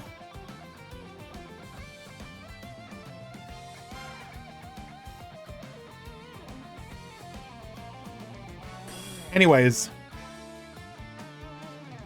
We're gonna get yoinking, stealing our opponent's skull convoy with the comic hand.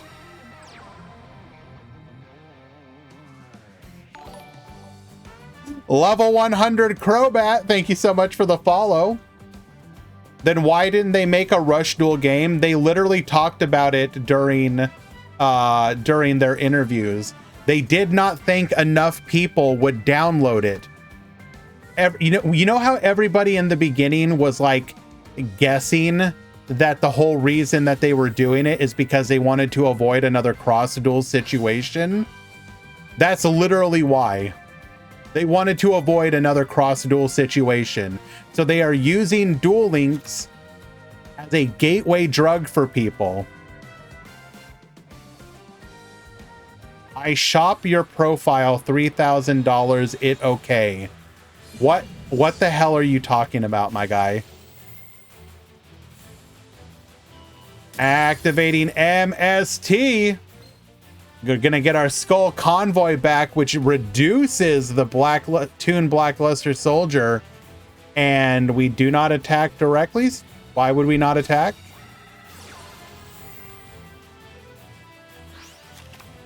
Mm. 3,000 contact you in private. What are you talking about, Gabricow? What do you mean? 3,000 PayPal for code Duel Link. What? Okay. This must be like a language barrier. What are you asking?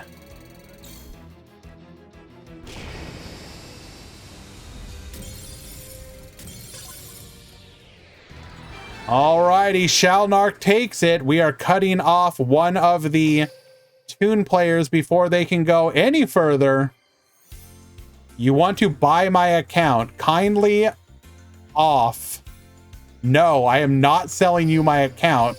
I am definitely not selling you it for $3,000. I have said this before. I will literally just delete my account rather than sell it. I would burn it if I could. I will purchase the server rack that Konami stores it on and take a crowbar to it. Let's see. DD Crow is legal made.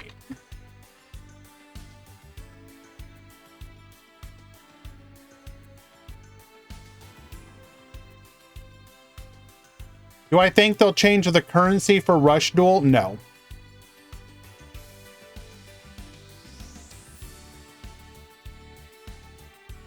They're committed at this point. The only thing you'll see them do is they may like add more stuff to make it more free to play friendly, like shower you with tickets and gems and new cheap boxes and whatnot, but they're never going to change the currency at this point.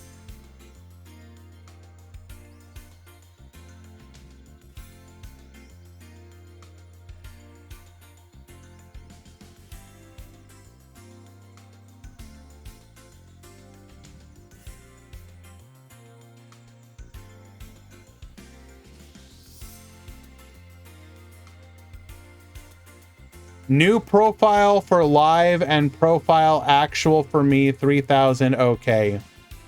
I literally have no idea what you're talking about, my dude. Like, I don't know if you like, I'm not the type of person that's gonna like make fun of English second language stuff, but this is literally gibberish to me.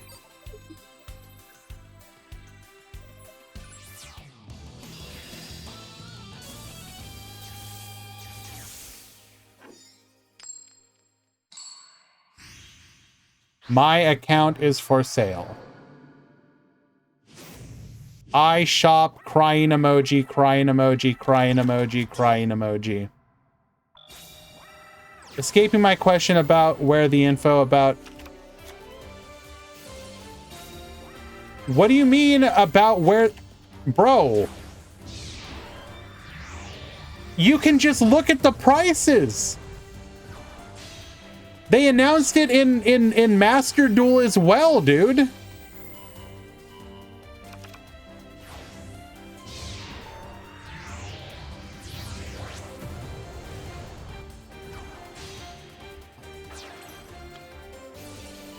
Where is this like collective brain rot coming from?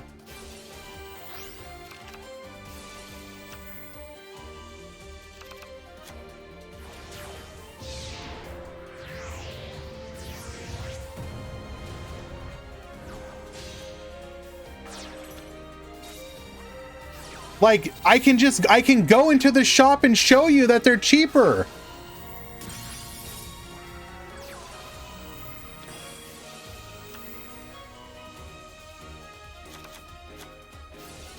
Oh my god, dude.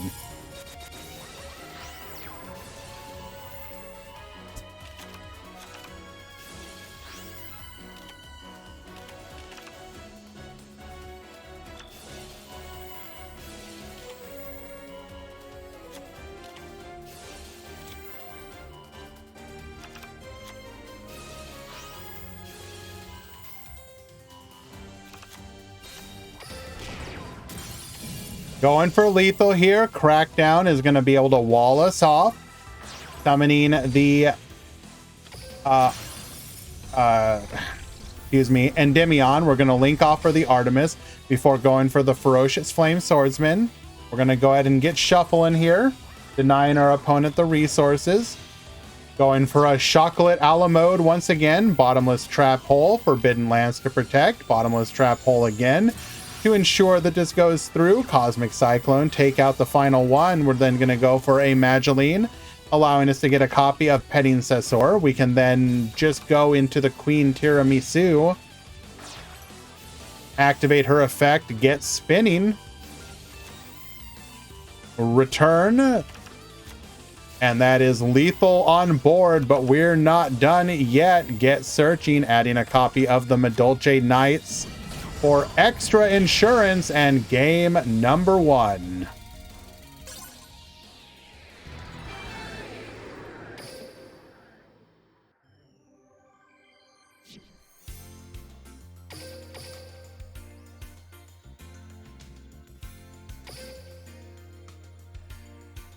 This here used to cost $29.99. It now costs $21.99.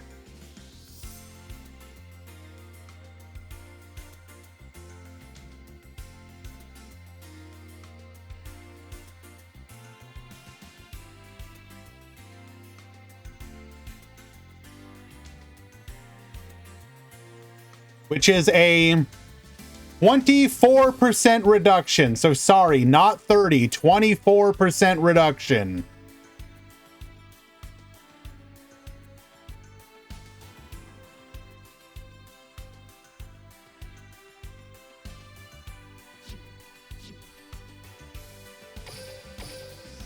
I'm getting a headache, dude.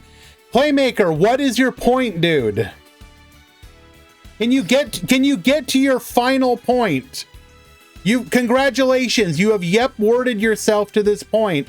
What is the conclusion to your thesis? Any chance we could just focus on the tournament? Sure.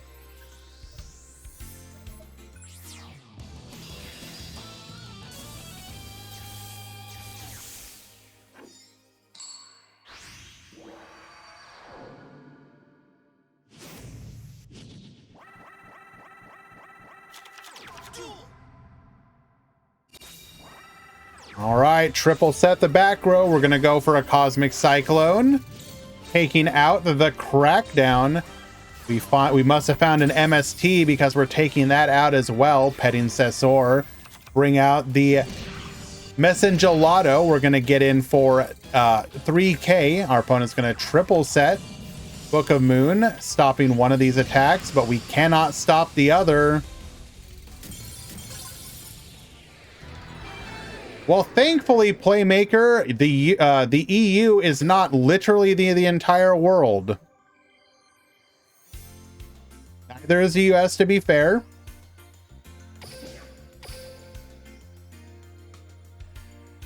But again, Playmaker, can you get to the point, dude? What is your point? You keep numbers. What is your point? Please. Stop just Have a point, dude.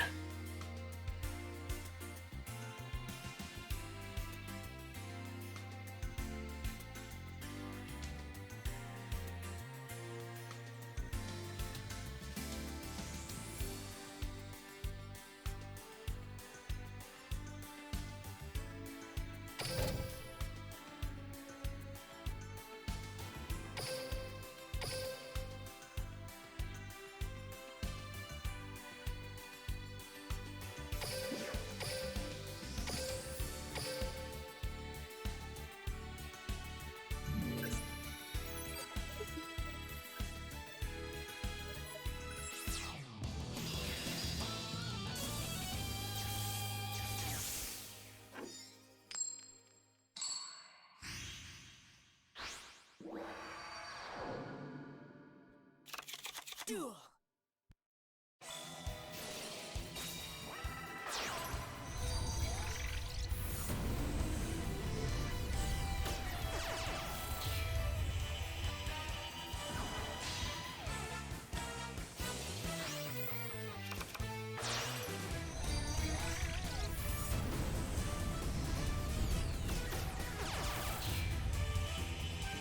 Why would I cry?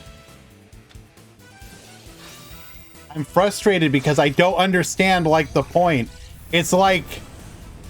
anyways. Going for the Berserker of the Tenyi here. Add Hara effect. We're going to add the Ashina back to hand. Dragon Circle. Searching for a copy of Shithana. And we're just going to leave it like that. Wild Hope into double set and a face down Vishuddha effect. Special summoning to the field. Going for an Adhara. We're going to go for a Baxia here. Baxia get spinning. Ice Dragon's Prison is going to be one of those. And the other one going back to the deck. We will not attack. We will just pass. Quick Launch bringing us out a copy of the Rocket Tracer. Rocket Tracer get popping. Going into a copy of the Silver Rocket. Searching for a copy of the Mellow Madonna.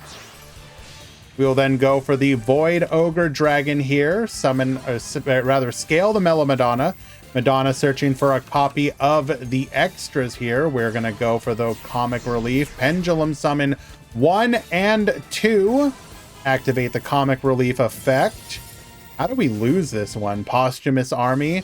Ah, we had the White Princess, keeping this from being lethal. We will pass back to you. Hand Trap saves the day. Shithana into a Monk. Ashina. Bring out the Adhara. Or rather, the Adhara. We're going to go ahead and bring back the Monk. No, we are going to return it to the extra deck, but we will go for a Berserker. Vishuddha gets spinning. Ties that bind, allowing us to take out the Baxia. Putting everything into a defense position. Vessel for the Dragon Cycle. Dumping a copy of the Ashuna. We're going to add a Nahata to hand, allowing us to special summon it out. Ashina into a Vishuddha. Into another copy of the Monk. This will allow us to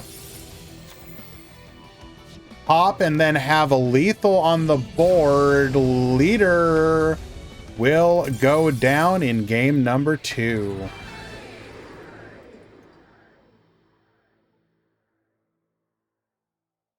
Okay, Playmaker, again, you keep saying this. What is your point? You were talking about, like, literally, oh, this makes this much, this makes this much. What is your point? I don't care how much it is in the EU. What is your point? If you do not answer, if you do not get your point, I am going to, like, perma-time you out. Literally. Have a point. Make a goddamned point.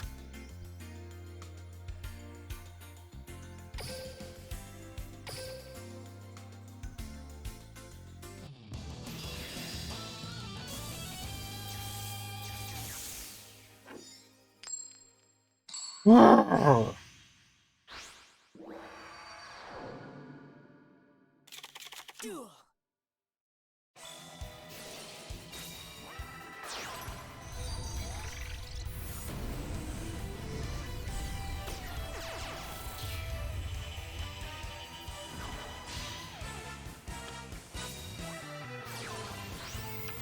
All right, so we are in game number 3. We're going to go for a monk. Activating Vessel here. We're going to have access to Shithana, Ashina, Vishuddha, going for a Shaman of the Tenyi.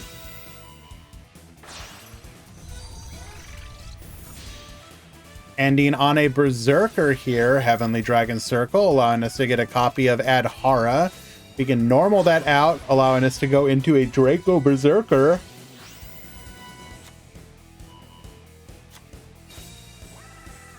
And one back row.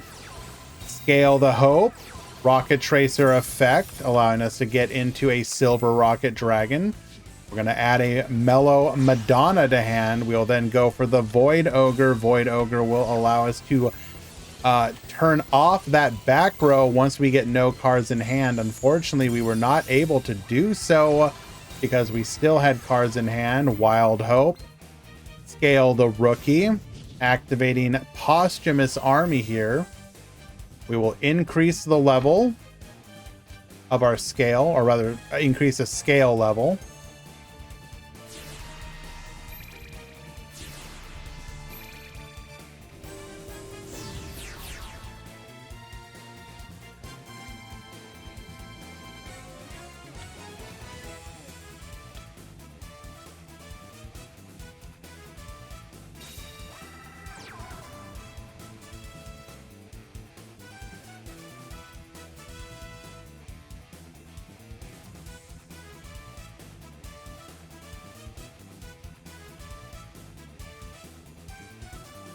Maybe wanted to crash there. Because now we can just get punished. Quick launch. Resummoning to the field.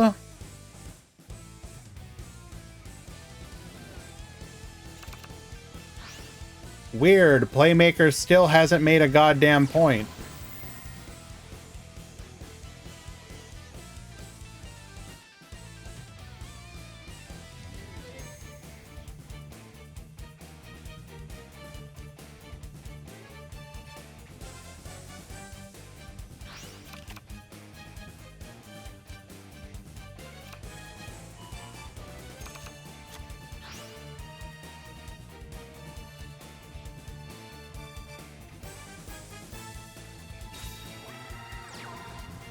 Yeah, enough spamming, guys, please. Thank you.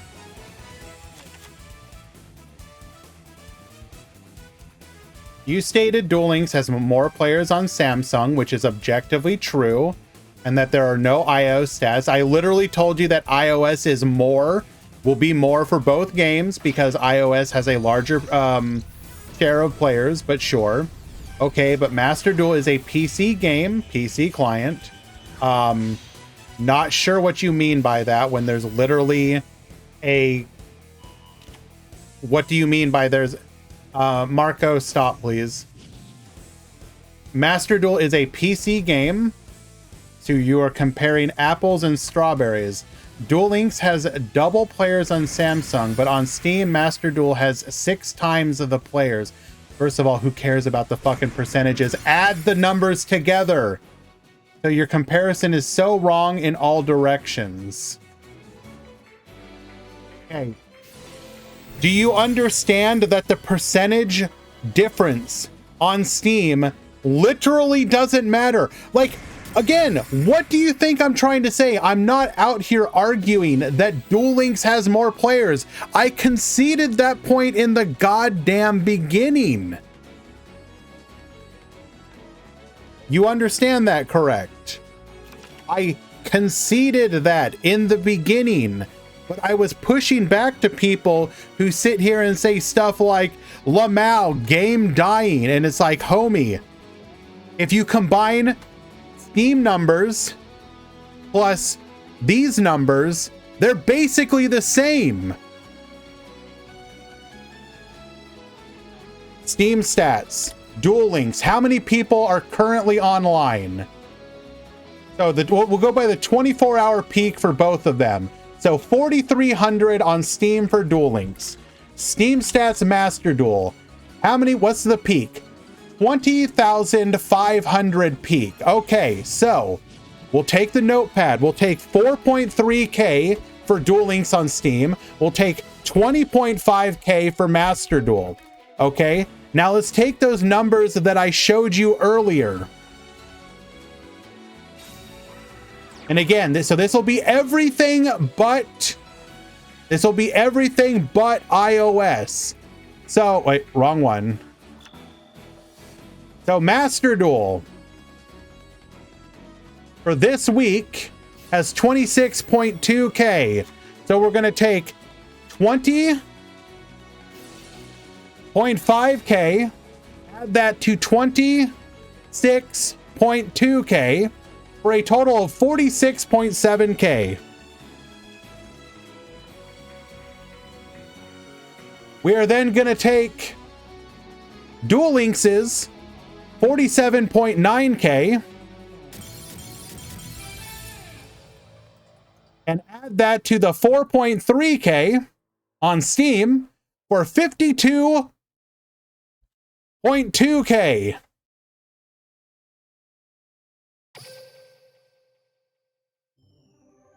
Hello, Elmaz. Thank you for the raid. Steam plus Samsung Galaxy.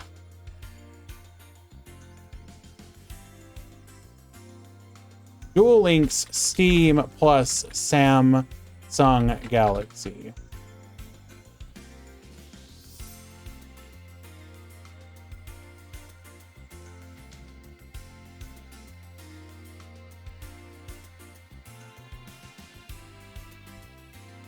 Would you like to continue this conversation, Playmaker? Because I'm still waiting for a goddamned point.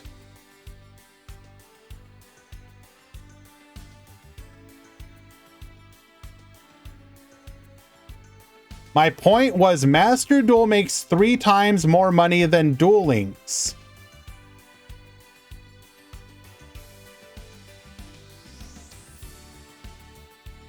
Okay. What is the goddamned point? You still have not made a point. Who cares? What is the point? Get to a goddamned point, dude. Your thesis is going on for literally an hour. Make a point, dude.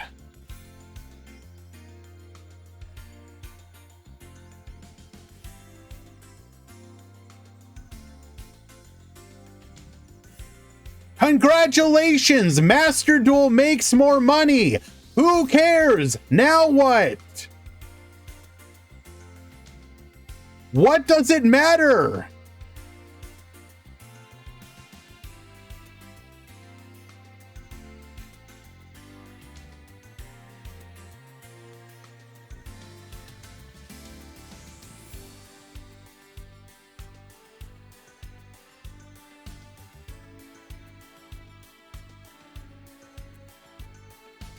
I just wish he would make a goddamn point, dude. I'm sorry.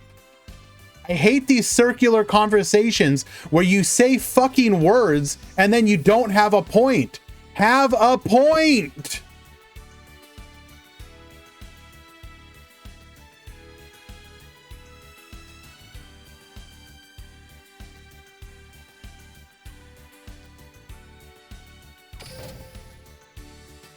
Sorry.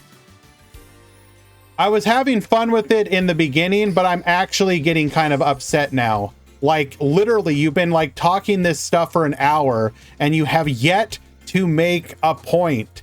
Literally, if your next response is not a point, I am banning you, dude. I'm actually getting upset now.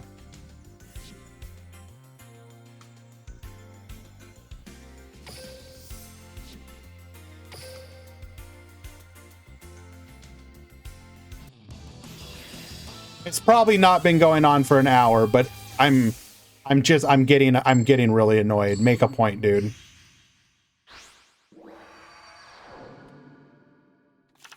Duel.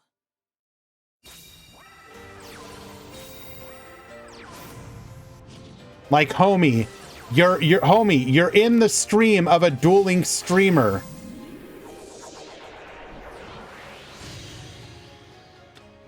If your point is you hate Duel Links, then leave. Okay. Here we are. We are in the top 8 now. We've got Destiny Heroes versus Ramon at the bottom.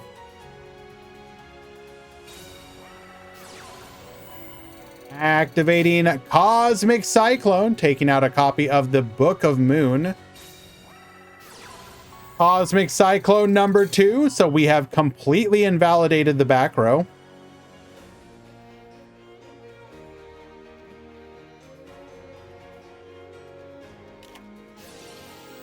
Book of Moon on ourselves, probably gonna flip the Drill Dark face down. Sure.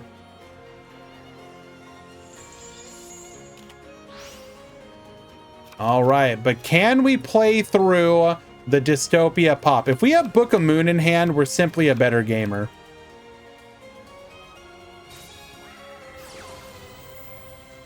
Heavy forward.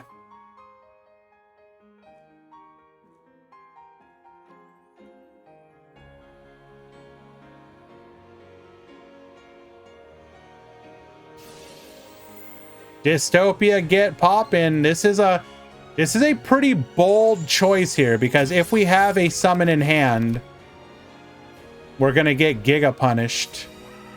And we've got a summon in hand. Prepare for the Giga punish.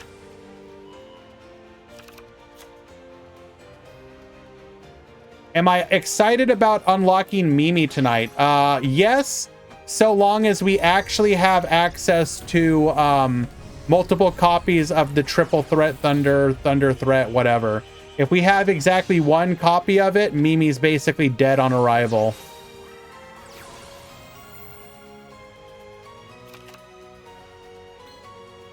Brutal Dozer into the Trencher.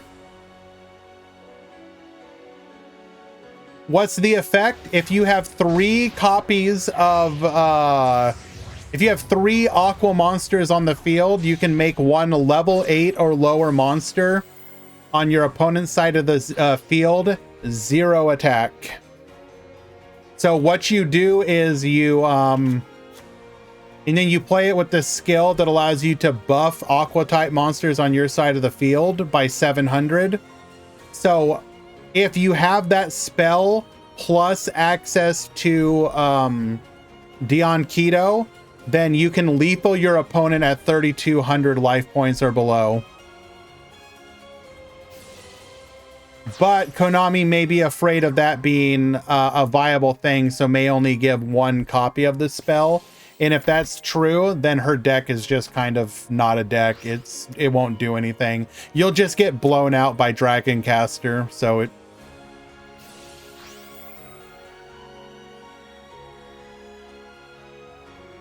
I mean, the deck will be playable, but you'll be hoping for a one of in your deck. So I don't know. I don't know. It depends on if they give us 1, 2, or 3 copies. If they give us 3 copies, it's actually a viable deck. If they give 2 copies, it's kind of viable. Will the deck be free to play? Well, I mean, technically no, because you need DN Ketos from the box. So define free to play. You would want 3 DN Ketos.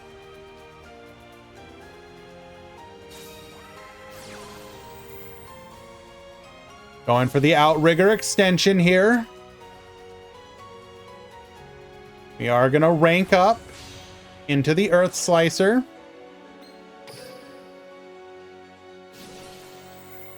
Get poppin'.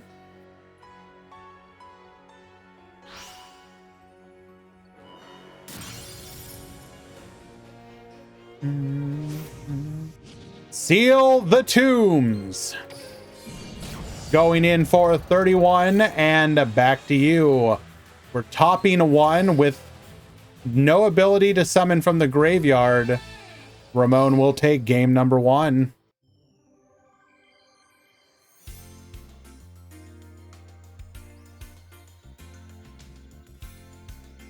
Hello, by the way, Moo. How you doing?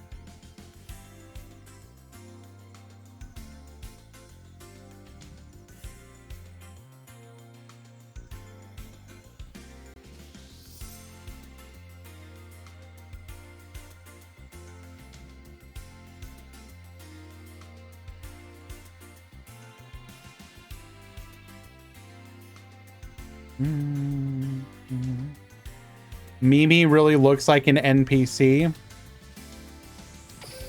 I mean, doesn't every character technically look like an NPC? El Cape or El Cape, thank you so much for the follow. Appreciate you.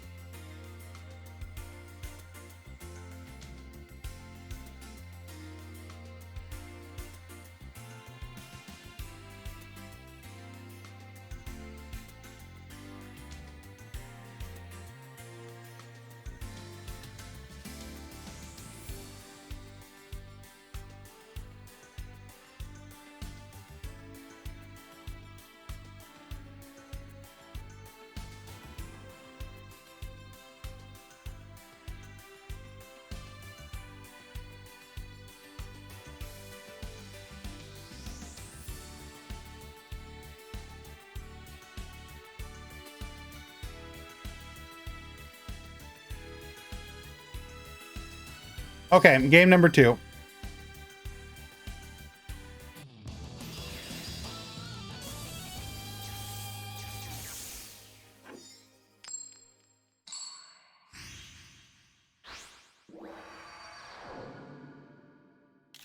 Duel.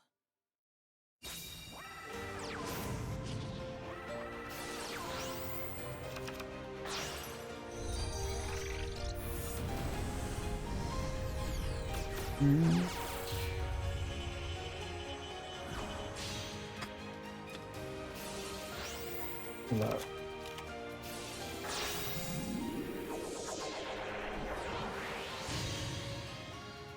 When did you see?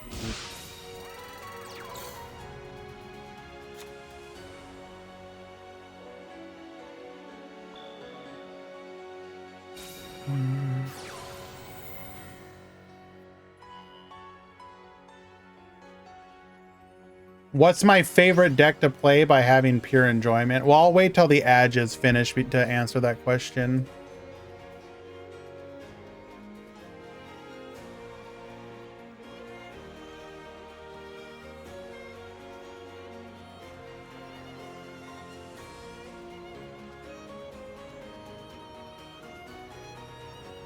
Oh, it finished? Okay.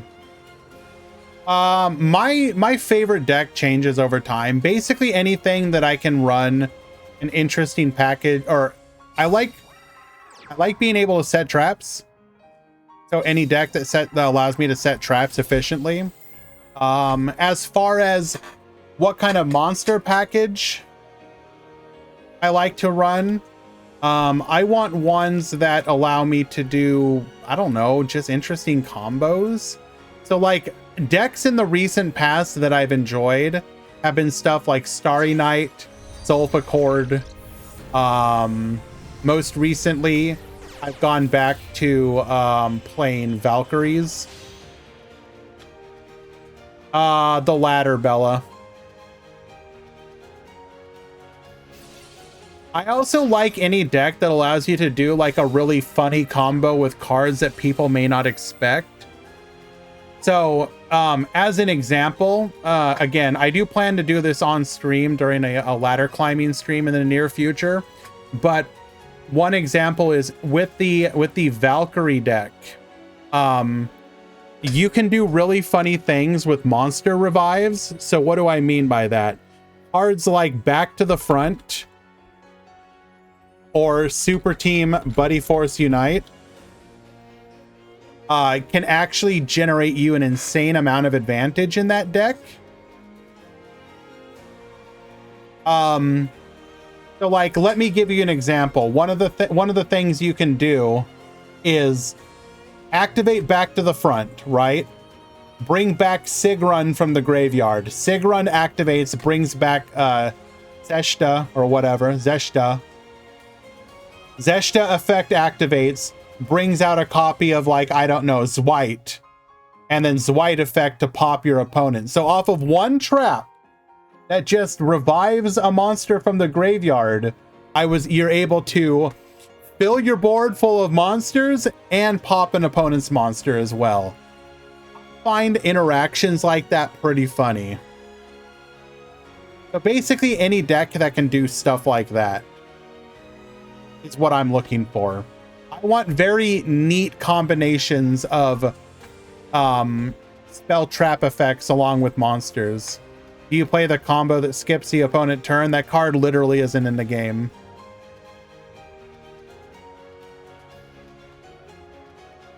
What's my opinion on TCG Trap Tricks? It's a fine starter deck, but that's about it. What's going on here, by the way? What are we doing? We summoned the Trencher. Any responders? Hello?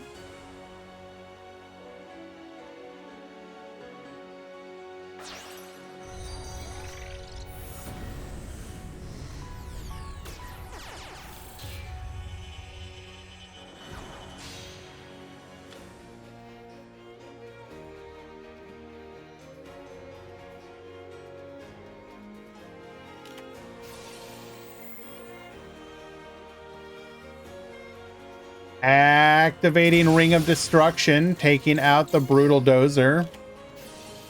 We're going to go for the heavy forward here. Okay, can we actually extend from here, though? That's the question.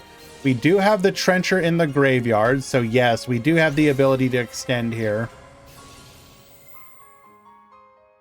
What's the deck name? I mean, nobody really plays the deck, Bella, because the deck's like...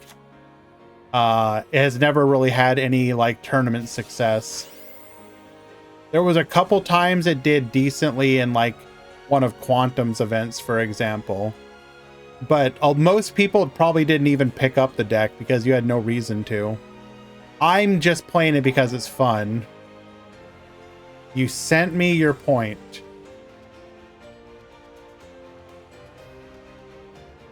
Okay, we will call the matter closed then, my dude. You did not have to subscribe. That said, appreciate the support. By doing so, you are supporting the community as well. Thank you very much.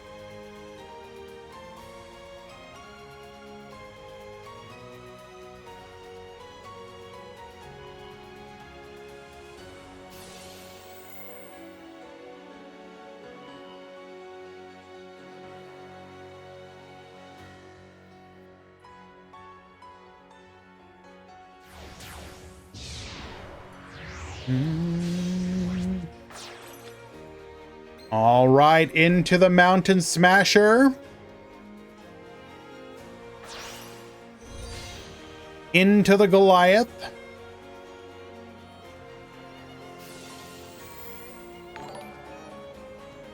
Buzzell, thank you so much for the follow. Appreciate you.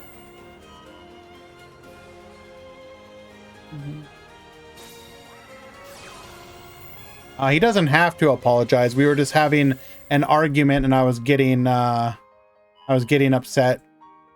I think he did that as a peace offering, but he didn't have to. It was not required. I'm not actually that petty. Going for a copy of the Earth Slicer here. Attaching the heavy forward as material. We'll then be able to pop here.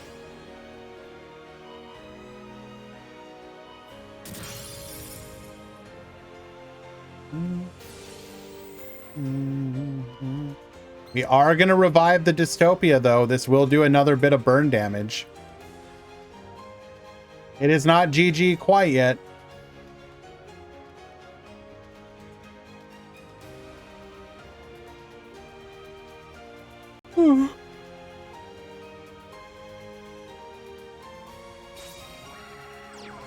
Side deck legal.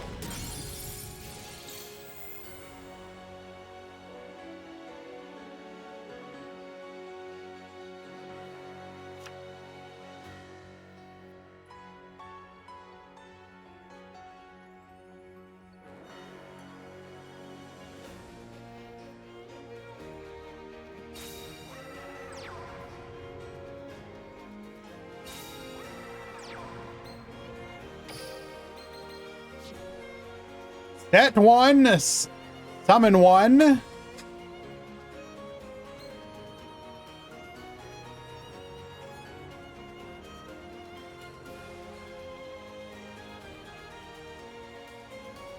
Hello, Yami Kasara. Hope you are well. If you just showed up, you missed the earlier argument and dramas. If you were here for it, then I do apologize.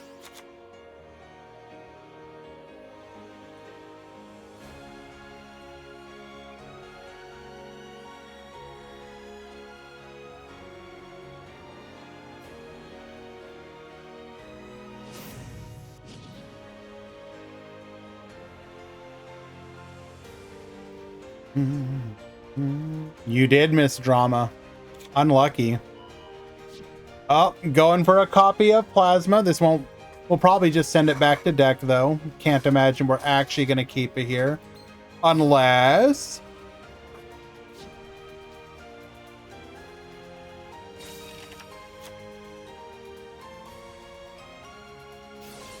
Hello, did you like the rush duels? I see the potential of rush duels, but in my opinion, rush duels are probably 2 to 3 sets away from being truly good.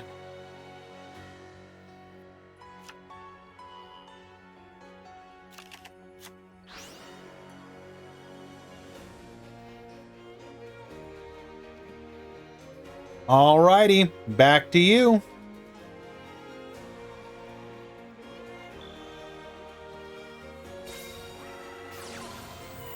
Cosmic Cyclone, and we will get the concession scoop. Ramon takes it in a 2-0 victory. They will be moving on to the top 4. Well done.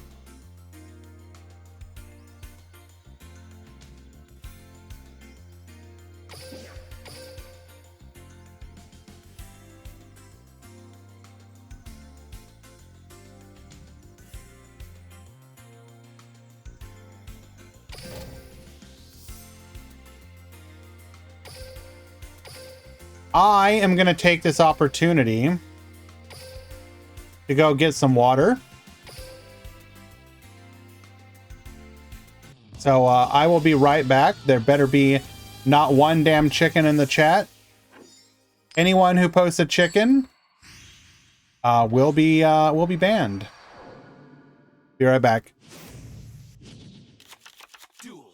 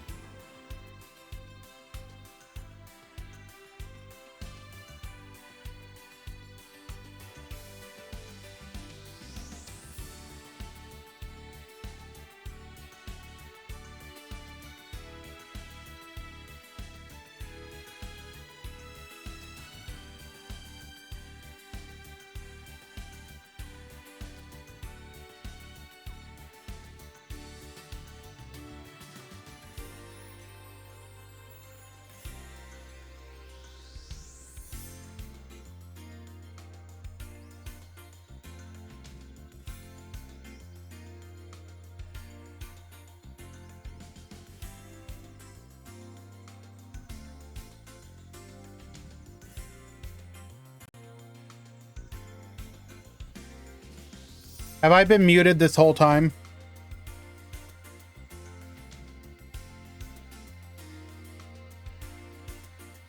Awesome.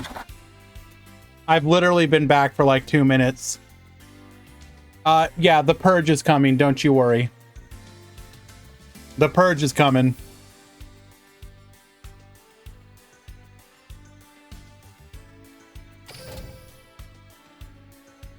Oh Lord, the purge is coming.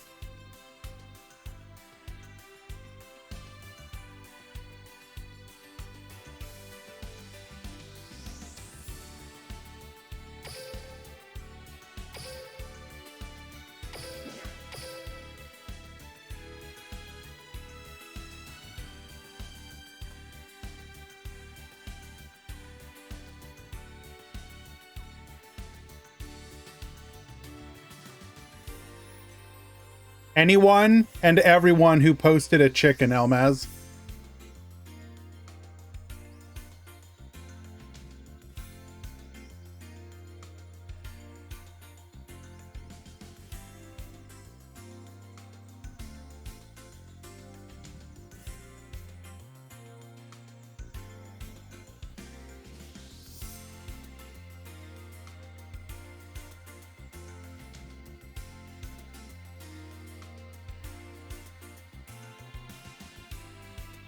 Have never done that. Do not check my history.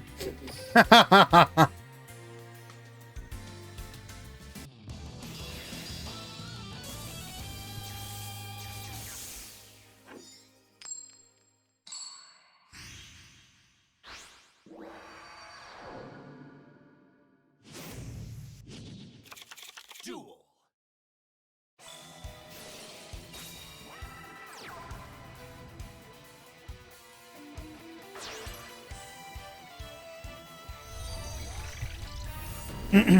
Big question. Do you think Duel Links has more, same, or less success because of Rush? At this moment in time, I think it's the same. I don't think enough time has passed for anything to have truly changed because of it. I think the unfortunate reality is that a lot of people will repeat the same points that they have against the Duel Links from like literally 4 years ago. Like, people will say stuff like, they'll quote, they'll ignore the fact that it costs less money now, and the fact that there are, no, Pixie, we're not, it's not the same topic. It's not the same topic, and this is actually one worth talking about. I think at this point in time, the only thing Konami could do that would shut up the naysayers would be to actually add crafting of some kind.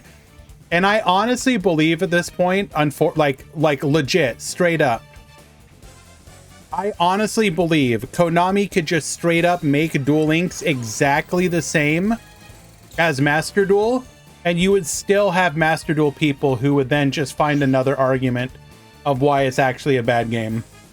I think there are a certain group of people who have literally made it like part of their identity to not even consider the game at all in any way, shape, or form.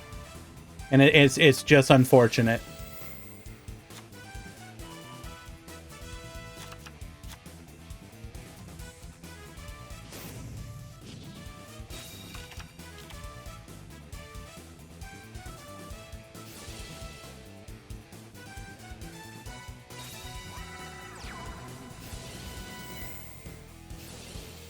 Asking because Brain's World had 9K players and Rush only had 7K. I assume you're taking those numbers from Steam, but sure.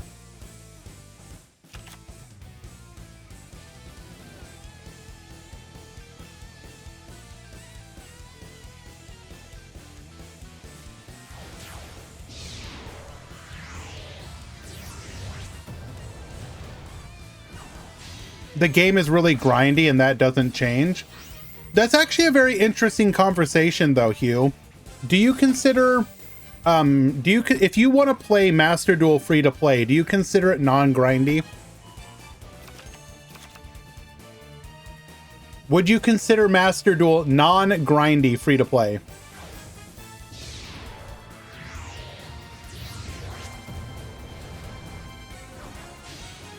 Because I think we would have to agree you have to do the events, correct?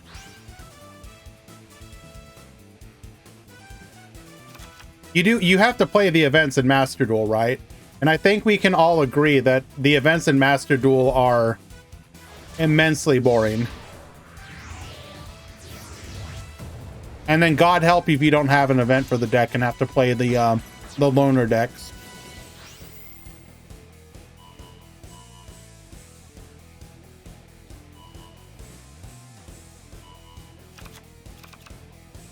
Like, for example, if I didn't want to do any events in Master Duel, how free to play could I be, would you say? If I wanted to do zero grinding in Master Duel,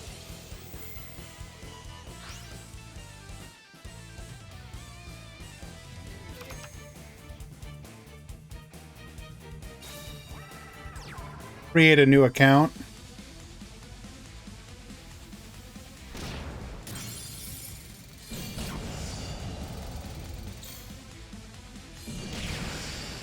Oh, I'm not going to argue that, Bella. I'm not somebody out here trying to argue that the game is actually better. By no stretch of the imagination. But I guess what I don't understand is when people say that like Duel Links is grindy, you can literally log on, auto duel like 3 times and then log off and then come back like, you know, 4 hours later and do it over again, right? Let's say that you came to Duel Links specifically for Rush Duel. You literally have like 200,000 gems locked up into Speed Duel characters that you could just slowly just grind with like 4 auto duels every couple of hours over the course of time. And it's literally just free gems.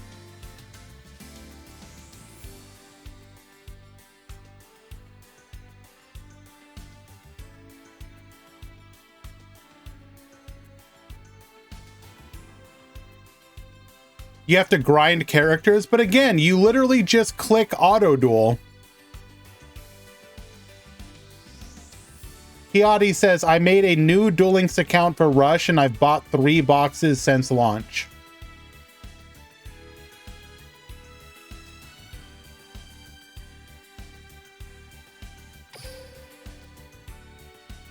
Like, especially if you're here just for Rush Duel, I think the game has never been as free-to-play friendly as possible. Like, when Konami said that they wanted people to be able to come in on the ground floor for Rush Duel, like, to me, at this point, I think you could arguably say that for Rush Duel specifically, not for Speed Duel, but for Rush Duel specifically, it's probably even more free-to-play friendly than Master Duel.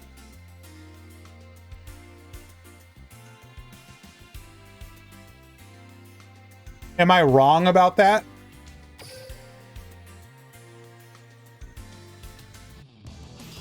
Specifically, Rush Duel only, with a new account.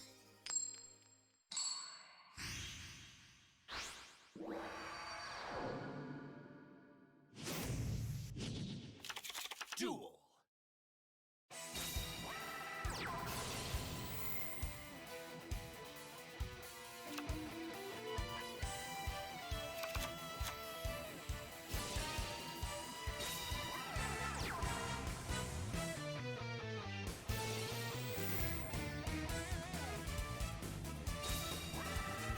Vios, I agree.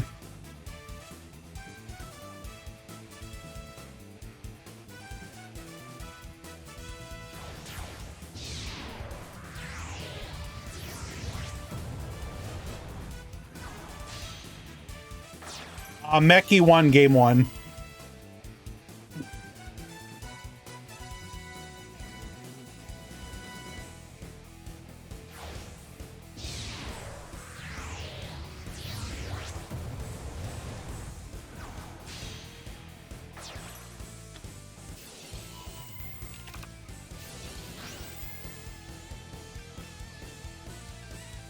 Master Duel is a dueling simulator. I'd argue Duel Links isn't really that. It is, but less so, sure.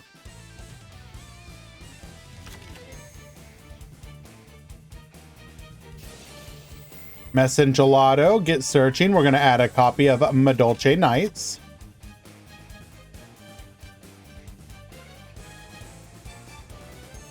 Nobody's arguing that, Playmaker.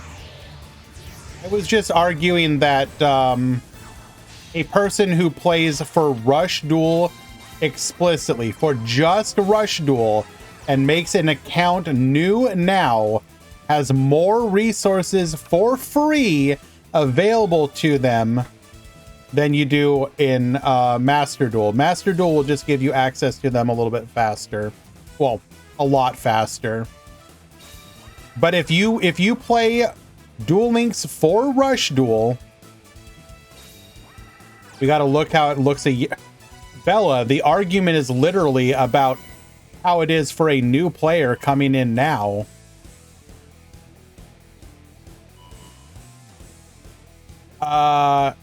Except that regardless of it being Rush Duel or Speed Duel, you get value from every card you get in Master Duel. Okay, like, I don't know how many of you actually do this. Out of curiosity, do you know how bad it feels to actually decraft cards in Master Duel?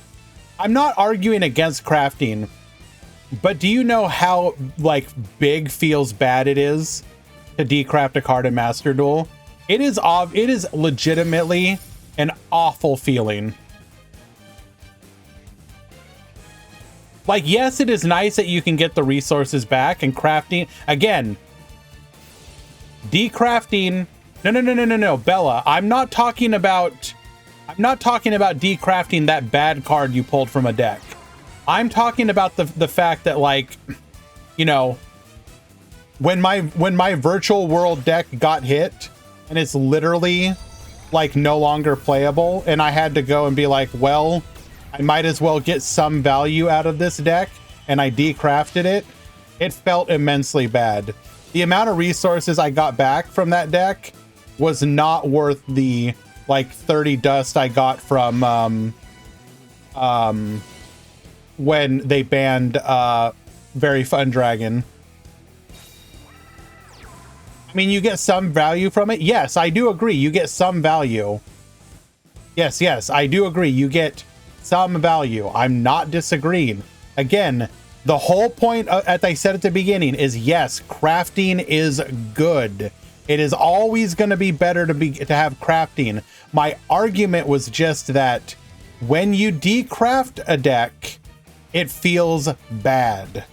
Like, I will sit, like, I have a couple decks that I should probably decraft, but I just know it would feel bad to do so. Playmaker, I'm not talking about the banned card. When they banned a VFD, yes, I got 30 dust. You know what I didn't get dust for? Any of the other virtual world cards, like the extra deck monsters that I had for it.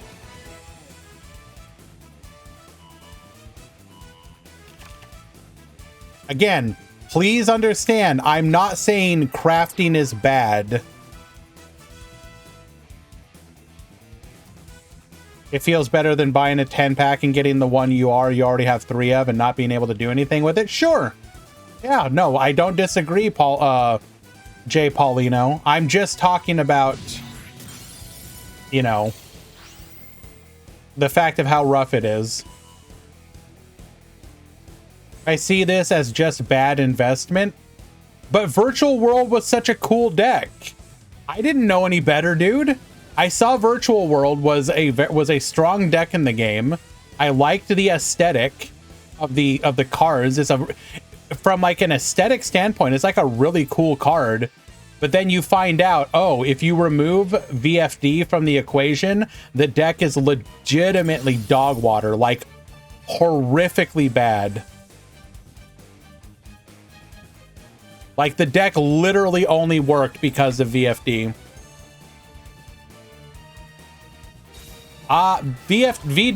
Virtual World is not awesome. Virtual World is bad without it.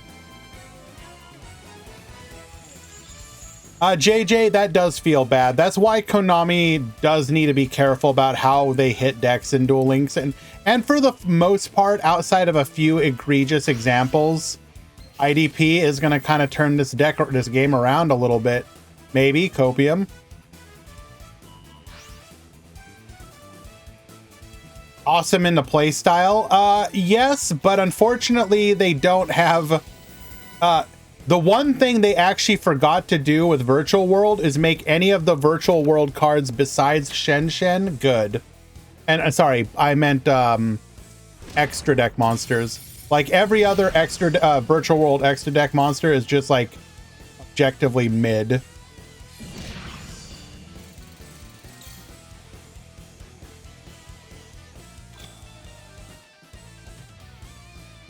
And we come back with one card. We do have potentially the... Oh, no. No, that's literally the worst top deck. And Meki will take it.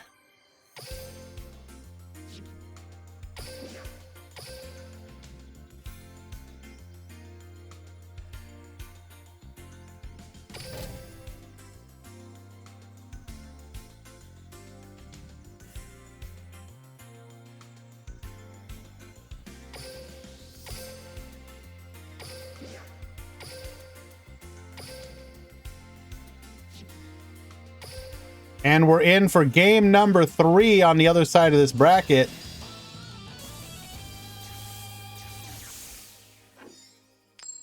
Yeah, no, Dwan definitely put in the work there. He just got hard countered.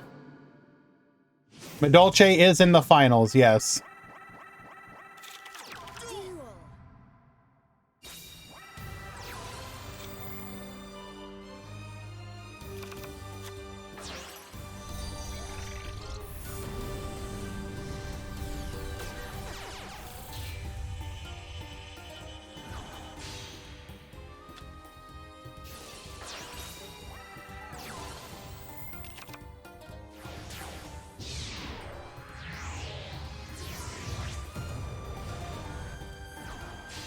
Alrighty. We're gonna full combo here.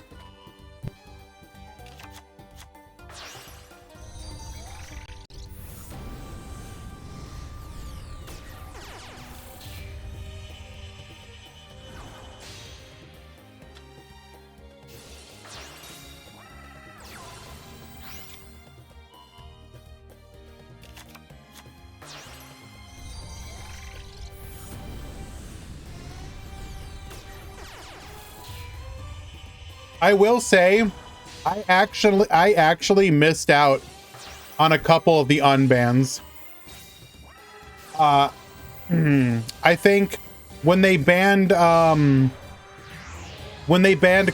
Halka Fibrax, for example, I forgot to decraft it. I logged in at one point, went to check it. I was like, oh wait, this is banned. Let me get my 30 resources for it. Oh, you couldn't. That was kind of a feels bad.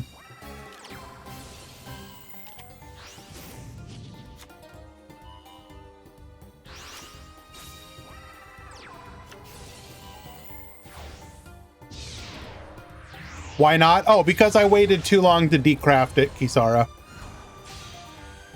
You have a limited window to decraft it. It's like I think it's like a month or something. I just forgot about it.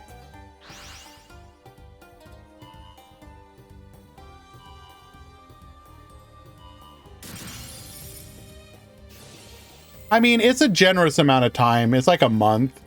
I can't truly be mad about it, but it was a little feels bad. Just because the way I play Master Duel is like, I'll play it a little bit and then I won't play it for a while because I think like the meta sucks or something. So like I basically barely played it all during any of the tier limit meta because I hate that deck with a burning passion. I had to play against tier limit in the TCG, and when they brought it to Master Duel and were like, have fun, I was like, I will in fact not play at all. Will I play with a Rise Heart coming? No. I will check out again because of Kashtira.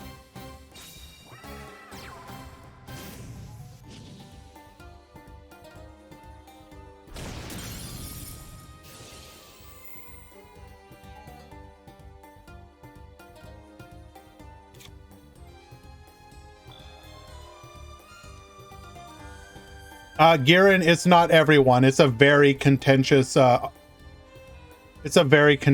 one.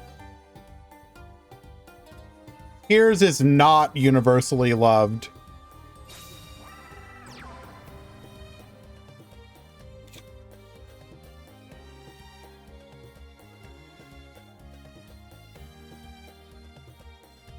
I would actually argue that the vast majority of people do not like Tyr, and it's actually a very vocal minority that likes Tyr.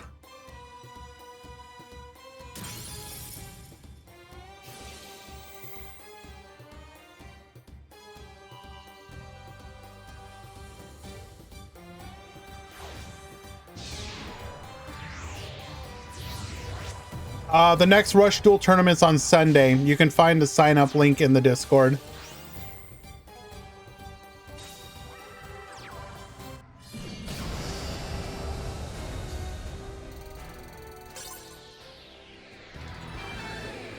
That's because the most vocal are the casuals. Light Ray, have you ever been on Twitter? The people who will not shut up about tier limit are like your big name Yugi tubers and whatnot. Casuals hate tier. Are you serious? Alrighty. So your finals are actually going to be Madolche versus Infinitrack. What happened to the meta?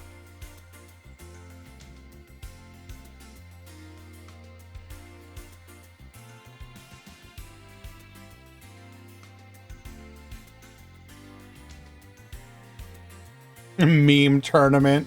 Come on, bro. Ain't no way we're going to call it meme, bro. Come on.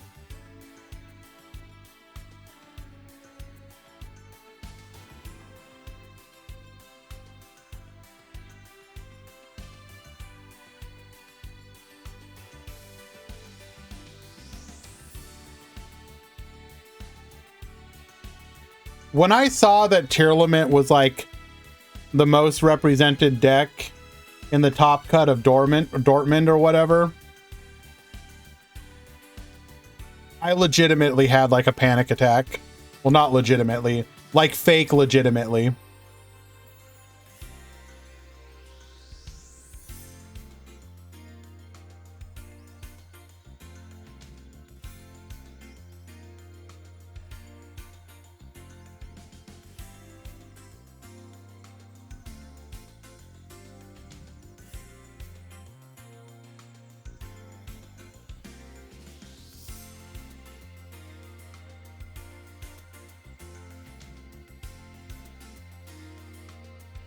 I'm aware that Arise Heart is banned, but you realize that they still have one of every name, plus one is Shizu, and they don't have Kit Kalos, right?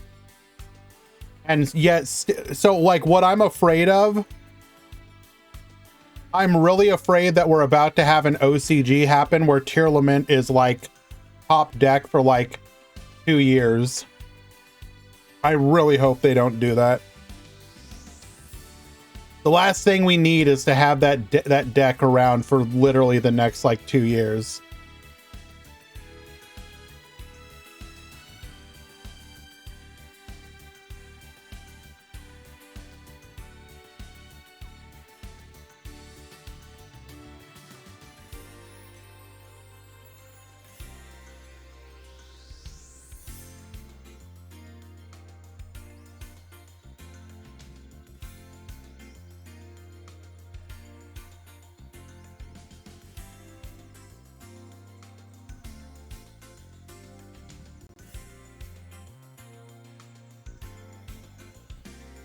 It's almost like tier limits were a mistake.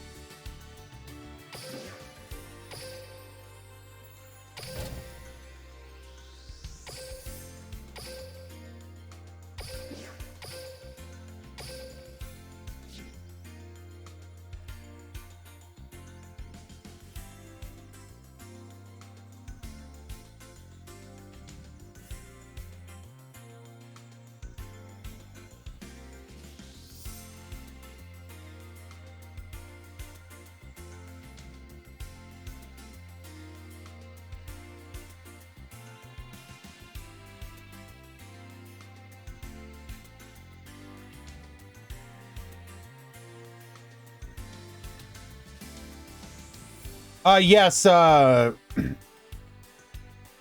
she's tier limit can defeat you on turn 0. It is possible.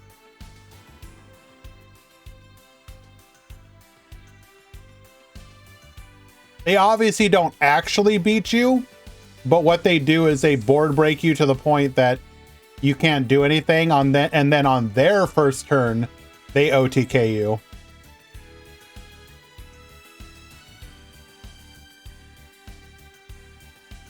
When somebody refers to turn 0, what they mean is that you are playing on your opponent's turn. Keep it simple.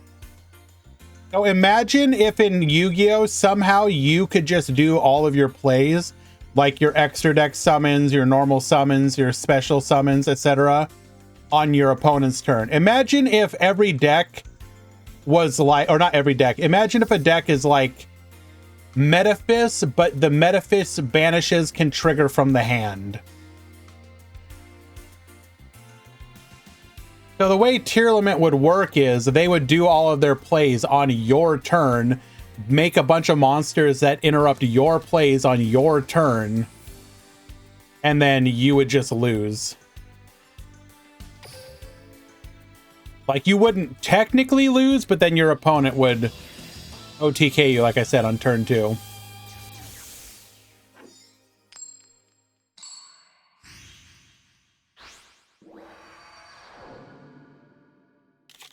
Duel.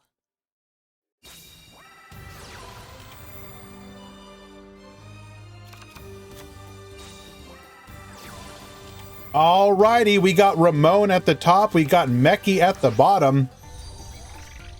This is gonna be Infinitrack versus Madolche. Now, Infinitrack will be able to set up multiple interruptions with their, and then potentially have, you know, their back row protection via the Outrigger, but the Madolche player will have a couple ways that they can play through it. Primarily, Tiramisu is non-targeting, so we can shuffle despite the Outrigger extension, and also we're usually running like a lot of back row removal, so we can potentially invalidate all of their back row.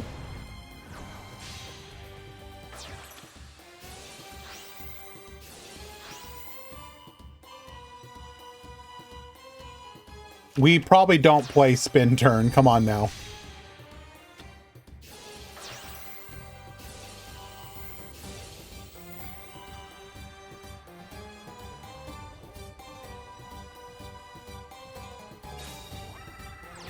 You don't understand what Infinitrack does? Makes a big, untargetable, indestructible machine, and then sets back row.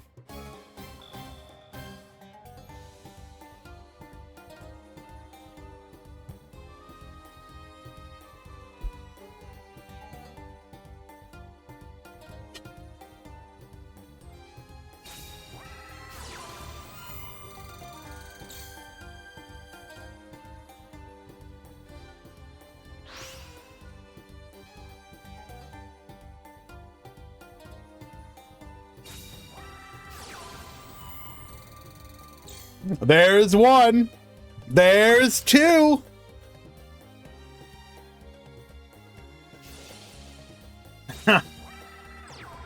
Alrighty. Here it comes. It's just that simple. Go second, open double Cosmic Cyclone.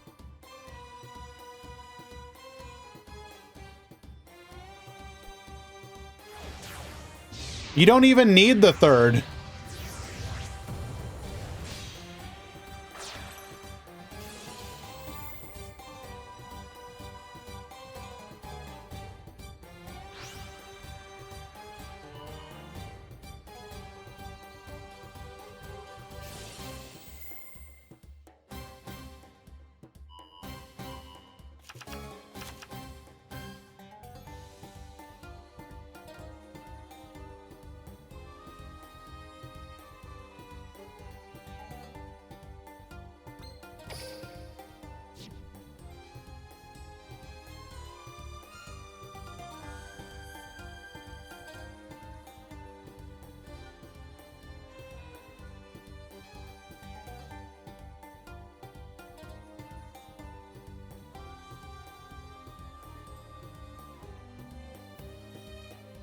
Hello, Shui. The day has been lovely. Thank you for asking. Rank up into the chocolate a la mode.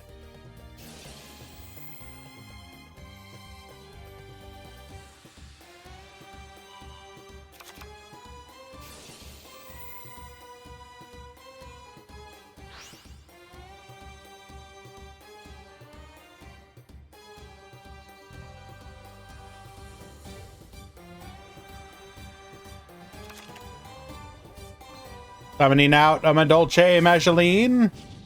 Which do we not have the other summon we need? Come on, other summon. Just one more summon. There's the hoot cake.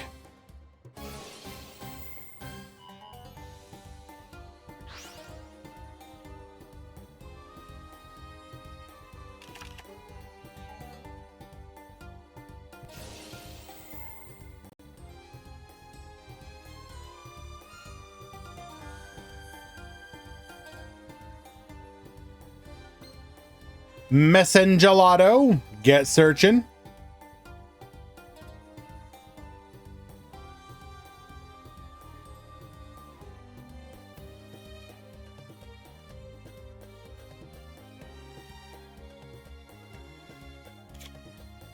Is this the most balanced meta ever? It's certainly one of them, if not.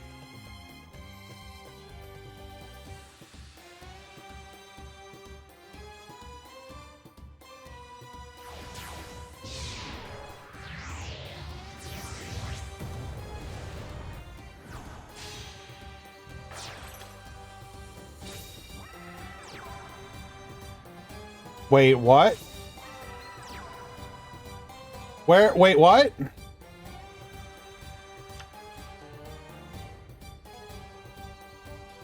Am I missing something?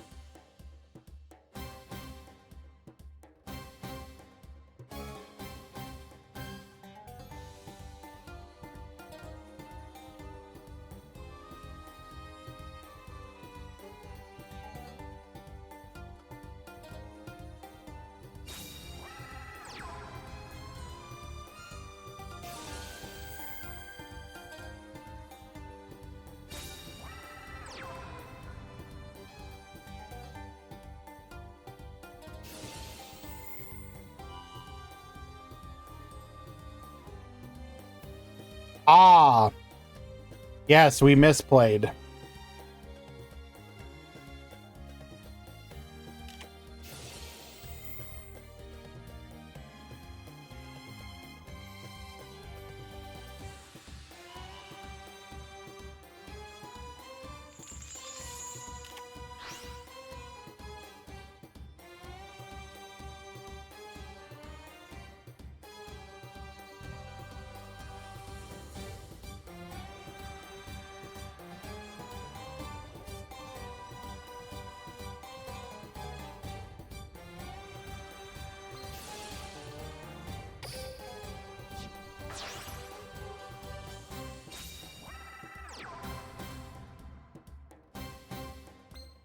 Brutal Dozer to the field.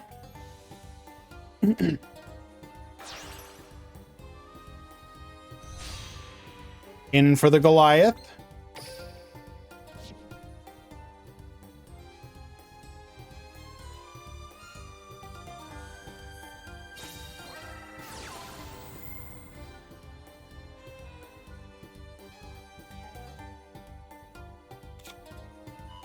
That was not a tribute summon, no.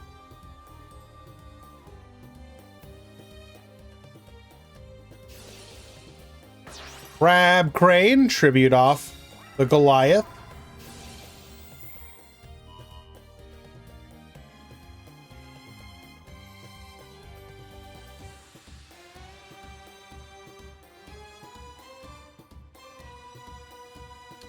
Nope, we're not done, Hans. We're gonna keep going.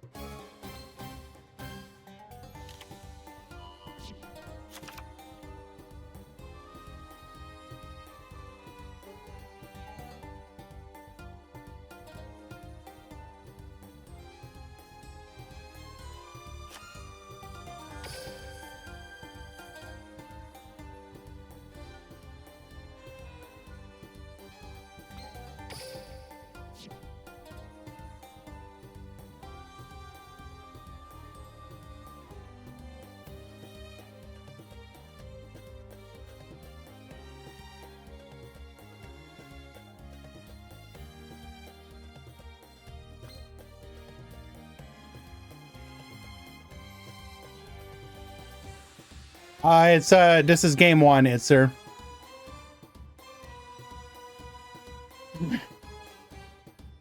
Why didn't we rank up though? Weird.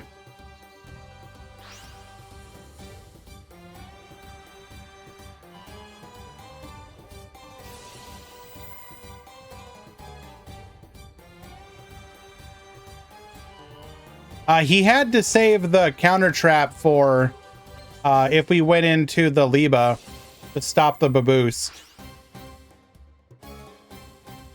But even then, that was still lethal, wasn't it?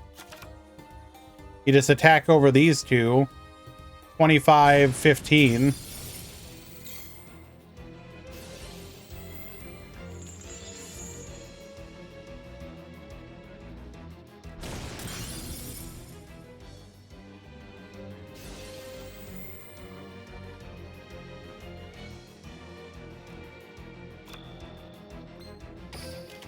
Doesn't Medolce just come back now?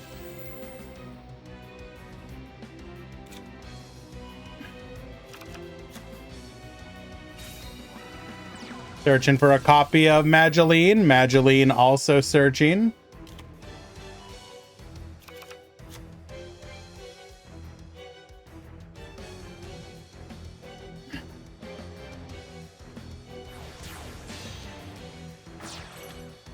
Into the Queen Tiramisu. Bow before your queen. It's not... The question shouldn't... Actually, we couldn't have gotten to the Liba. What am I talking about? We would have gone to the Earth Slicer. Earth Slicer would have been negated. Right?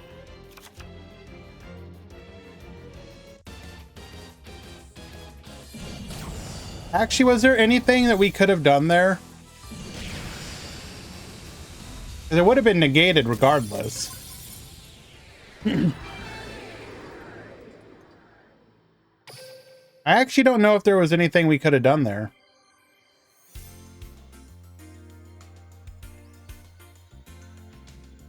No, because he was on the level 7 and the level 5. How does he get to the level 9? Yeah, we had the trap. They had the trap. They had the counter trap. Oh, Earth Slicer would be negated.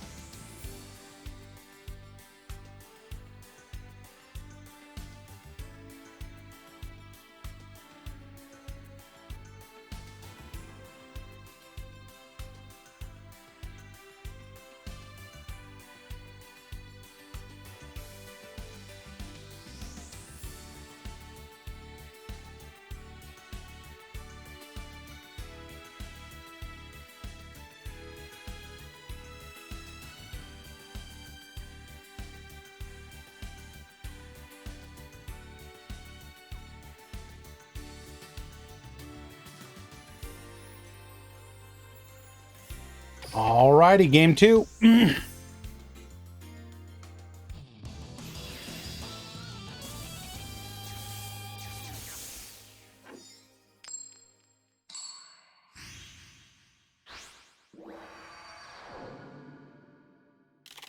Duel. All right, Medolce going first. So now each player will have had an opportunity to go first.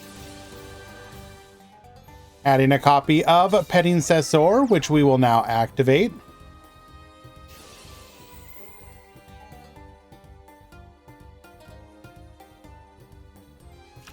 Oh, whoop.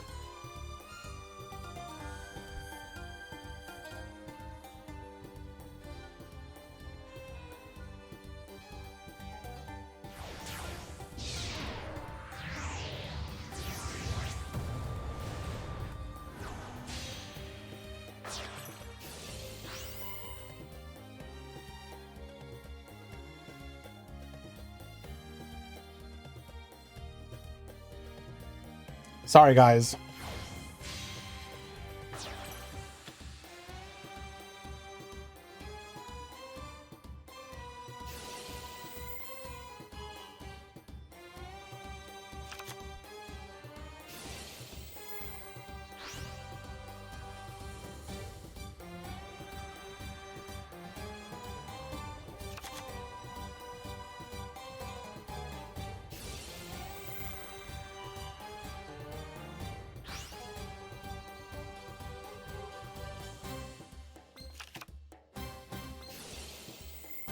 All right, Hoot Cake into the Messengelato, searching for a copy of the Medolce Knights.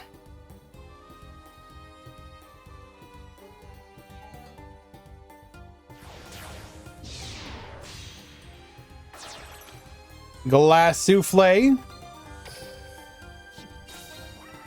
We're now going to set 1. We're going to set 2. We're going to set 3. Good luck, gamer.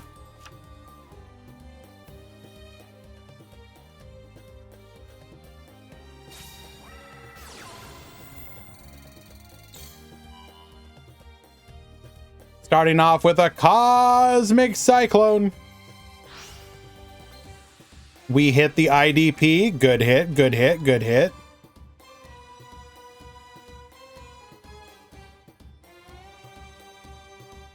Made the mistake of hitting it in the belly button slot.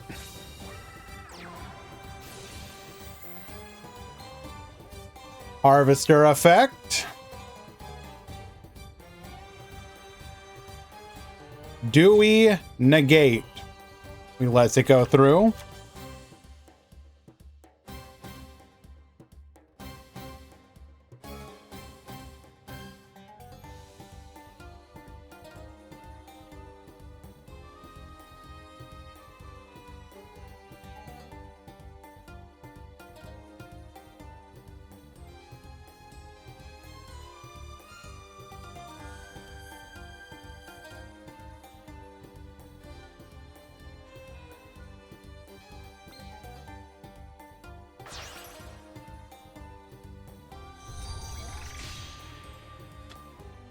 Going for the Goliath here.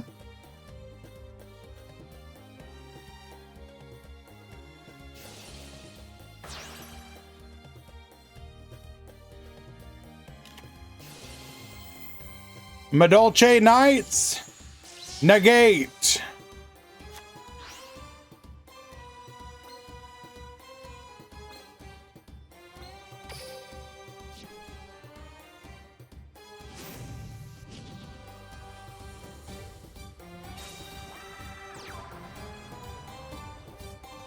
Will that be it? Have we shut down the opponent with a single activation of one of the weakest counter traps you can potentially play?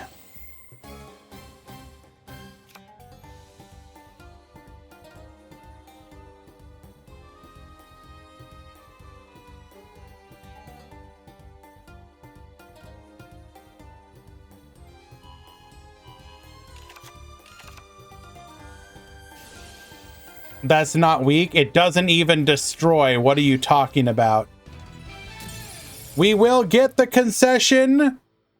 Medolce will win it and be your grand champions for the Duel Links Grand Prix number 43.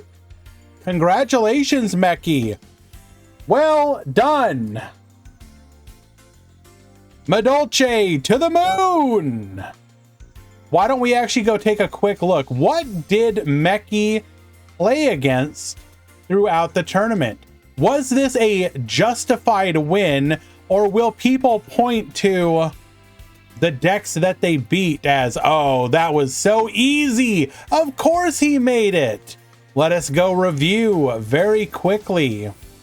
What did Meki play against on his rise to the grand finals? In round 1, we 2-0'd Thunder Dragon. Okay, not bad, not bad. In round 2, we 2-0'd BLS. That's a legit meta deck, okay.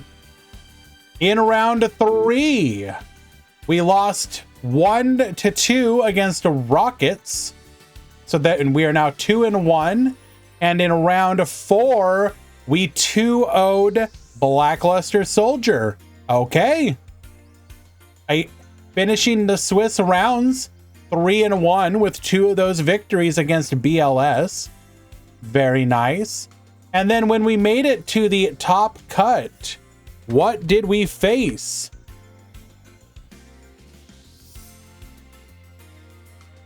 We have BLS with a 2-0 victory.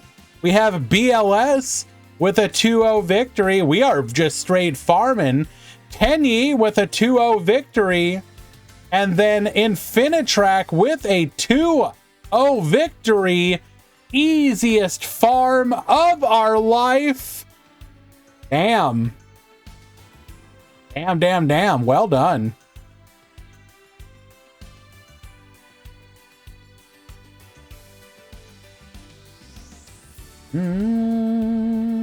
Congratulations, Meki. Well-earned victory.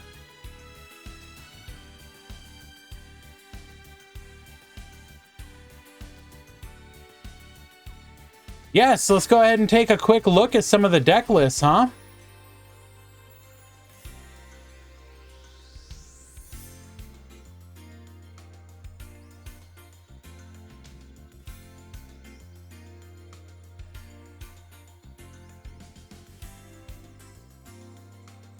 Hey, Grand, don't BLS just lose if Medolce return the ritual spell to deck?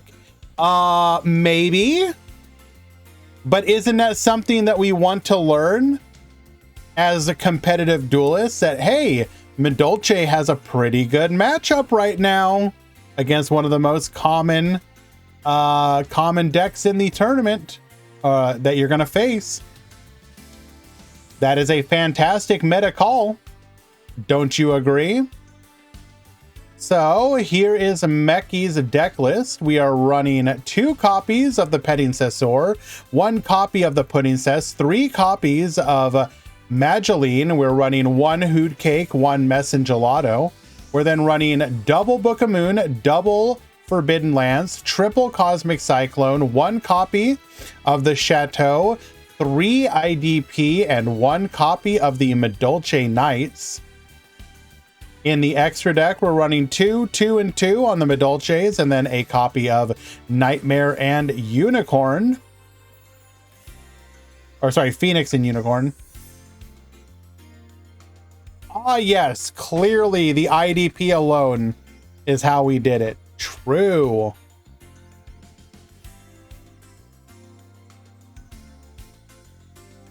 Our side deck.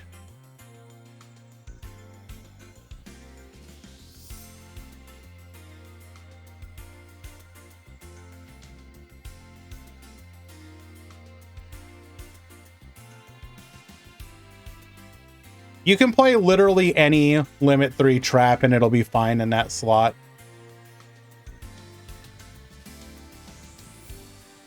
And here is Ramon's deck list.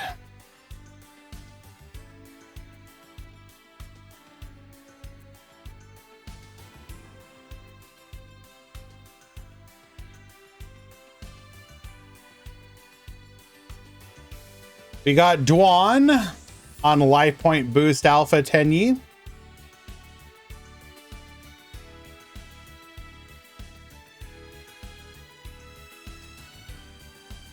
Our side deck. We got Lemon on Blackluster Soldier. Excuse me, is that compulsory escape device? LMAO pal.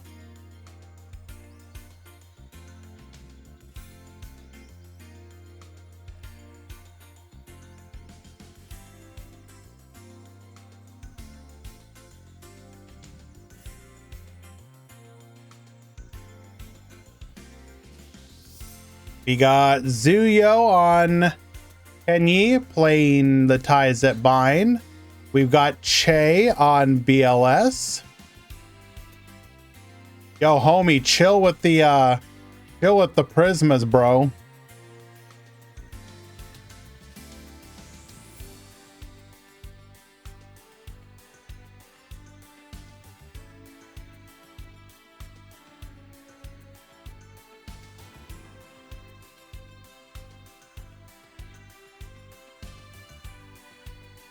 Logan with Destiny Hero.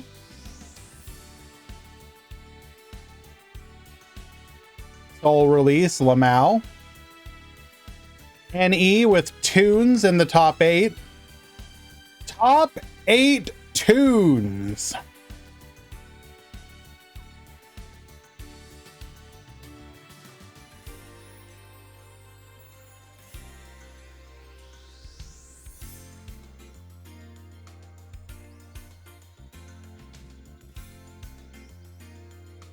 Where were we?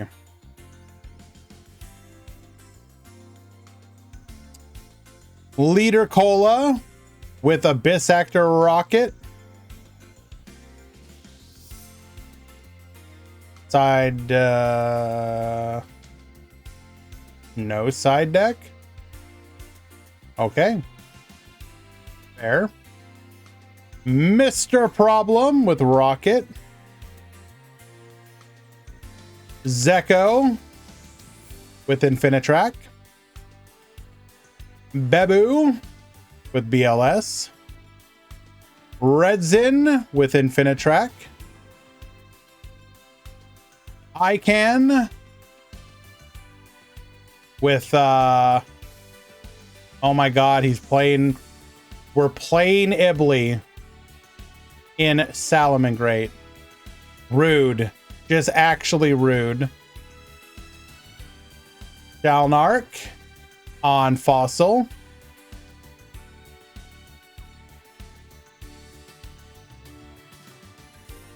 And Alien HR on Resonator.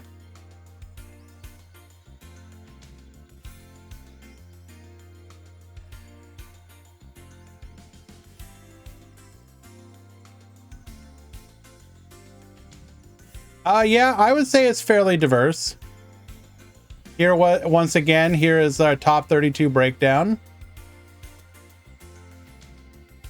Is Debunk good? I mean, it's not awful if you think about it. Like, Infinitrack activates from the hand, Tenyis activate from the hand. But in theory, why wouldn't you just play Mind Drain?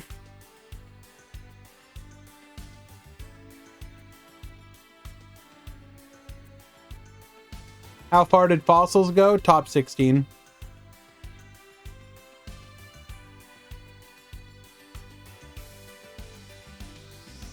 Debunk also works with Graveyard. Fair.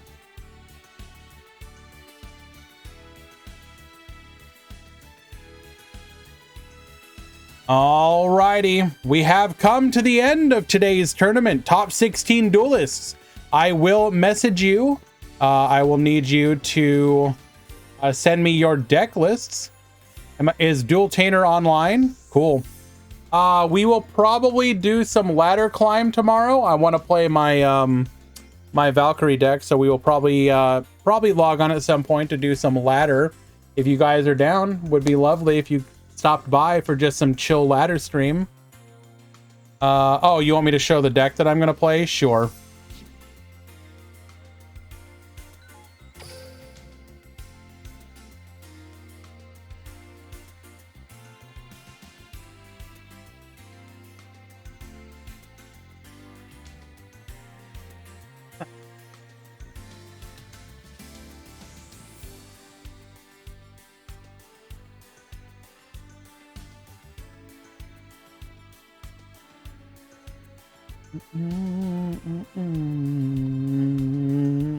It's got some fun combos. I think you guys will enjoy.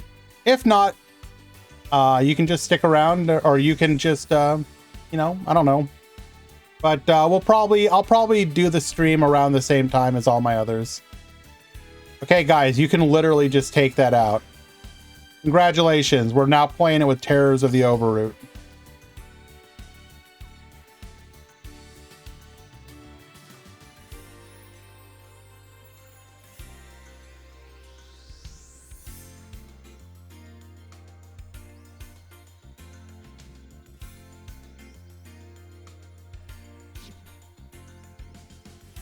We're gonna do one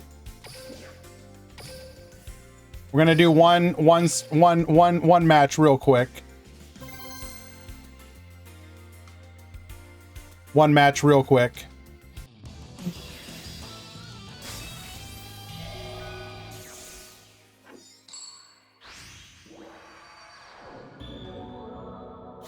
Duel.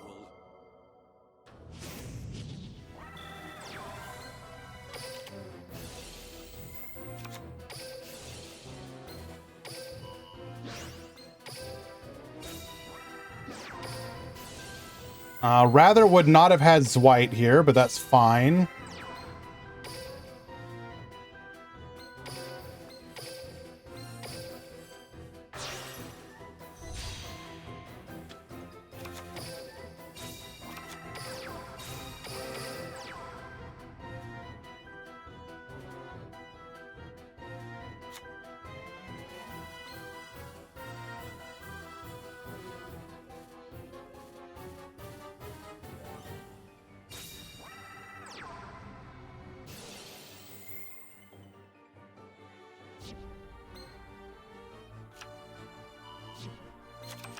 That's unfortunate.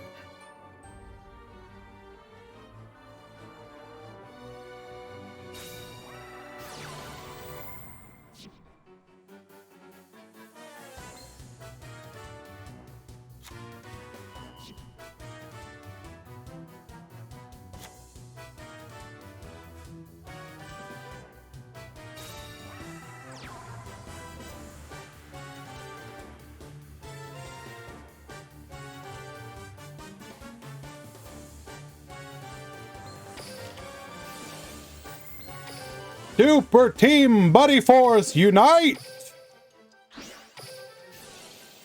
Big Run effect. Zwite effect. Activate. Get poppin'.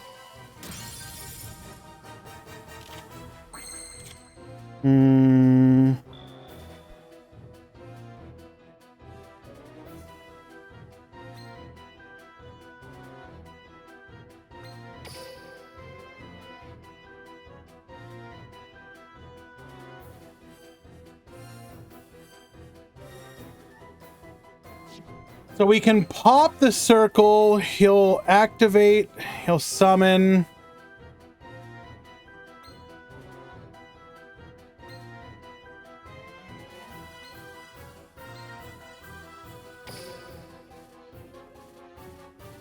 I can force it. He summons, I'll miss timing on the bottomless trap hole. I won't be big enough to beat over.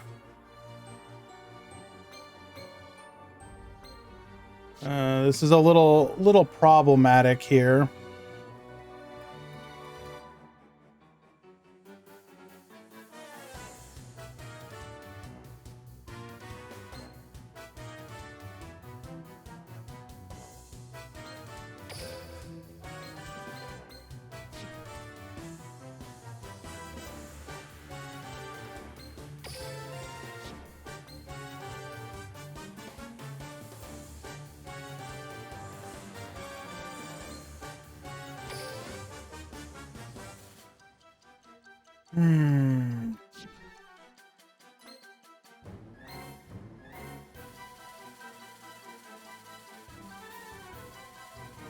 He absolutely has dark magician in hand.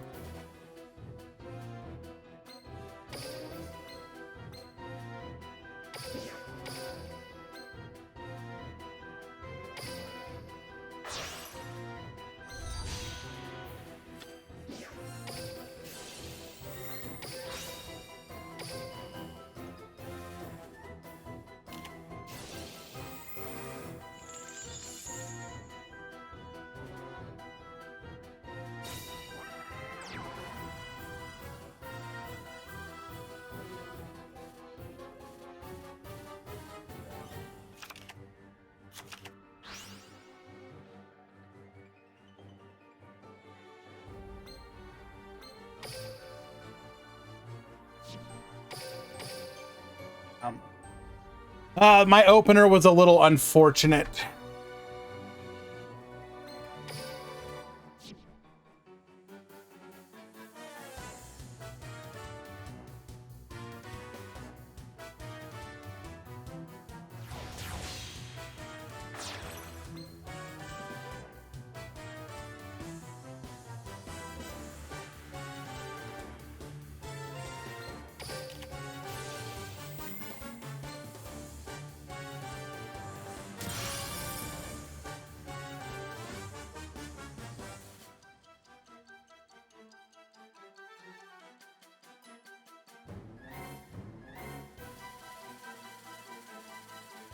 And we just full combo again.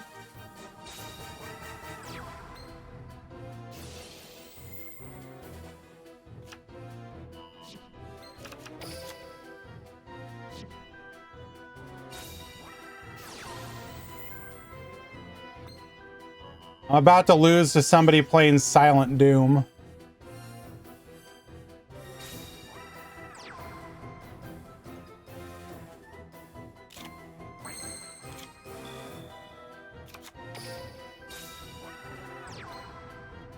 We have Dark Magician in hand.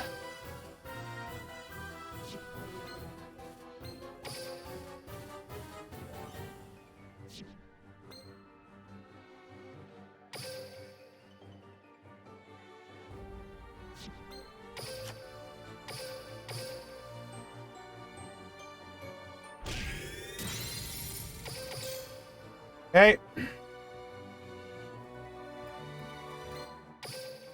He's got the negate here.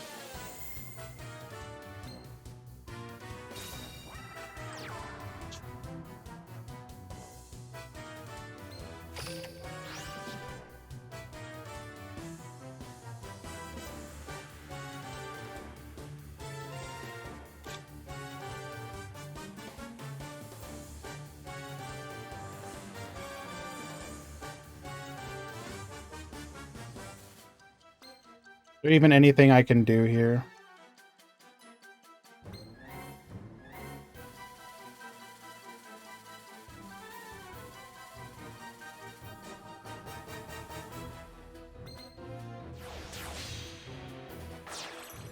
Homie. Bro, I can't. Bro, stop. Stop throwing, bro.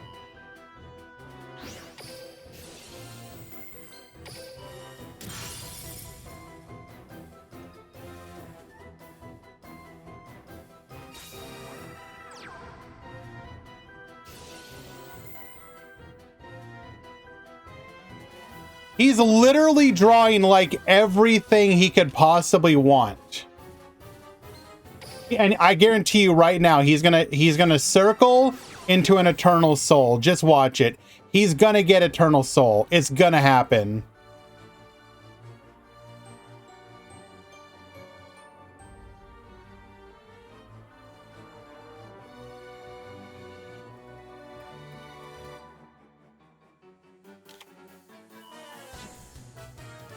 And told you, dude.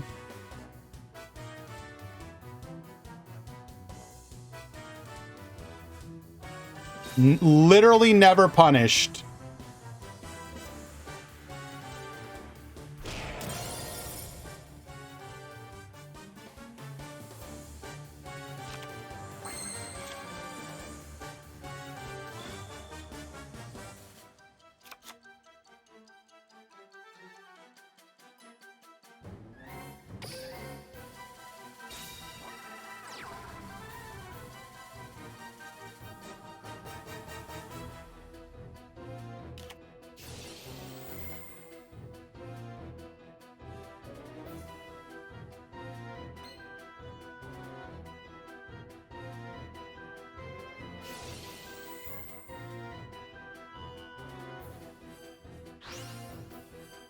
Actual genius here.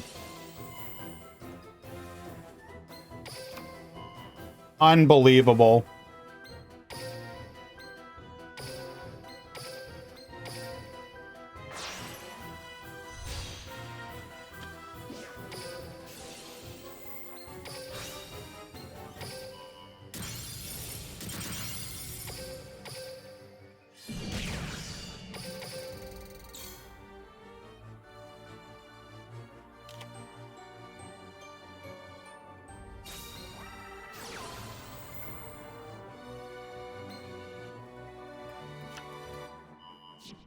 Thank God, dude.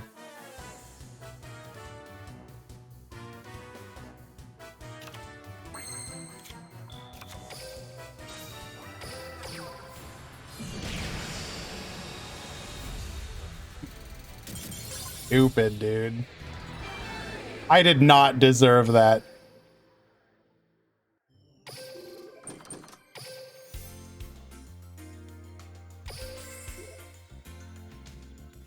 He was literally handed that match like 4 times on a silver platter.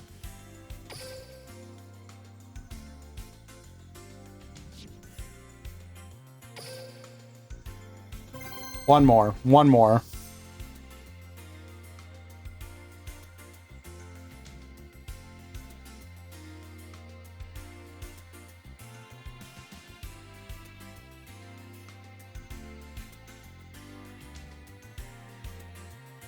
Hello?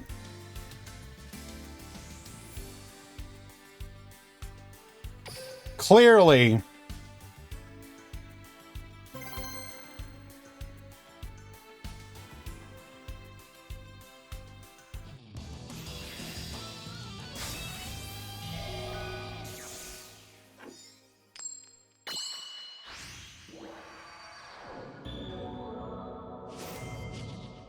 Another Dark Magician player. Monka Giga.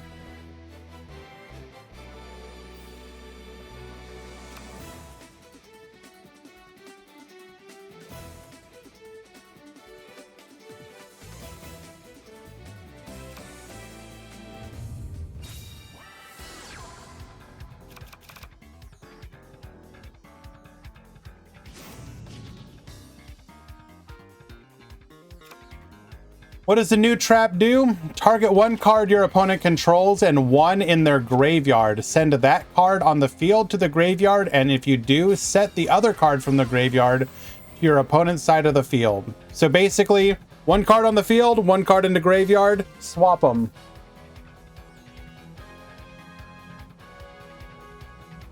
So you can target back row with it, monsters, it doesn't matter.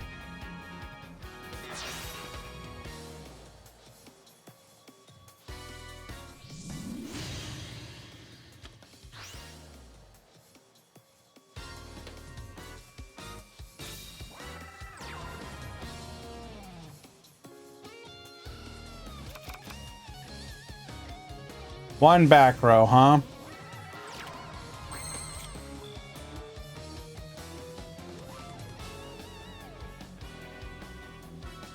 So we go 1 for 1, hitch the Urda, go for a copy of, yeah, okay.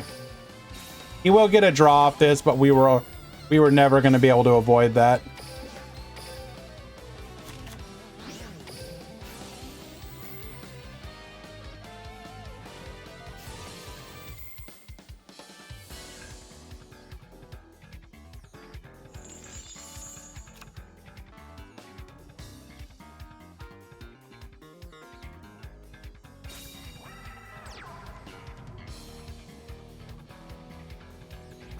So we can summon the Drit. Drit search the Virta. I think that's the play here.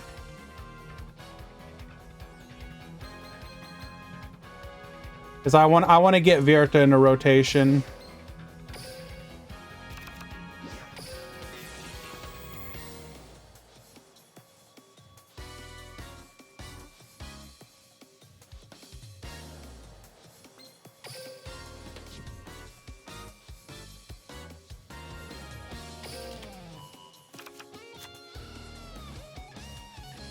Needle's fine. I still have access to Sigrun.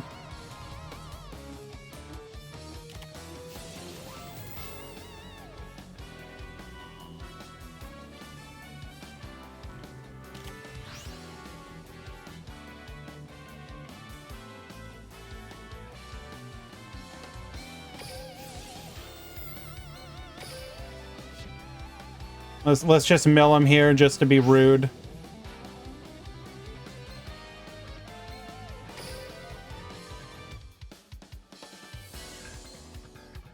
We can go hip Hashungan. We can either force out the back row or go the hip. I think we're going to go hip here.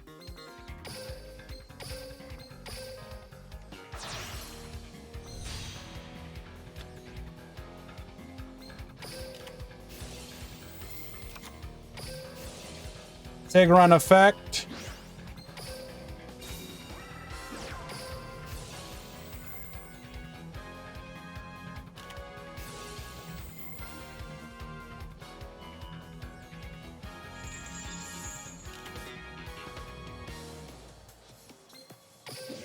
Erda.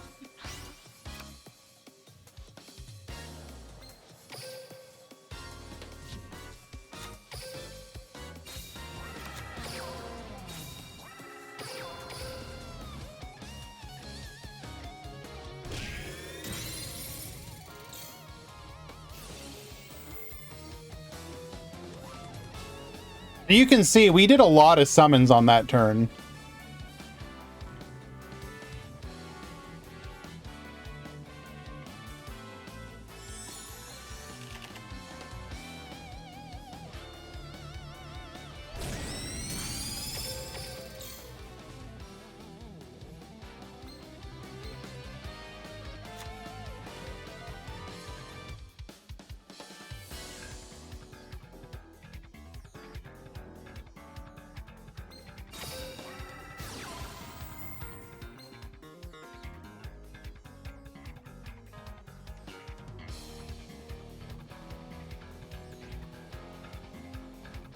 No, I'm just playing for fun.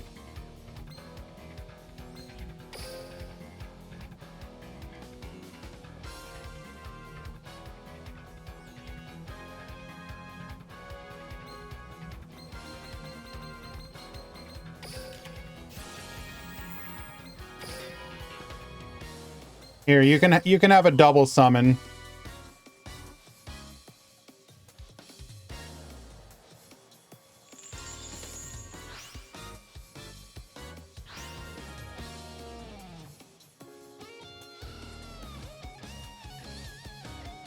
Have fun.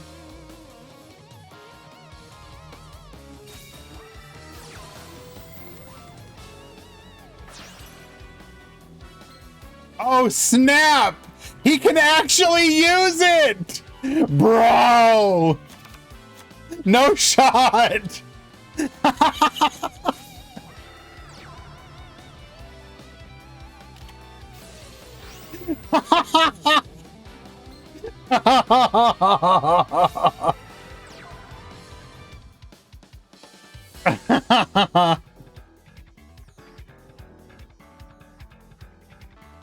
All according to Keikaku.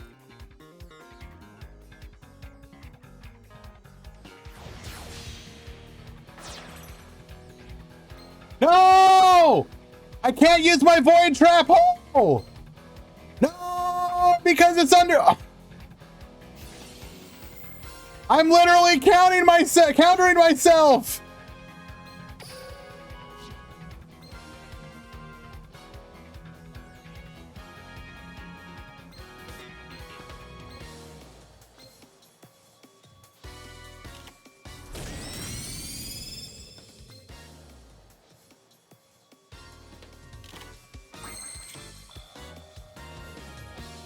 This is incredible, dude.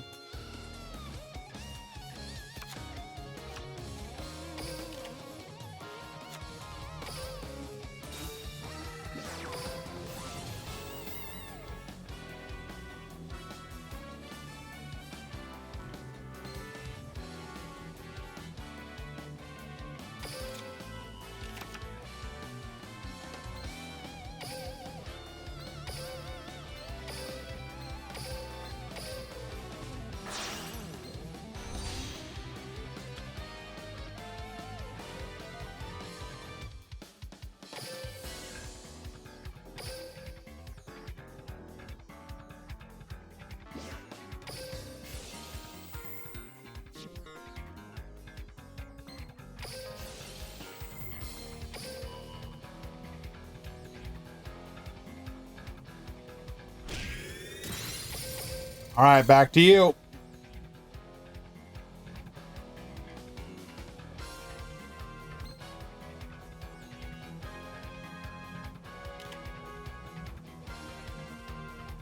I can't believe I literally played myself there. Was there something else I could have given him instead?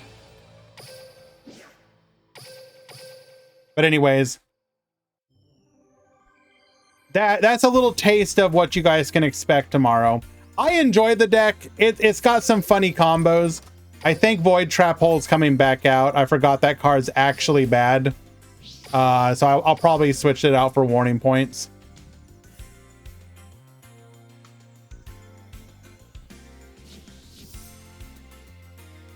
But yeah, let's go raid.